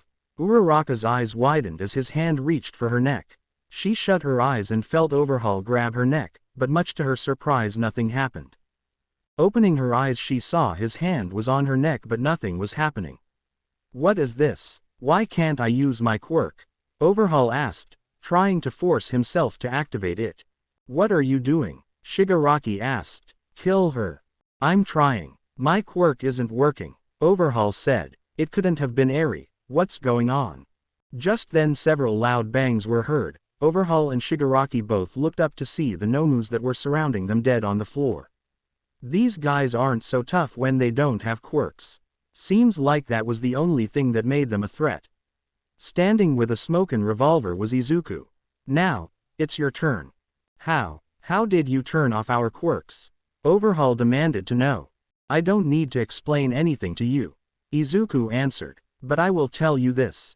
It's a special forces secret. Kill this Shigaraki ordered. That's when every single one of the henchmen around Izuku ran towards him. Izuku smiled as he tossed the revolver to the floor, reached behind his back and pulled out a modified HK-MP7. He quickly took a stance and pulled the trigger.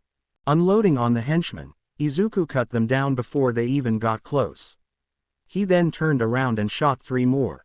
With an empty mag, he flicked the submachine gun causing the empty to fly out. Taking out a fresh one from his waist he reloaded. But he only got a few shots in when bullets came flying towards him. He looked at the house to see guys with guns. Running behind a tree, Izuku took cover. Switching to single fire, Izuku peeked and fired 1 shot. One of the men on the roof slumped over as a bullet hit his forehead.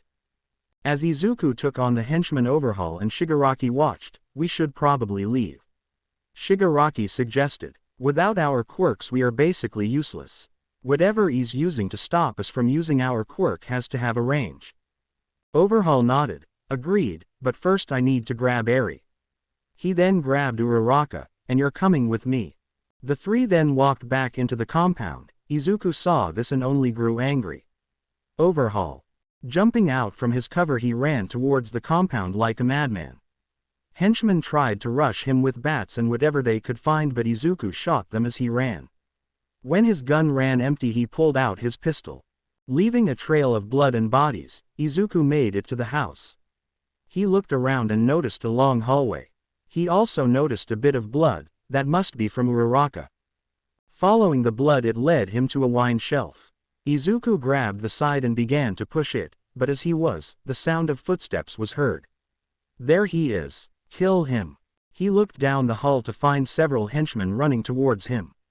Pulling out 2 grenades, Izuku pulled the pin on one and dropped it in front of the shelf. The other he pulled the pin and tossed it down the hall. But that one wasn't a normal grenade. As it hit the ground it suddenly flared up and burned bright, a thermite grenade. Normally useful when wanting to melt something, but it worked just as well when you wanted to start a fire. Izuku ran back a few meters as the grenade he dropped next to the shelf exploded, ripping the shelf into pieces. With the hallway starting to fill with smoke and fire, Izuku went down a stairwell. Boss, he's heading down now, the henchman said into an earpiece. Making it to the bottom he noticed the underground area was large, and its walls made of some white marble. More blood, Izuku said, looking at the floor. Once again following the trail, Izuku was led into another room. It was dark when he entered the room. Slowly making his way in, he cautiously scanned the room. Show yourself, RSmallz, Izuku yelled. Let's end this here and now.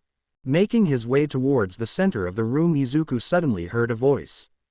Izuku, it was the voice of a woman. Izuku, who's there? He asked, looking around. It's me, Izuku, it's okay.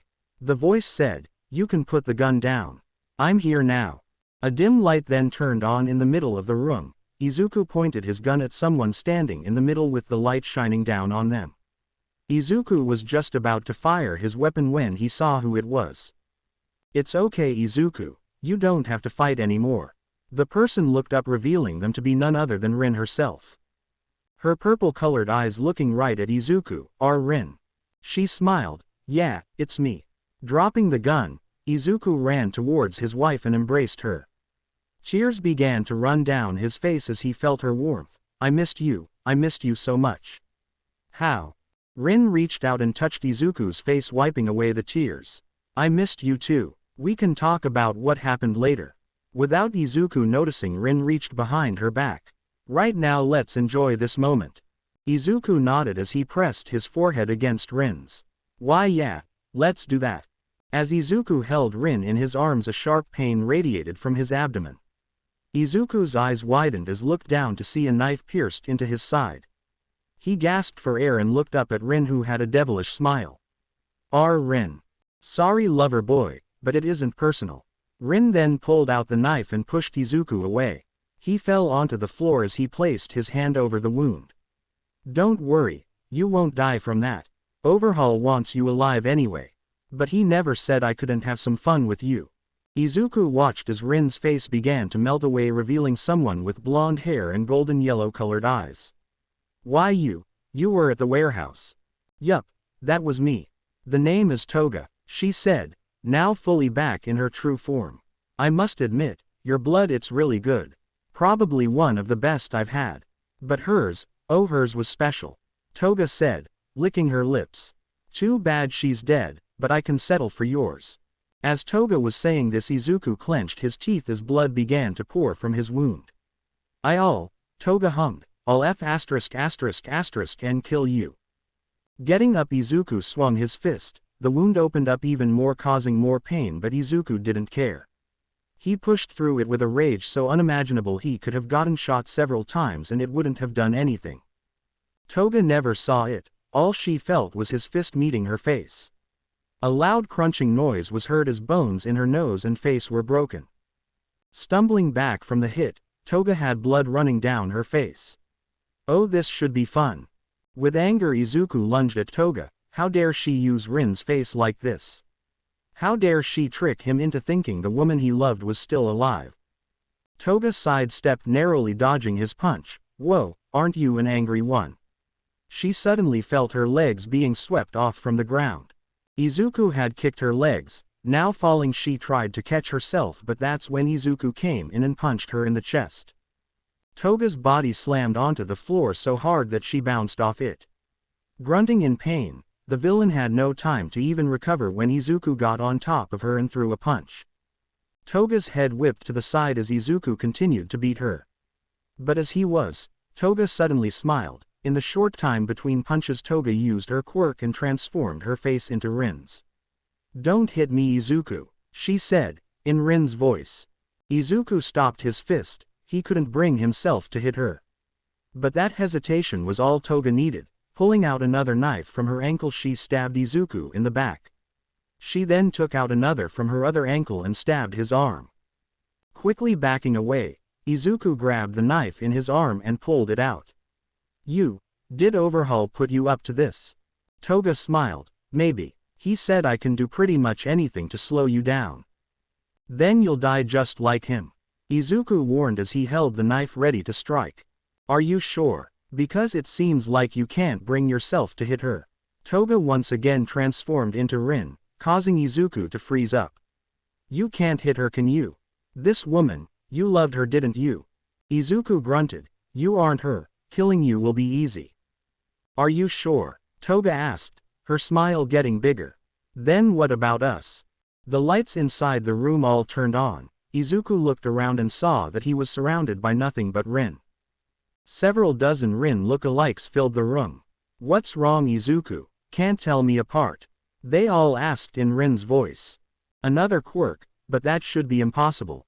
I still have the... He looked at his wrist and noticed that the device was still there but just wasn't working. Wait, since when? If Toga's transformations are her quirk, when did it stop? Shit. What's wrong, Izuku? Aren't you happy to see me? The clones of Rin asked. Here, let me give you a hug. The dozens of clones then all ran towards Izuku. The man tried to stab one as they approached, but seeing Rin's face made him hesitant. And that's all the clones needed. One by one the clones all ran by and began to beat on Izuku. All the while taunting him. What's wrong, sweetie? Aren't you happy to see me? Why didn't you save me? They asked as Izuku's head whiplashed to the side.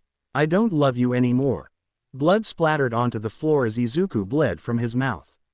It should have been you. You should have died that day. Falling onto the floor, Izuku laid there as the clones kicked him. He didn't even care anymore. Izuku didn't even try to defend himself.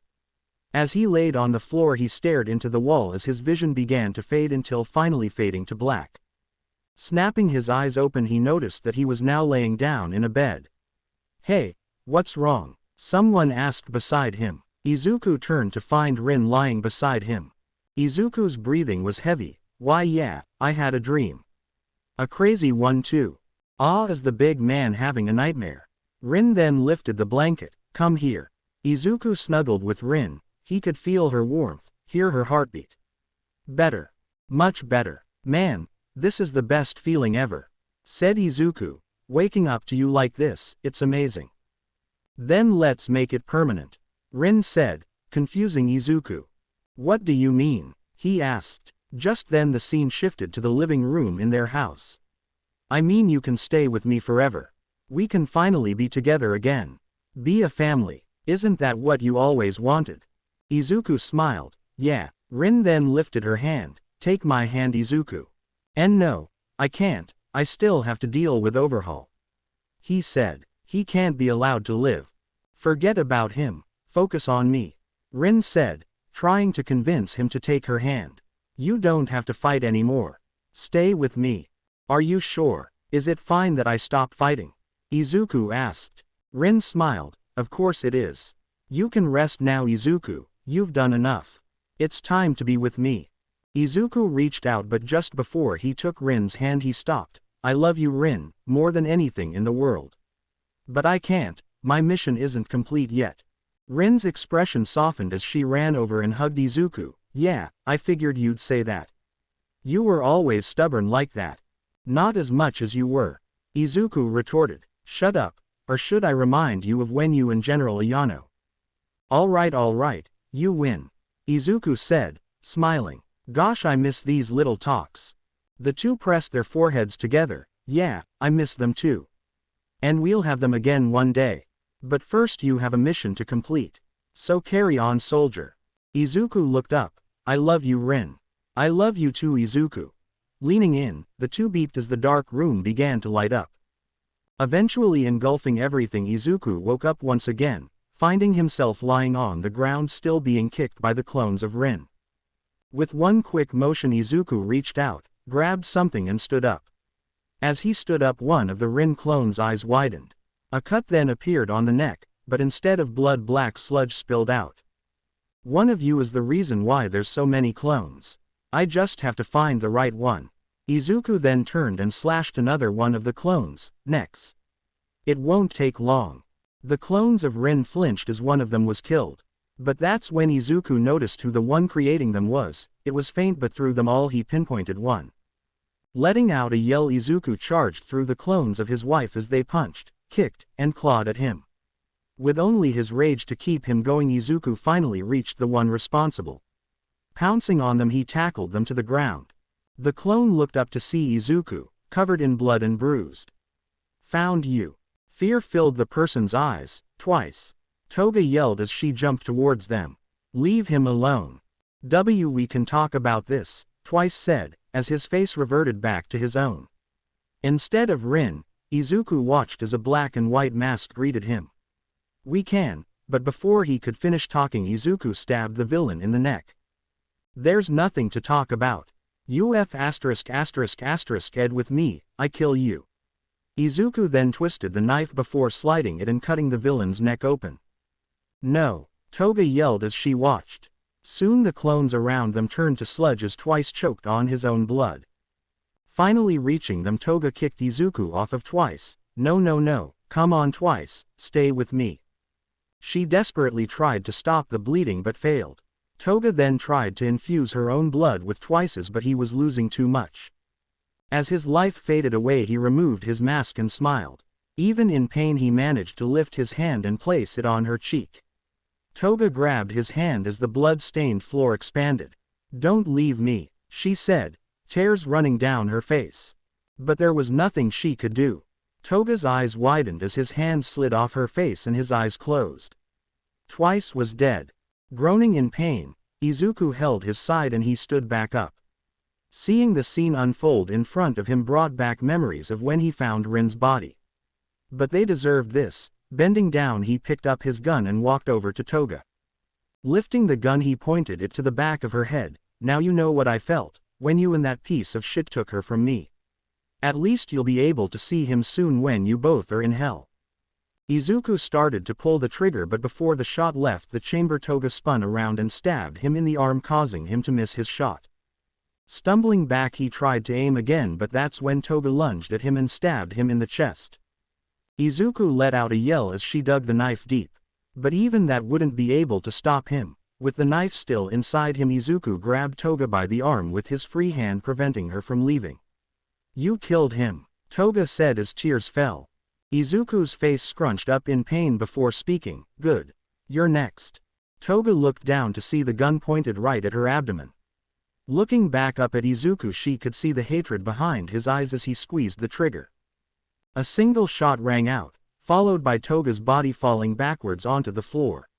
Once on the ground, blood began to pour from the wound. Breathing heavily, Izuku grabbed the knife in his chest and pulled it out. "That's for F********, N with my head." Spitting on the floor, Izuku then turned and left Toga to die. With Overhaul. "How the hell did he do it?" Overhaul asked. "He disabled our quirks. We can worry about that later.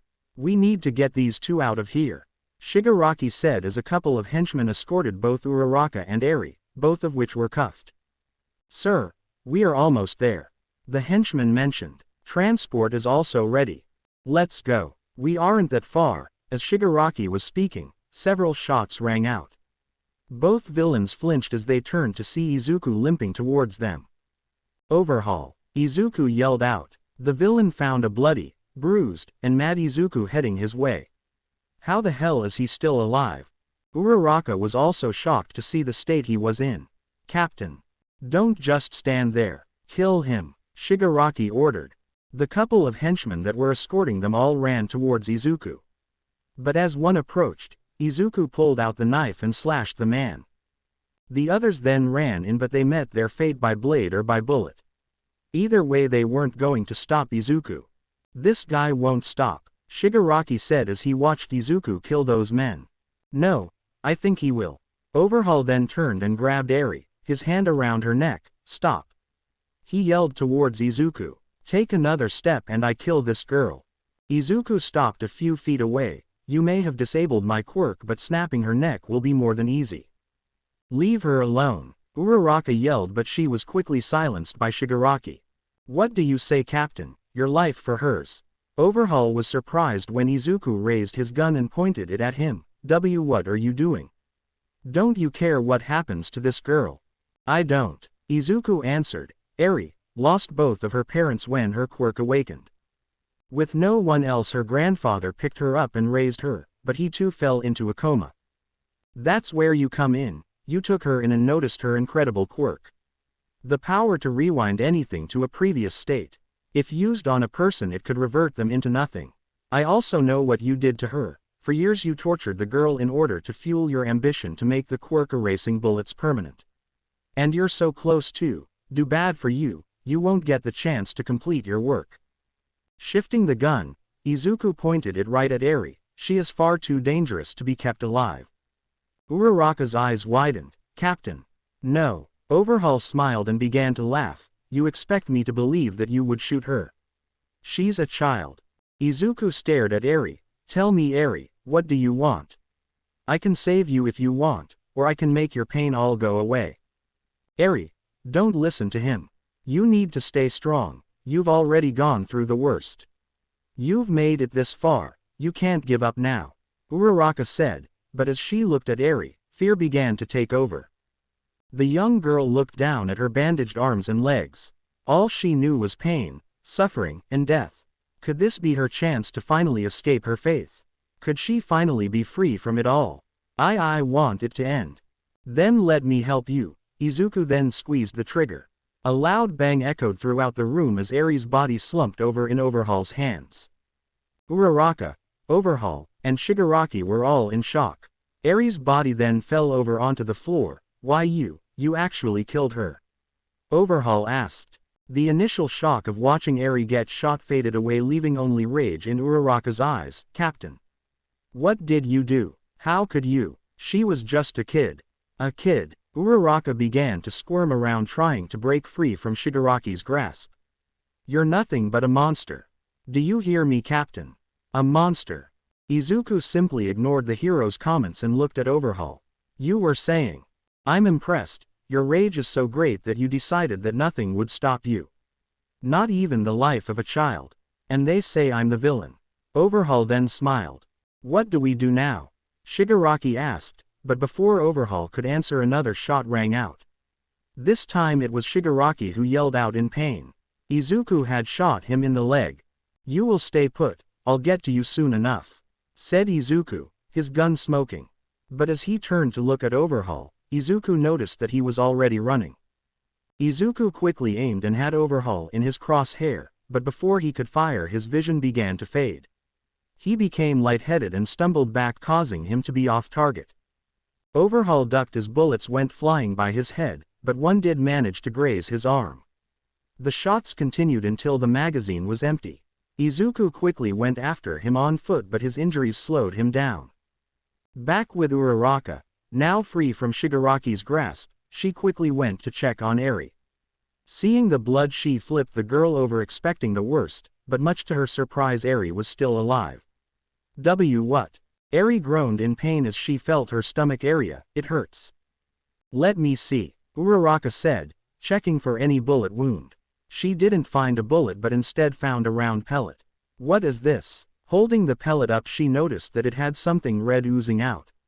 A chemical reaction. The captain never intended to kill her, he wanted her out of danger. But that means, but as Uraraka was thinking about what to do, Bakugo came rocketing towards them. Uravity, he yelled. Are you all right, Bakugo? What are you doing here? She asked, confused. We got a distress signal from an anonymous person who claimed to have seen you. Bakugo explained. No way, he planned this, he planned it all. Uraraka then stood up. Bakugo, I need you to stay with her, oh, and watch him. Don't let either of them out of your sight. She then looked at Eri. I'll be right back, Eri, stay here. Give me your spare communicator. Bakugo quickly reached into his pocket and pulled out a spare, to which she quickly grabbed and put on. With that, Uraraka took off after Izuku and Overhaul. Going deeper into the hideout, she heard gunshots. Please, Captain, wait. Turning a corner, Uraraka stopped and froze as she saw the sight before her. Izuku was on top of Overhaul, just beating on him. With every punch Izuku delivered, blood would splatter onto his face. Captain, Uraraka yelled. That's enough. He's down, it's over. Izuku took a break from punching Overhaul and looked at Uraraka. His breathing was heavy, and not until he learns what it felt like to lose them. That's when Overhaul laughed, blood spilling out from his mouth. Haha. Tell me, soldier, do you think your wife died in pain? Izuku snapped and punched him again in the face. Don't mention my wife again. Why, is it painful to think of her? Overhaul asked through his broken teeth. Her lifeless body, on the ground as you could do nothing but watch. Hate was the simplest way to describe what Izuku was about to do. With both hands, Izuku grabbed Overhaul's neck and began to choke him. Tell the devil who sent you, Overhaul. Gasping for air, the color on Overhaul's face began to fade. Stop, Uraraka yelled out. You have to stop, Captain. But Izuku wouldn't. You still think he deserves to live? After everything. What about the girl? He tortured her. Uraraka didn't answer him. Exactly. Squeezing even harder, Izuku slowly cut off Overhaul's oxygen. Overhaul managed to turn his head and look at Uraraka. Hero, you save people, don't you? Save me. Uraraka's eyes widened. Her duty as a hero demanded that she help Overhaul, even if he was a villain. But her heart told her to let him die. Conflicted, Uraraka couldn't decide what to do. Overhaul felt his life slip from his grasp. His vision was blurry, the pain around his body only increased with time. But in the moment before he passed out due to lack of oxygen, he felt it, his quirk, it was back. Unable to lift his arms to touch Izuku, he opted for the next best thing. Touching the ground, he activated his quirk and reshaped the ground into spikes. Izuku's eyes widened as a spike pierced his shoulder. Quickly letting him go, Izuku jumped back as blood splattered onto the floor. The device, it's not working. Finally able to get in air, Overhaul gasped and began to cough. Why won't you just die? Overhaul then slammed his hand onto the ground, causing even more spikes to appear. Izuku, in his wounded state, could do nothing as they approached, but as they did, a wave of calm hit him. He was finally going to be with Rin again. Unfortunately, it wasn't his time yet. As the spikes approached, Uraraka tackled Izuku out of the way. Quickly getting back up, Uraraka stood in between them. Not going to happen. You're a hero, are you defending him? Overhaul asked. He's just as bad as me. No, he's not, Uraraka yelled back. He's nothing like you, and I'm not defending him, I'm saving him. Then this ends now. Overhaul moved his hand towards the ground, but just as he was going to touch it, Izuku laughed. Everyone turned to find him slowly getting to his knees. Why are you laughing? With his face half broken, Izuku turned and smiled. You're right, this is the end. But not for me, for you, and all you've built. I've won, you have nothing left. Overhaul was confused. What are you talking about? My followers are still scattered throughout the country. Spitting on the floor, Izuku smirked. You think so? Tell me, what time is it?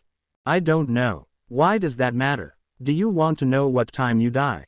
Overhaul mocked. No, not really. I just wanted you to know the time it all ended. The time your empire fell. Suddenly one of Overhaul's men came running towards them. Sir, he yelled. It's all gone. What are you talking about? He asked. What's gone? Everything. The bases, the men, the money, the drugs, it's all gone. Overhaul's eyes widened. Reports are coming in from those who survived that everything is gone. Overhaul turned to look at Izuku. What did you do? I told you before, Overhaul, that I would bring your world crumbling down around you. Then and only then I would kill you. Everything you had, I destroyed. Your empire, your friends, are all gone. Izuku looked at Uraraka. You should be getting a report right about now. Just then Bakugo's voice was heard through the communicator. Uravity. We have a situation. What is it? Uraraka asked, pressing the device in her ear.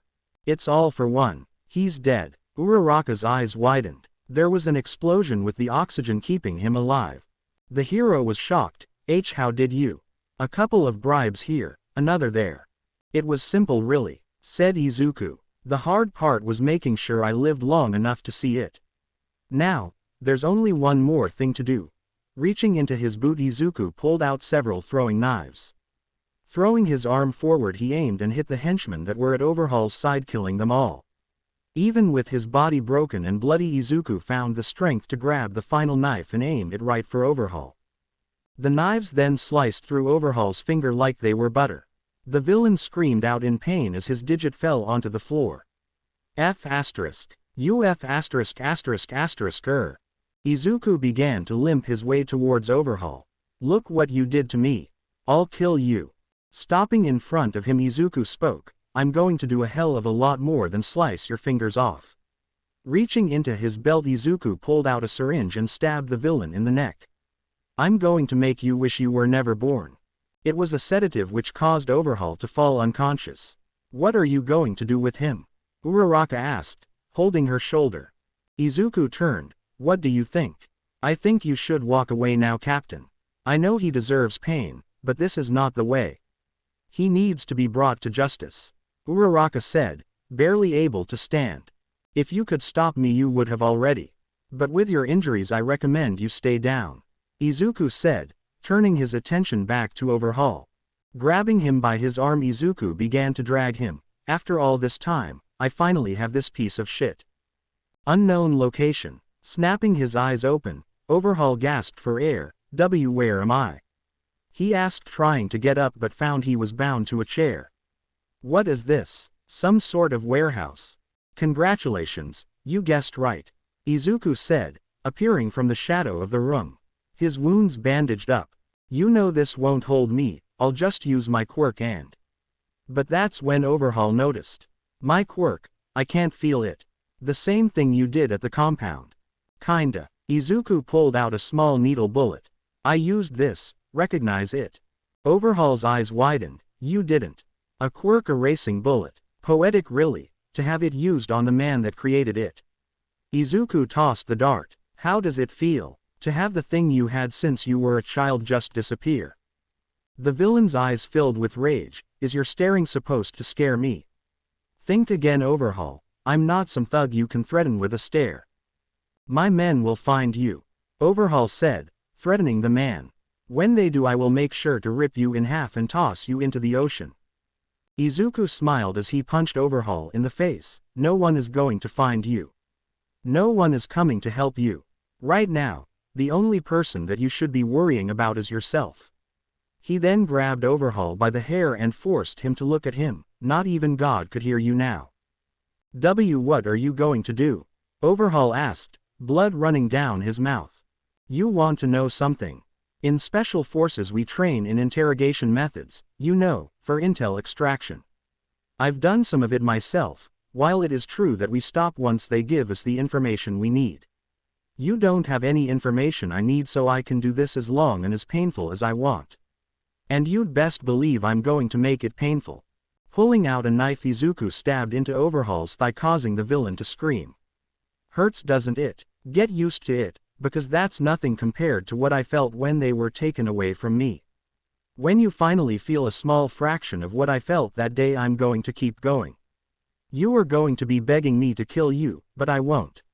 I'm going to watch you die, slowly, in pain, and yes, I am going to enjoy every second of it. Recovering at Uraraka and Eri were together in a classroom. What is this place? Eri asked, looking throughout the room. It's a school, Uraraka answered. This school is specially made for kids who want to become heroes in the future. Really? That's pretty cool. Eri then looked outside the window and saw other heroes walking in. They're here again. Is something going on? I don't know, I haven't heard anything. Uraraka explained. I'm surprised, Eri, that you're up and about. After all these years I'm finally out. There's no way I'm spending my time in another room. Eri then turned. Whatever happened to him? Overhaul is still missing. All we know is that Captain Midoriya took him. Uraraka then noticed a smile on Eri's face. But we'll find him. He has to face justice. Death will suit him better. Eri said coldly. If anything, I hope this captain kills him. Eri, I already told you we can't think that way. If you are serious about coming here, then you have to stop thinking that way. Uraraka then walked over to Eri. But I do hope the captain is safe. Just then Uraraka got a message on her phone. Pulling it out, she looked at the message. When she read it, her eyes widened. No way, Eri, I have to go. Uraraka then took off and ran out of the door before Eri could say anything. Making it to the teacher's lounge, she found Mina, Momo, and Todoroki all looking at the TV. You heard that right, folks. The villain known as Shigaraki is offering a 5 billion yen reward for the death of Captain Izuku Midoriya. This contract is open to the public, meaning anyone can find him if they wish. Where the hell did they get that kind of money? Mina asked, shocked by the amount. There's no way people are actually going to fall for this, right? Todoroki asked. They aren't targeting normal people, said Uraraka. They want heroes to take this offer. Heroes? But wouldn't the Hero Commission just revoke the license of those participating? Questioned Momo. Another special report is coming in, the reporter said as they were handed another note. The Hero Commission has approved and given permission for heroes to pursue the captain. Uraraka's eyes widened. What? This isn't good for the captain. Mina then turned to Uraraka. What are you going to do now? Clenching her fist. Those are in on it. They are working with the League. Uraraka then turned. I have to find him before anyone else does. Do you even know where to look? Momo asked. Uraraka stopped. Didn't think so. No, I don't know. But I know someone who might. I'm going to need backup for this.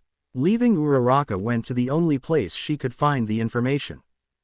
Getting out of her car, she, along with everyone from Class 1A, walked up to the gate. Immediately the clicking of guns were heard. I thought I told you never to show your face here again. The hero looked up to see Ayano in the middle of her men. Uraraka turned to Bakugo. No one moves unless they do something. I know, but I need your help. Uraraka took a step forward but stopped when her men raised their rifles. You don't deserve my help, not after labeling the captain as a villain. Ayano argued. You are the reason why there is a bounty on his head. What the captain is doing, but before Uraraka could finish that sentence Ayano cut her off. What he is doing is right. Overhaul wouldn't be on the streets if you heroes did your jobs. Rin would still be alive, and he wouldn't have gone to these lengths. Don't you see, this is all your fault, Ayano said, getting in Uraraka's face. You more than anyone, you're a patient excuse of a hero. In a fit of rage Uraraka punched the general in the face. Before she could recover, the hero swiped her legs. Falling to the ground, Uraraka then grabbed her arm and pinned it behind Ayano's back. The soldiers quickly moved in and aimed their guns at Uraraka and the others. One of the men walked up to Uraraka and aimed the barrel at her head. Whatever happens next, it happens to you first. Think again, Bakugo said, pointing his hand at the soldier. General, say the word and we drop them all, the vice captain said. Ayano gritted her teeth.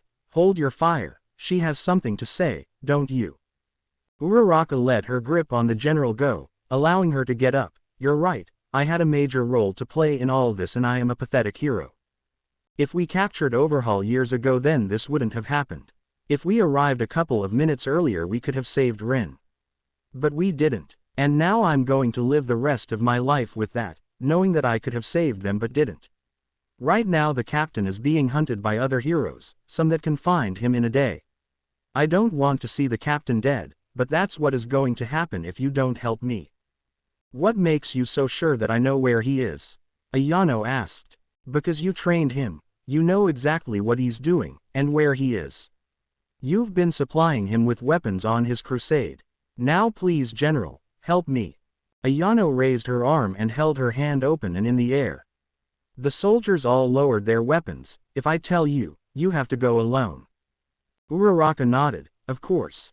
I just want to save him. Ayano motioned Uraraka to step forward. Give me your forehead. The two then touched foreheads. This allowed Ayano to use her quirk. Her quirk allowed her to transfer knowledge she knew to others via forehead contact. It also allowed her to select certain information. Its name is mind transfer. Activating her quirk, Ayano passed the location to Uraraka. There, it's done. How long do I have until he kills him? Uraraka asked. Captain Midoriya won't kill him until he makes him suffer. He could be dead already for all I know. Ayano explained. But I do know this, whatever you find, however you find him, remember what he's lost. I know what he lost, and I sympathize, but that still doesn't give him the right to kill. I will bring the captain in, alive. With that Uraraka turned and motioned for the others to leave. She had only one thing on her mind, saving Izuku. But little did she know as they pulled away Ayano pulled out a cell phone. Yeah, it's like you said, they showed up. She's headed your way now. On the other side Izuku was seen, his bloody hand holding the cell phone to his ear.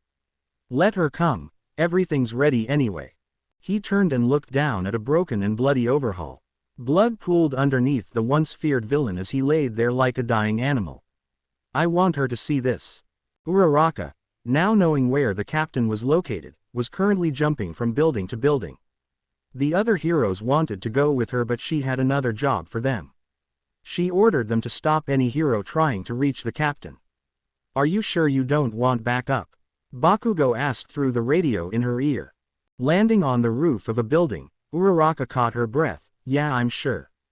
He's still injured from his fight with Toga and Overhaul. Nothing else matters right now.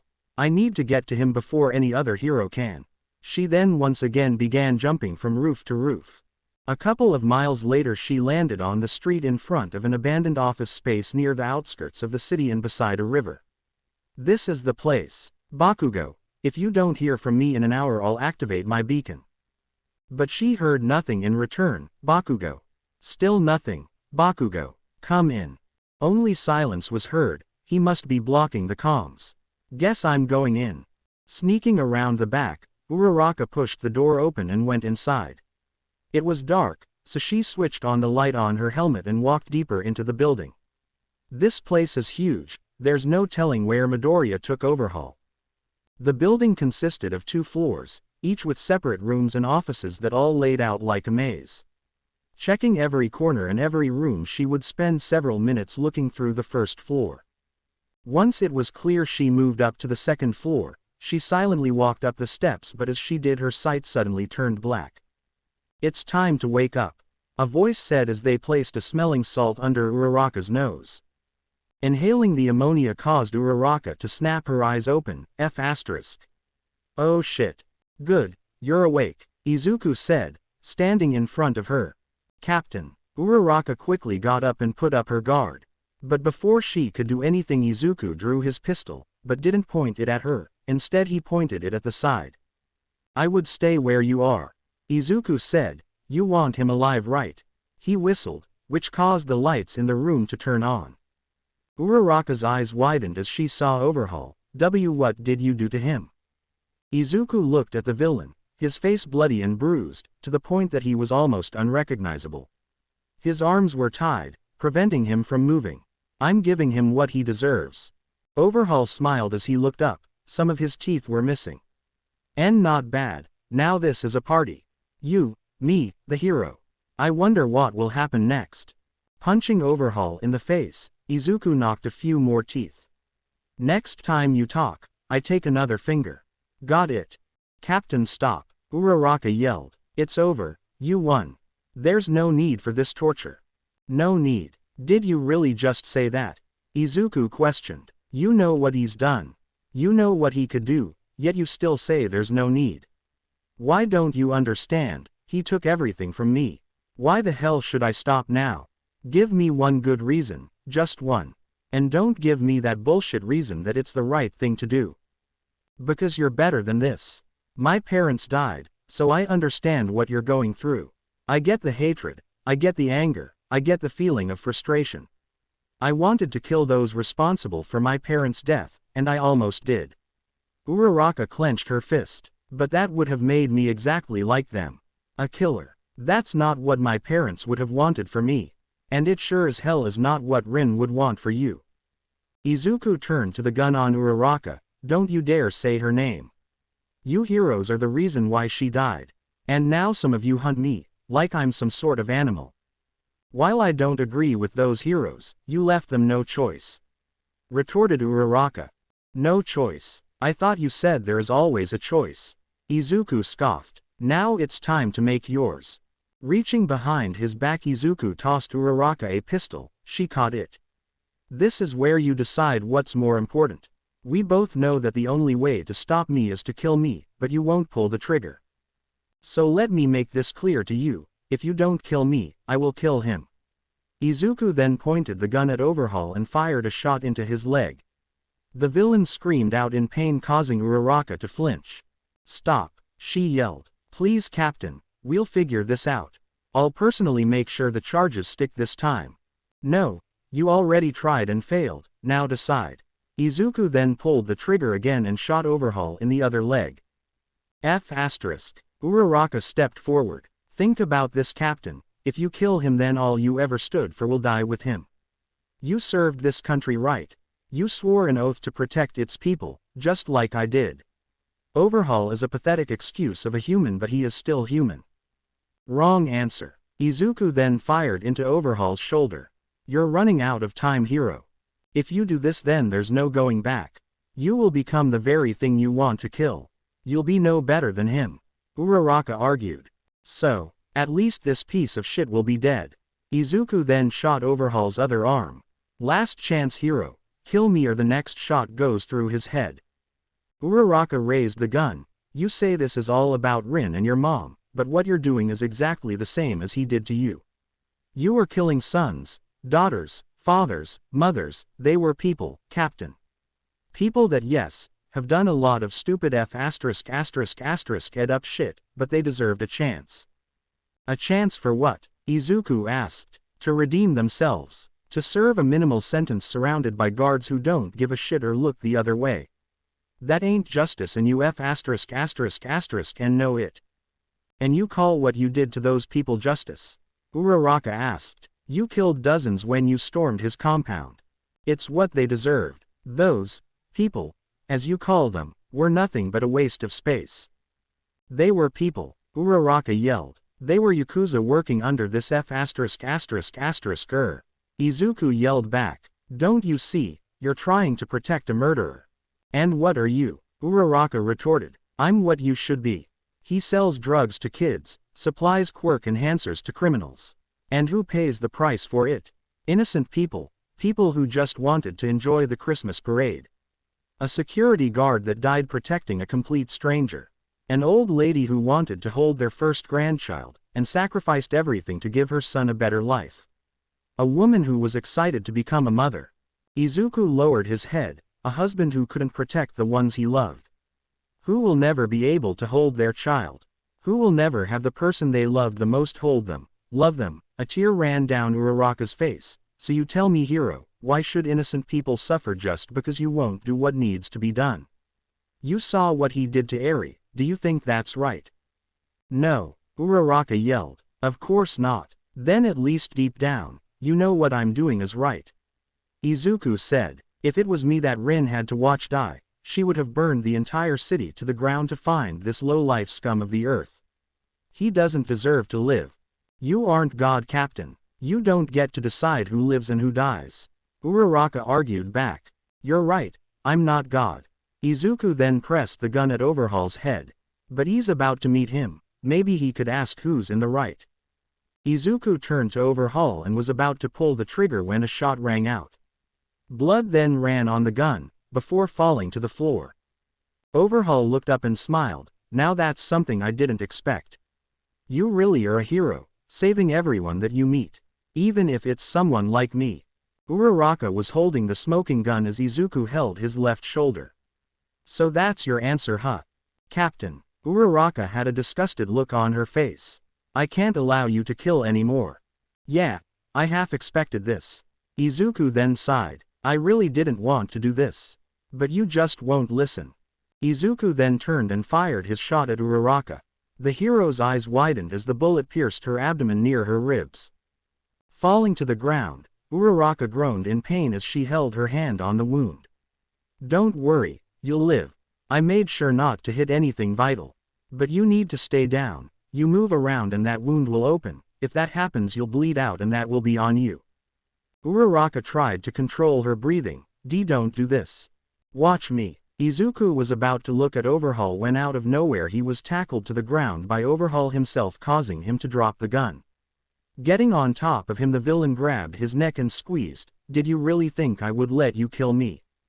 Izuku then felt a sharp pain from his side. Overhaul had grabbed one of the surgical knives and stabbed him with it. Letting out a pained grunt, Izuku tried to push Overhaul away, but as he reached, the villain delivered a hard headbutt. Even with his own pain, the Yakuza leader still found the strength to fight back. Was this his final wind, or the gasp of a dying man? The gunshot wounds in each of his arms bleed onto Izuku as he laid on top of him. This shouldn't have gone as far as it did. Overhaul then began to punch Izuku in the face over and over again, just as he did to him. You should have died along with your mother and whore of a wife. Hearing that made Izuku snap. With the strength he had left, he clenched his fist and managed to land a powerful blow to Overhaul's face. The villain staggered back, causing him to let go of Izuku. Now free, he stood up and looked at the knife still stuck in his side. Grabbing it, Izuku grunted as he pulled it out and threw it onto the floor. I'm going to kill you. Overhaul, with blood running down his face, smiled. No, I won't be the one dying today. He then pulled out a gun, the same gun Izuku used to shoot him. Two loud bangs rang out. Izuku looked down at his body to find two bullet wounds, one on the left side of his chest, and another in the lower abdomen region. But even that wouldn't be enough to stop Izuku. The rage and hate he felt in that moment was nothing like he ever felt. Nothing would stop him. Why won't you die? Overhaul yelled as he looked at the gun, confused. He tried to fire the weapon one more time, but before he could, Izuku ran in and forced the villain to the ground, dropping the weapon. The two wrestled for a while before Izuku got the upper hand and placed the villain in a rear choke hold. You feel that? Izuku asked, as he tightened his grip. Snapping your neck would be easy. Reaching for his leg, Izuku pulled out a combat knife and stabbed Overhaul in the chest. The villain screamed out in pain, but that's when Izuku dropped him, and once again got on top. You took the ones I loved from me. Took my heart and stomped over it. Now I'll do the same to you, only this won't be figuratively. Grabbing the knife plunged it right where Overhaul's heart was.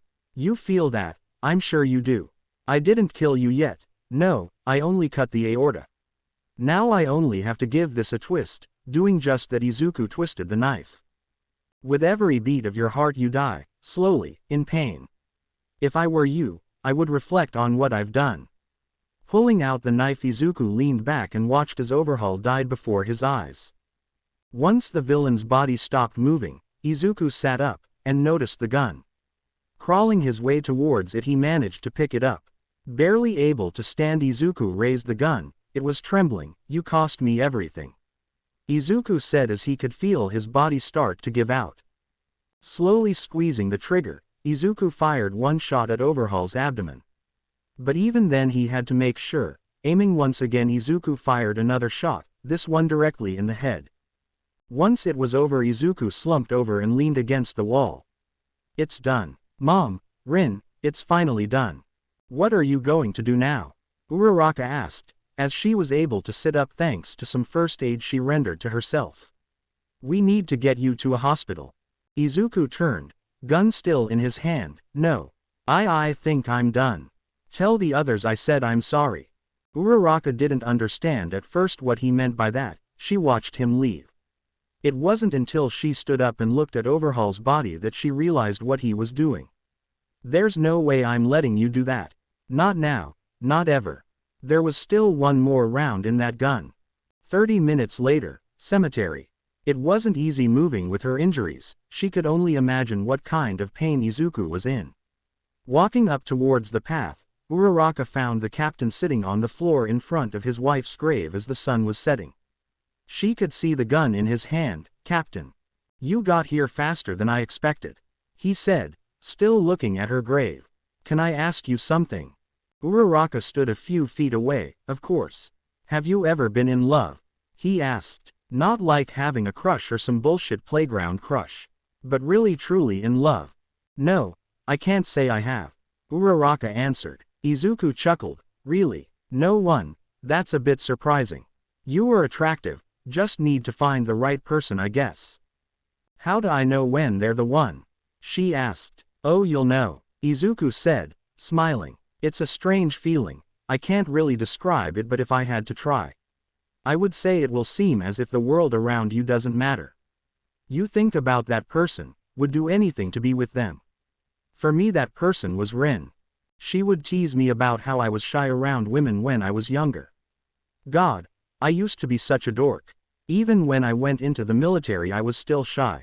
And when I met Rin, forget about it, I couldn't even look her in the eyes.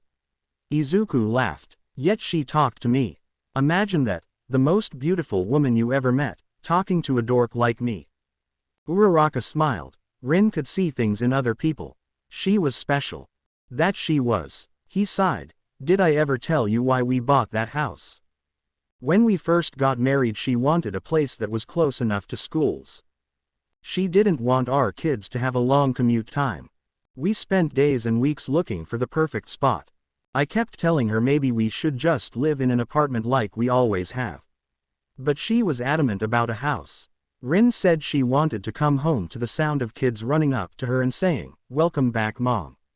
She didn't want that in an apartment. I knew she wanted kids. She once joked that she wanted a full basketball team. When she first told me that she was pregnant, I was scared. I've only been scared twice after getting into the military. Halfway through the story Uraraka sat on her knees and removed her helmet. Once was when we got ambushed on a mission. I was scared, not for myself, but if I died, Rin would be alone. The second time was that night. I was going to be a dad. I kept asking myself, would I be able to take care of a kid? I never knew my dad, so I was afraid that I would turn out like him. But I also knew that if Rin was there, I would be fine. Imagine that, a little version of me or Rin running around. Tears ran down Uraraka's face. You two would have been amazing parents. You think so? Thanks for saying that. Izuku looked at the gun in his hands. And now that dream will never come true. He looked over to Uraraka, noticed the bandages on her abdomen. Sorry about shooting you, and for everything. I've had worse, Uraraka said, wiping away the tears. She then noticed the blood pooling underneath him. "Captain, you need to go to the hospital. Your injuries." But Izuku raised his hand. "It's fine. Can you do me a favor? After this is over, go to the house, there should be a small safe box under the tree. I put all the info you need to bring in some criminals. I'll warn you now, what you'll find won't be pretty. It could change how you view some of your hero friends." Uraraka nodded. "I'll make sure the information gets out, no matter who is on the list." "Good, good." Izuku looked at the grave. "I'm starting to feel cold." "Well, the sun is setting, you know," Uraraka said, slowly getting up. Izuku looked at the sun disappearing over the hills. "Yeah, I guess it is. Let me give you one final piece of advice. Don't turn out like me, be better. You're already a respectable hero, don't let the world change you like it did me. Come on, let's get you to a hospital and you can share your story to everyone. People can hear what really happened. This could be a chance to restart, to be happy again." Uraraka said. Izuku scoffed. "Happy? I was happy. Happy when I married Rin. I was happy when she said we were going to be parents. But that happiness is gone." Izuku looked at Uraraka. "It's too late for me, I already had my chance. But you can still experience it though." Izuku reached into his pocket. "Here, take these."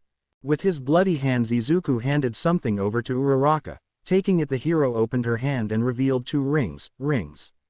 Uraraka asked, confused. "Rins and my own wedding rings," Izuku answered.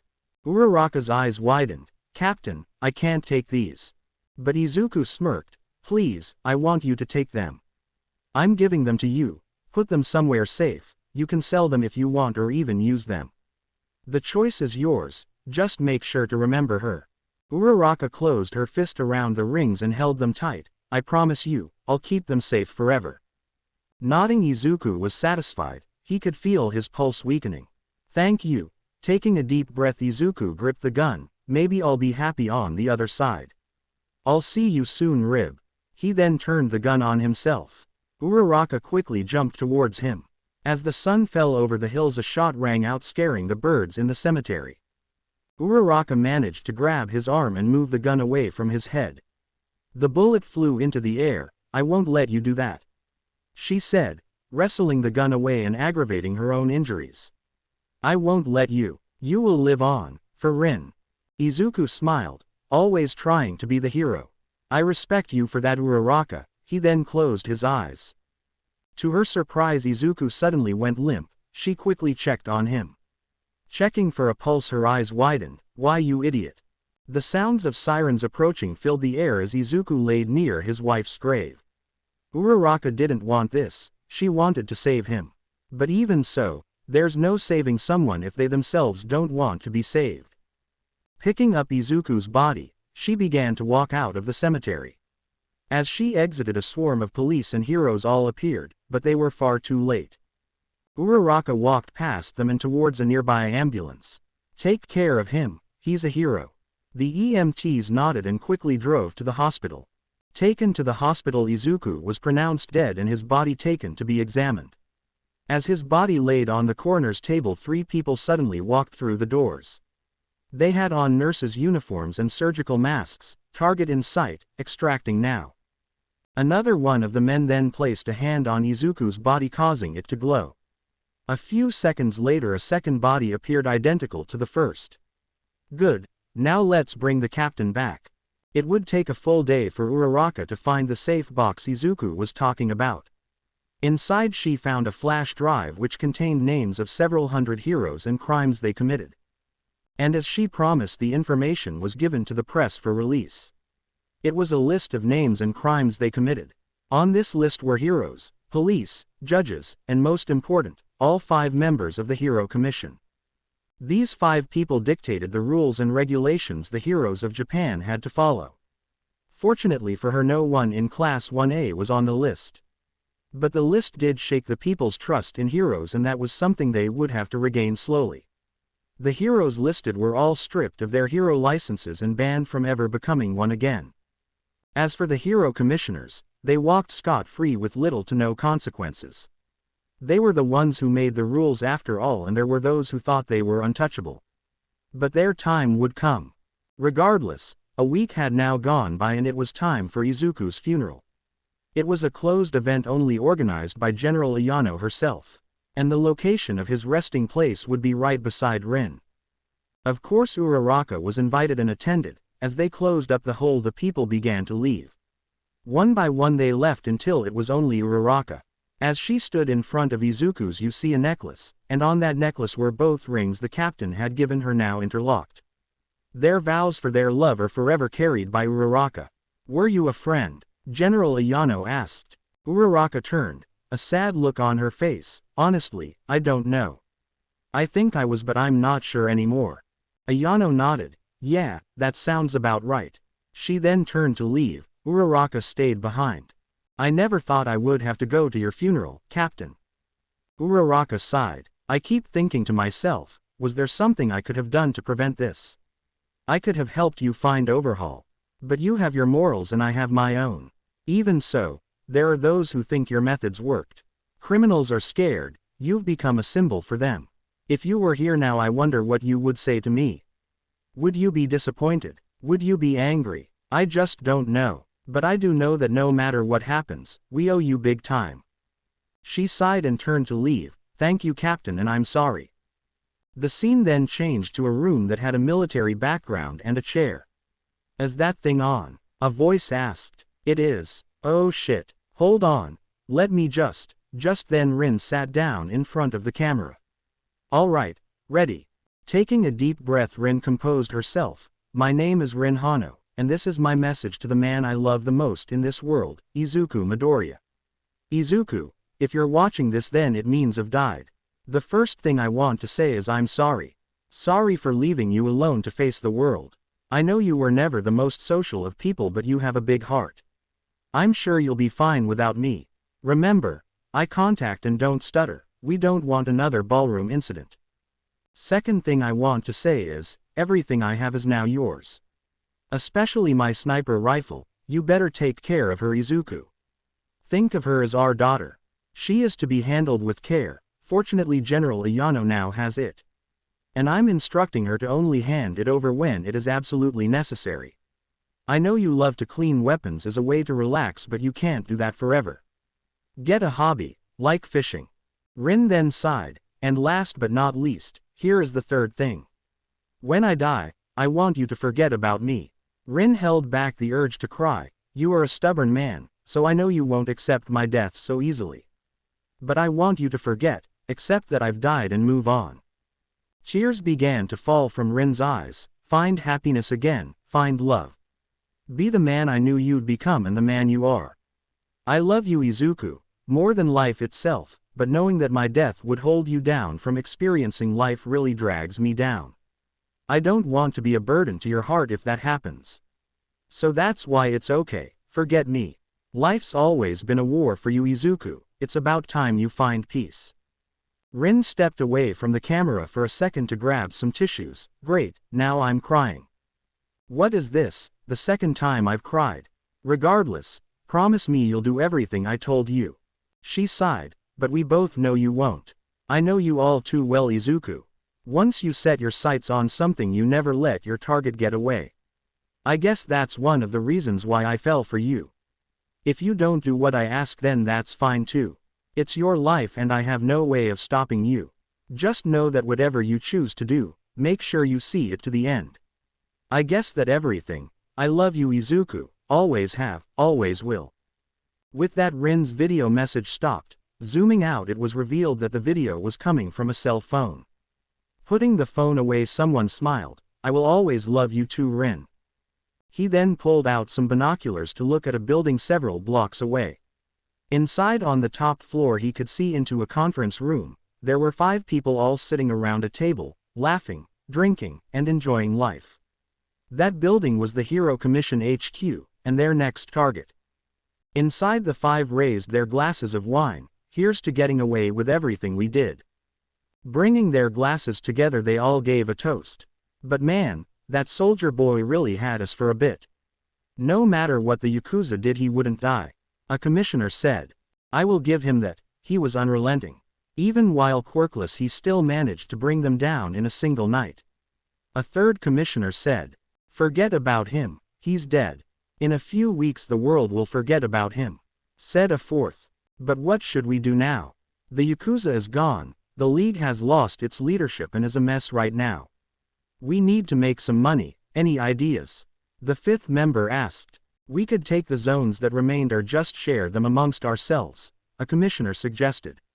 That way our influence grows even more. They then began to argue amongst themselves on what they would do. Gentlemen, please. One said, standing up. There will be plenty of time to decide what to do. For now, we celebrate the death of that man. He got close, but no one ever lives long enough to take us down. Is that so? A voice asked from the shadow of the room. Guess I shouldn't be here then. The commissioners all stood up. Who's there? And how did you get past the guards? Oh, that was the easy part. Stepping forward into the light, the commissioners all went eye wide. Hard part was making sure you were all together in one place. Who do you think you are? Coming in here and... But before the commissioner could finish speaking, a bullet pierced his head. What followed was 3 more flashes of light. 4 heads hit the table as 4 glasses of wine spilled and began to mix with the blood. The final commissioner froze in fear as his friends laid dead. Wait. Please, you can't do this. I am a hero, commissioner. Exactly, the man said as he fired his final shot right into the man's skull. Walking over, he began to clean his prints from the gun and placed it in the hands of one of the commissioners. You're supposed to be better than the shitbags the heroes fight. With his job now done, the unknown man walked out of the building. The deaths of the hero commissioners turned the hero community upside down. With the leaders dead and with the evidence suggesting that it was a murder-suicide, the heroes needed to elect new ones. But the entire system was restructured. Instead of 5 people controlling everything, any and all decisions would be placed for vote. All registered heroes would be able to participate. All votes had to be placed in person or else it would not count. This was a much better system than the one before. Change was happening and fast. There were those who opposed the changes, but they too began to warm up to it. Heroes were becoming heroes again. 2 weeks later, a fight was breaking out between the villains and the heroes. Down on the street, Uraraka and several other heroes were fighting with the remains of Overhaul's organization. Seeking revenge for their leader's death, what remained began to attack civilians and heroes alike. Come on, men. For Overhaul. Using her quirk to float over the crowd, Uraraka landed behind several of the men. Get her. She was with that guy. 2 henchmen rushed her, but before they could even get close, the hero rushed them.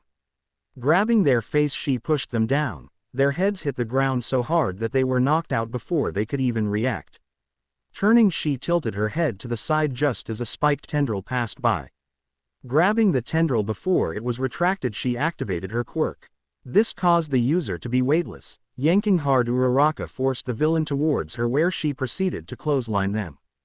Fighting them off one by one was easy for Uraraka, but fighting multiple could prove challenging. As she was focused on 2 in front of her, 3 got behind her and were about to attack. But before they could reach her, a loud bang echoed through the streets. 1 man fell dead. The others looked around, but as they did, 2 more shots rang out, killing them instantly. With 3 now dead on the floor, Uraraka quickly took care of the ones in front of her. Once they were secured, she scanned the nearby buildings and saw someone standing on the roof. Don't tell me it's another copycat. Using her grapple, she made her way towards the roof, just as the mystery man turned. Landing on the roof, she saw the man packing his rifle. While I appreciate the help, you just killed 3 people. I can't let you go. The person didn't even look back. I'm giving you 1 chance, come with me peacefully. I don't want to resort to violence. If you knew the man you're trying to imitate, you would just give up. Zipping up his rifle case, the man stood up. That man was a coward, and a fool. What? Uraraka asked, clenching her fist. Captain Midoriya was many things, but was neither of those. That's it, you're coming with me. Uraraka rushed the person in an attempt to use his quirk, but as they approached, the man sidestepped and grabbed her wrist. Shifting their weight, the man threw her over his shoulder, causing the hero to slam onto the concrete roof. That move, this feeling, she felt it before.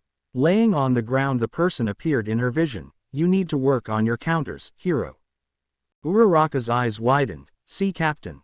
The man didn't say anything, instead he ran to the edge of the building and jumped to the next roof. Uraraka quickly got up and ran towards the edge. Wait. Stopping the man stood there. Is that you, Captain? Looking up, the man showed his face. Keep the rings safe, Uravati, I'm counting on you. With that the man continued to jump from roof to roof. Uraraka let out a laugh as she watched the man disappear. Well, I'll be damned. This really was all part of his plan. She then looked up towards the sky. You have one hell of a husband, Rin. Landing in an alleyway, the man quickly removed the clothes he was wearing and put on a trench coat. He then walked into the crowd of people and disappeared in plain sight. A little while later the man showed up to Rin's grave. Hey Rin. Sorry I couldn't join you. I really wanted to, but I knew if you saw me get there earlier than I'm supposed to, you'd kick my ass. I miss you, every day you know. But I know no matter what I do, where I go, you'll always be watching over me. I love you, Rin. With that Izuku turned and began to walk away from the grave. I lost my family due to crime. My mother, wife, and unborn child were taken from me by a man who thought he was untouchable. He got what he deserved and my family can finally rest in peace. Now, I hunt down those who would do the same to others. I will honor them by living on, but not as Izuku Midoriya. He died the day his wife died and the world thinks he's dead too. Many of the villains hide behind masks, scared of what would happen to them if people knew who they were. But I'm not like them. I won't wear masks or hide my face. Why? Because I want them to see who exactly killed them. So I say this to those who cause harm to others, the Yakuza, the League of Villains, the corrupt, the killers, the scum of the earth, they will know me by a new name, the Reaper. To be continue. I hope you enjoyed this story. Also remember to subscribe and like this video. See you in the next video.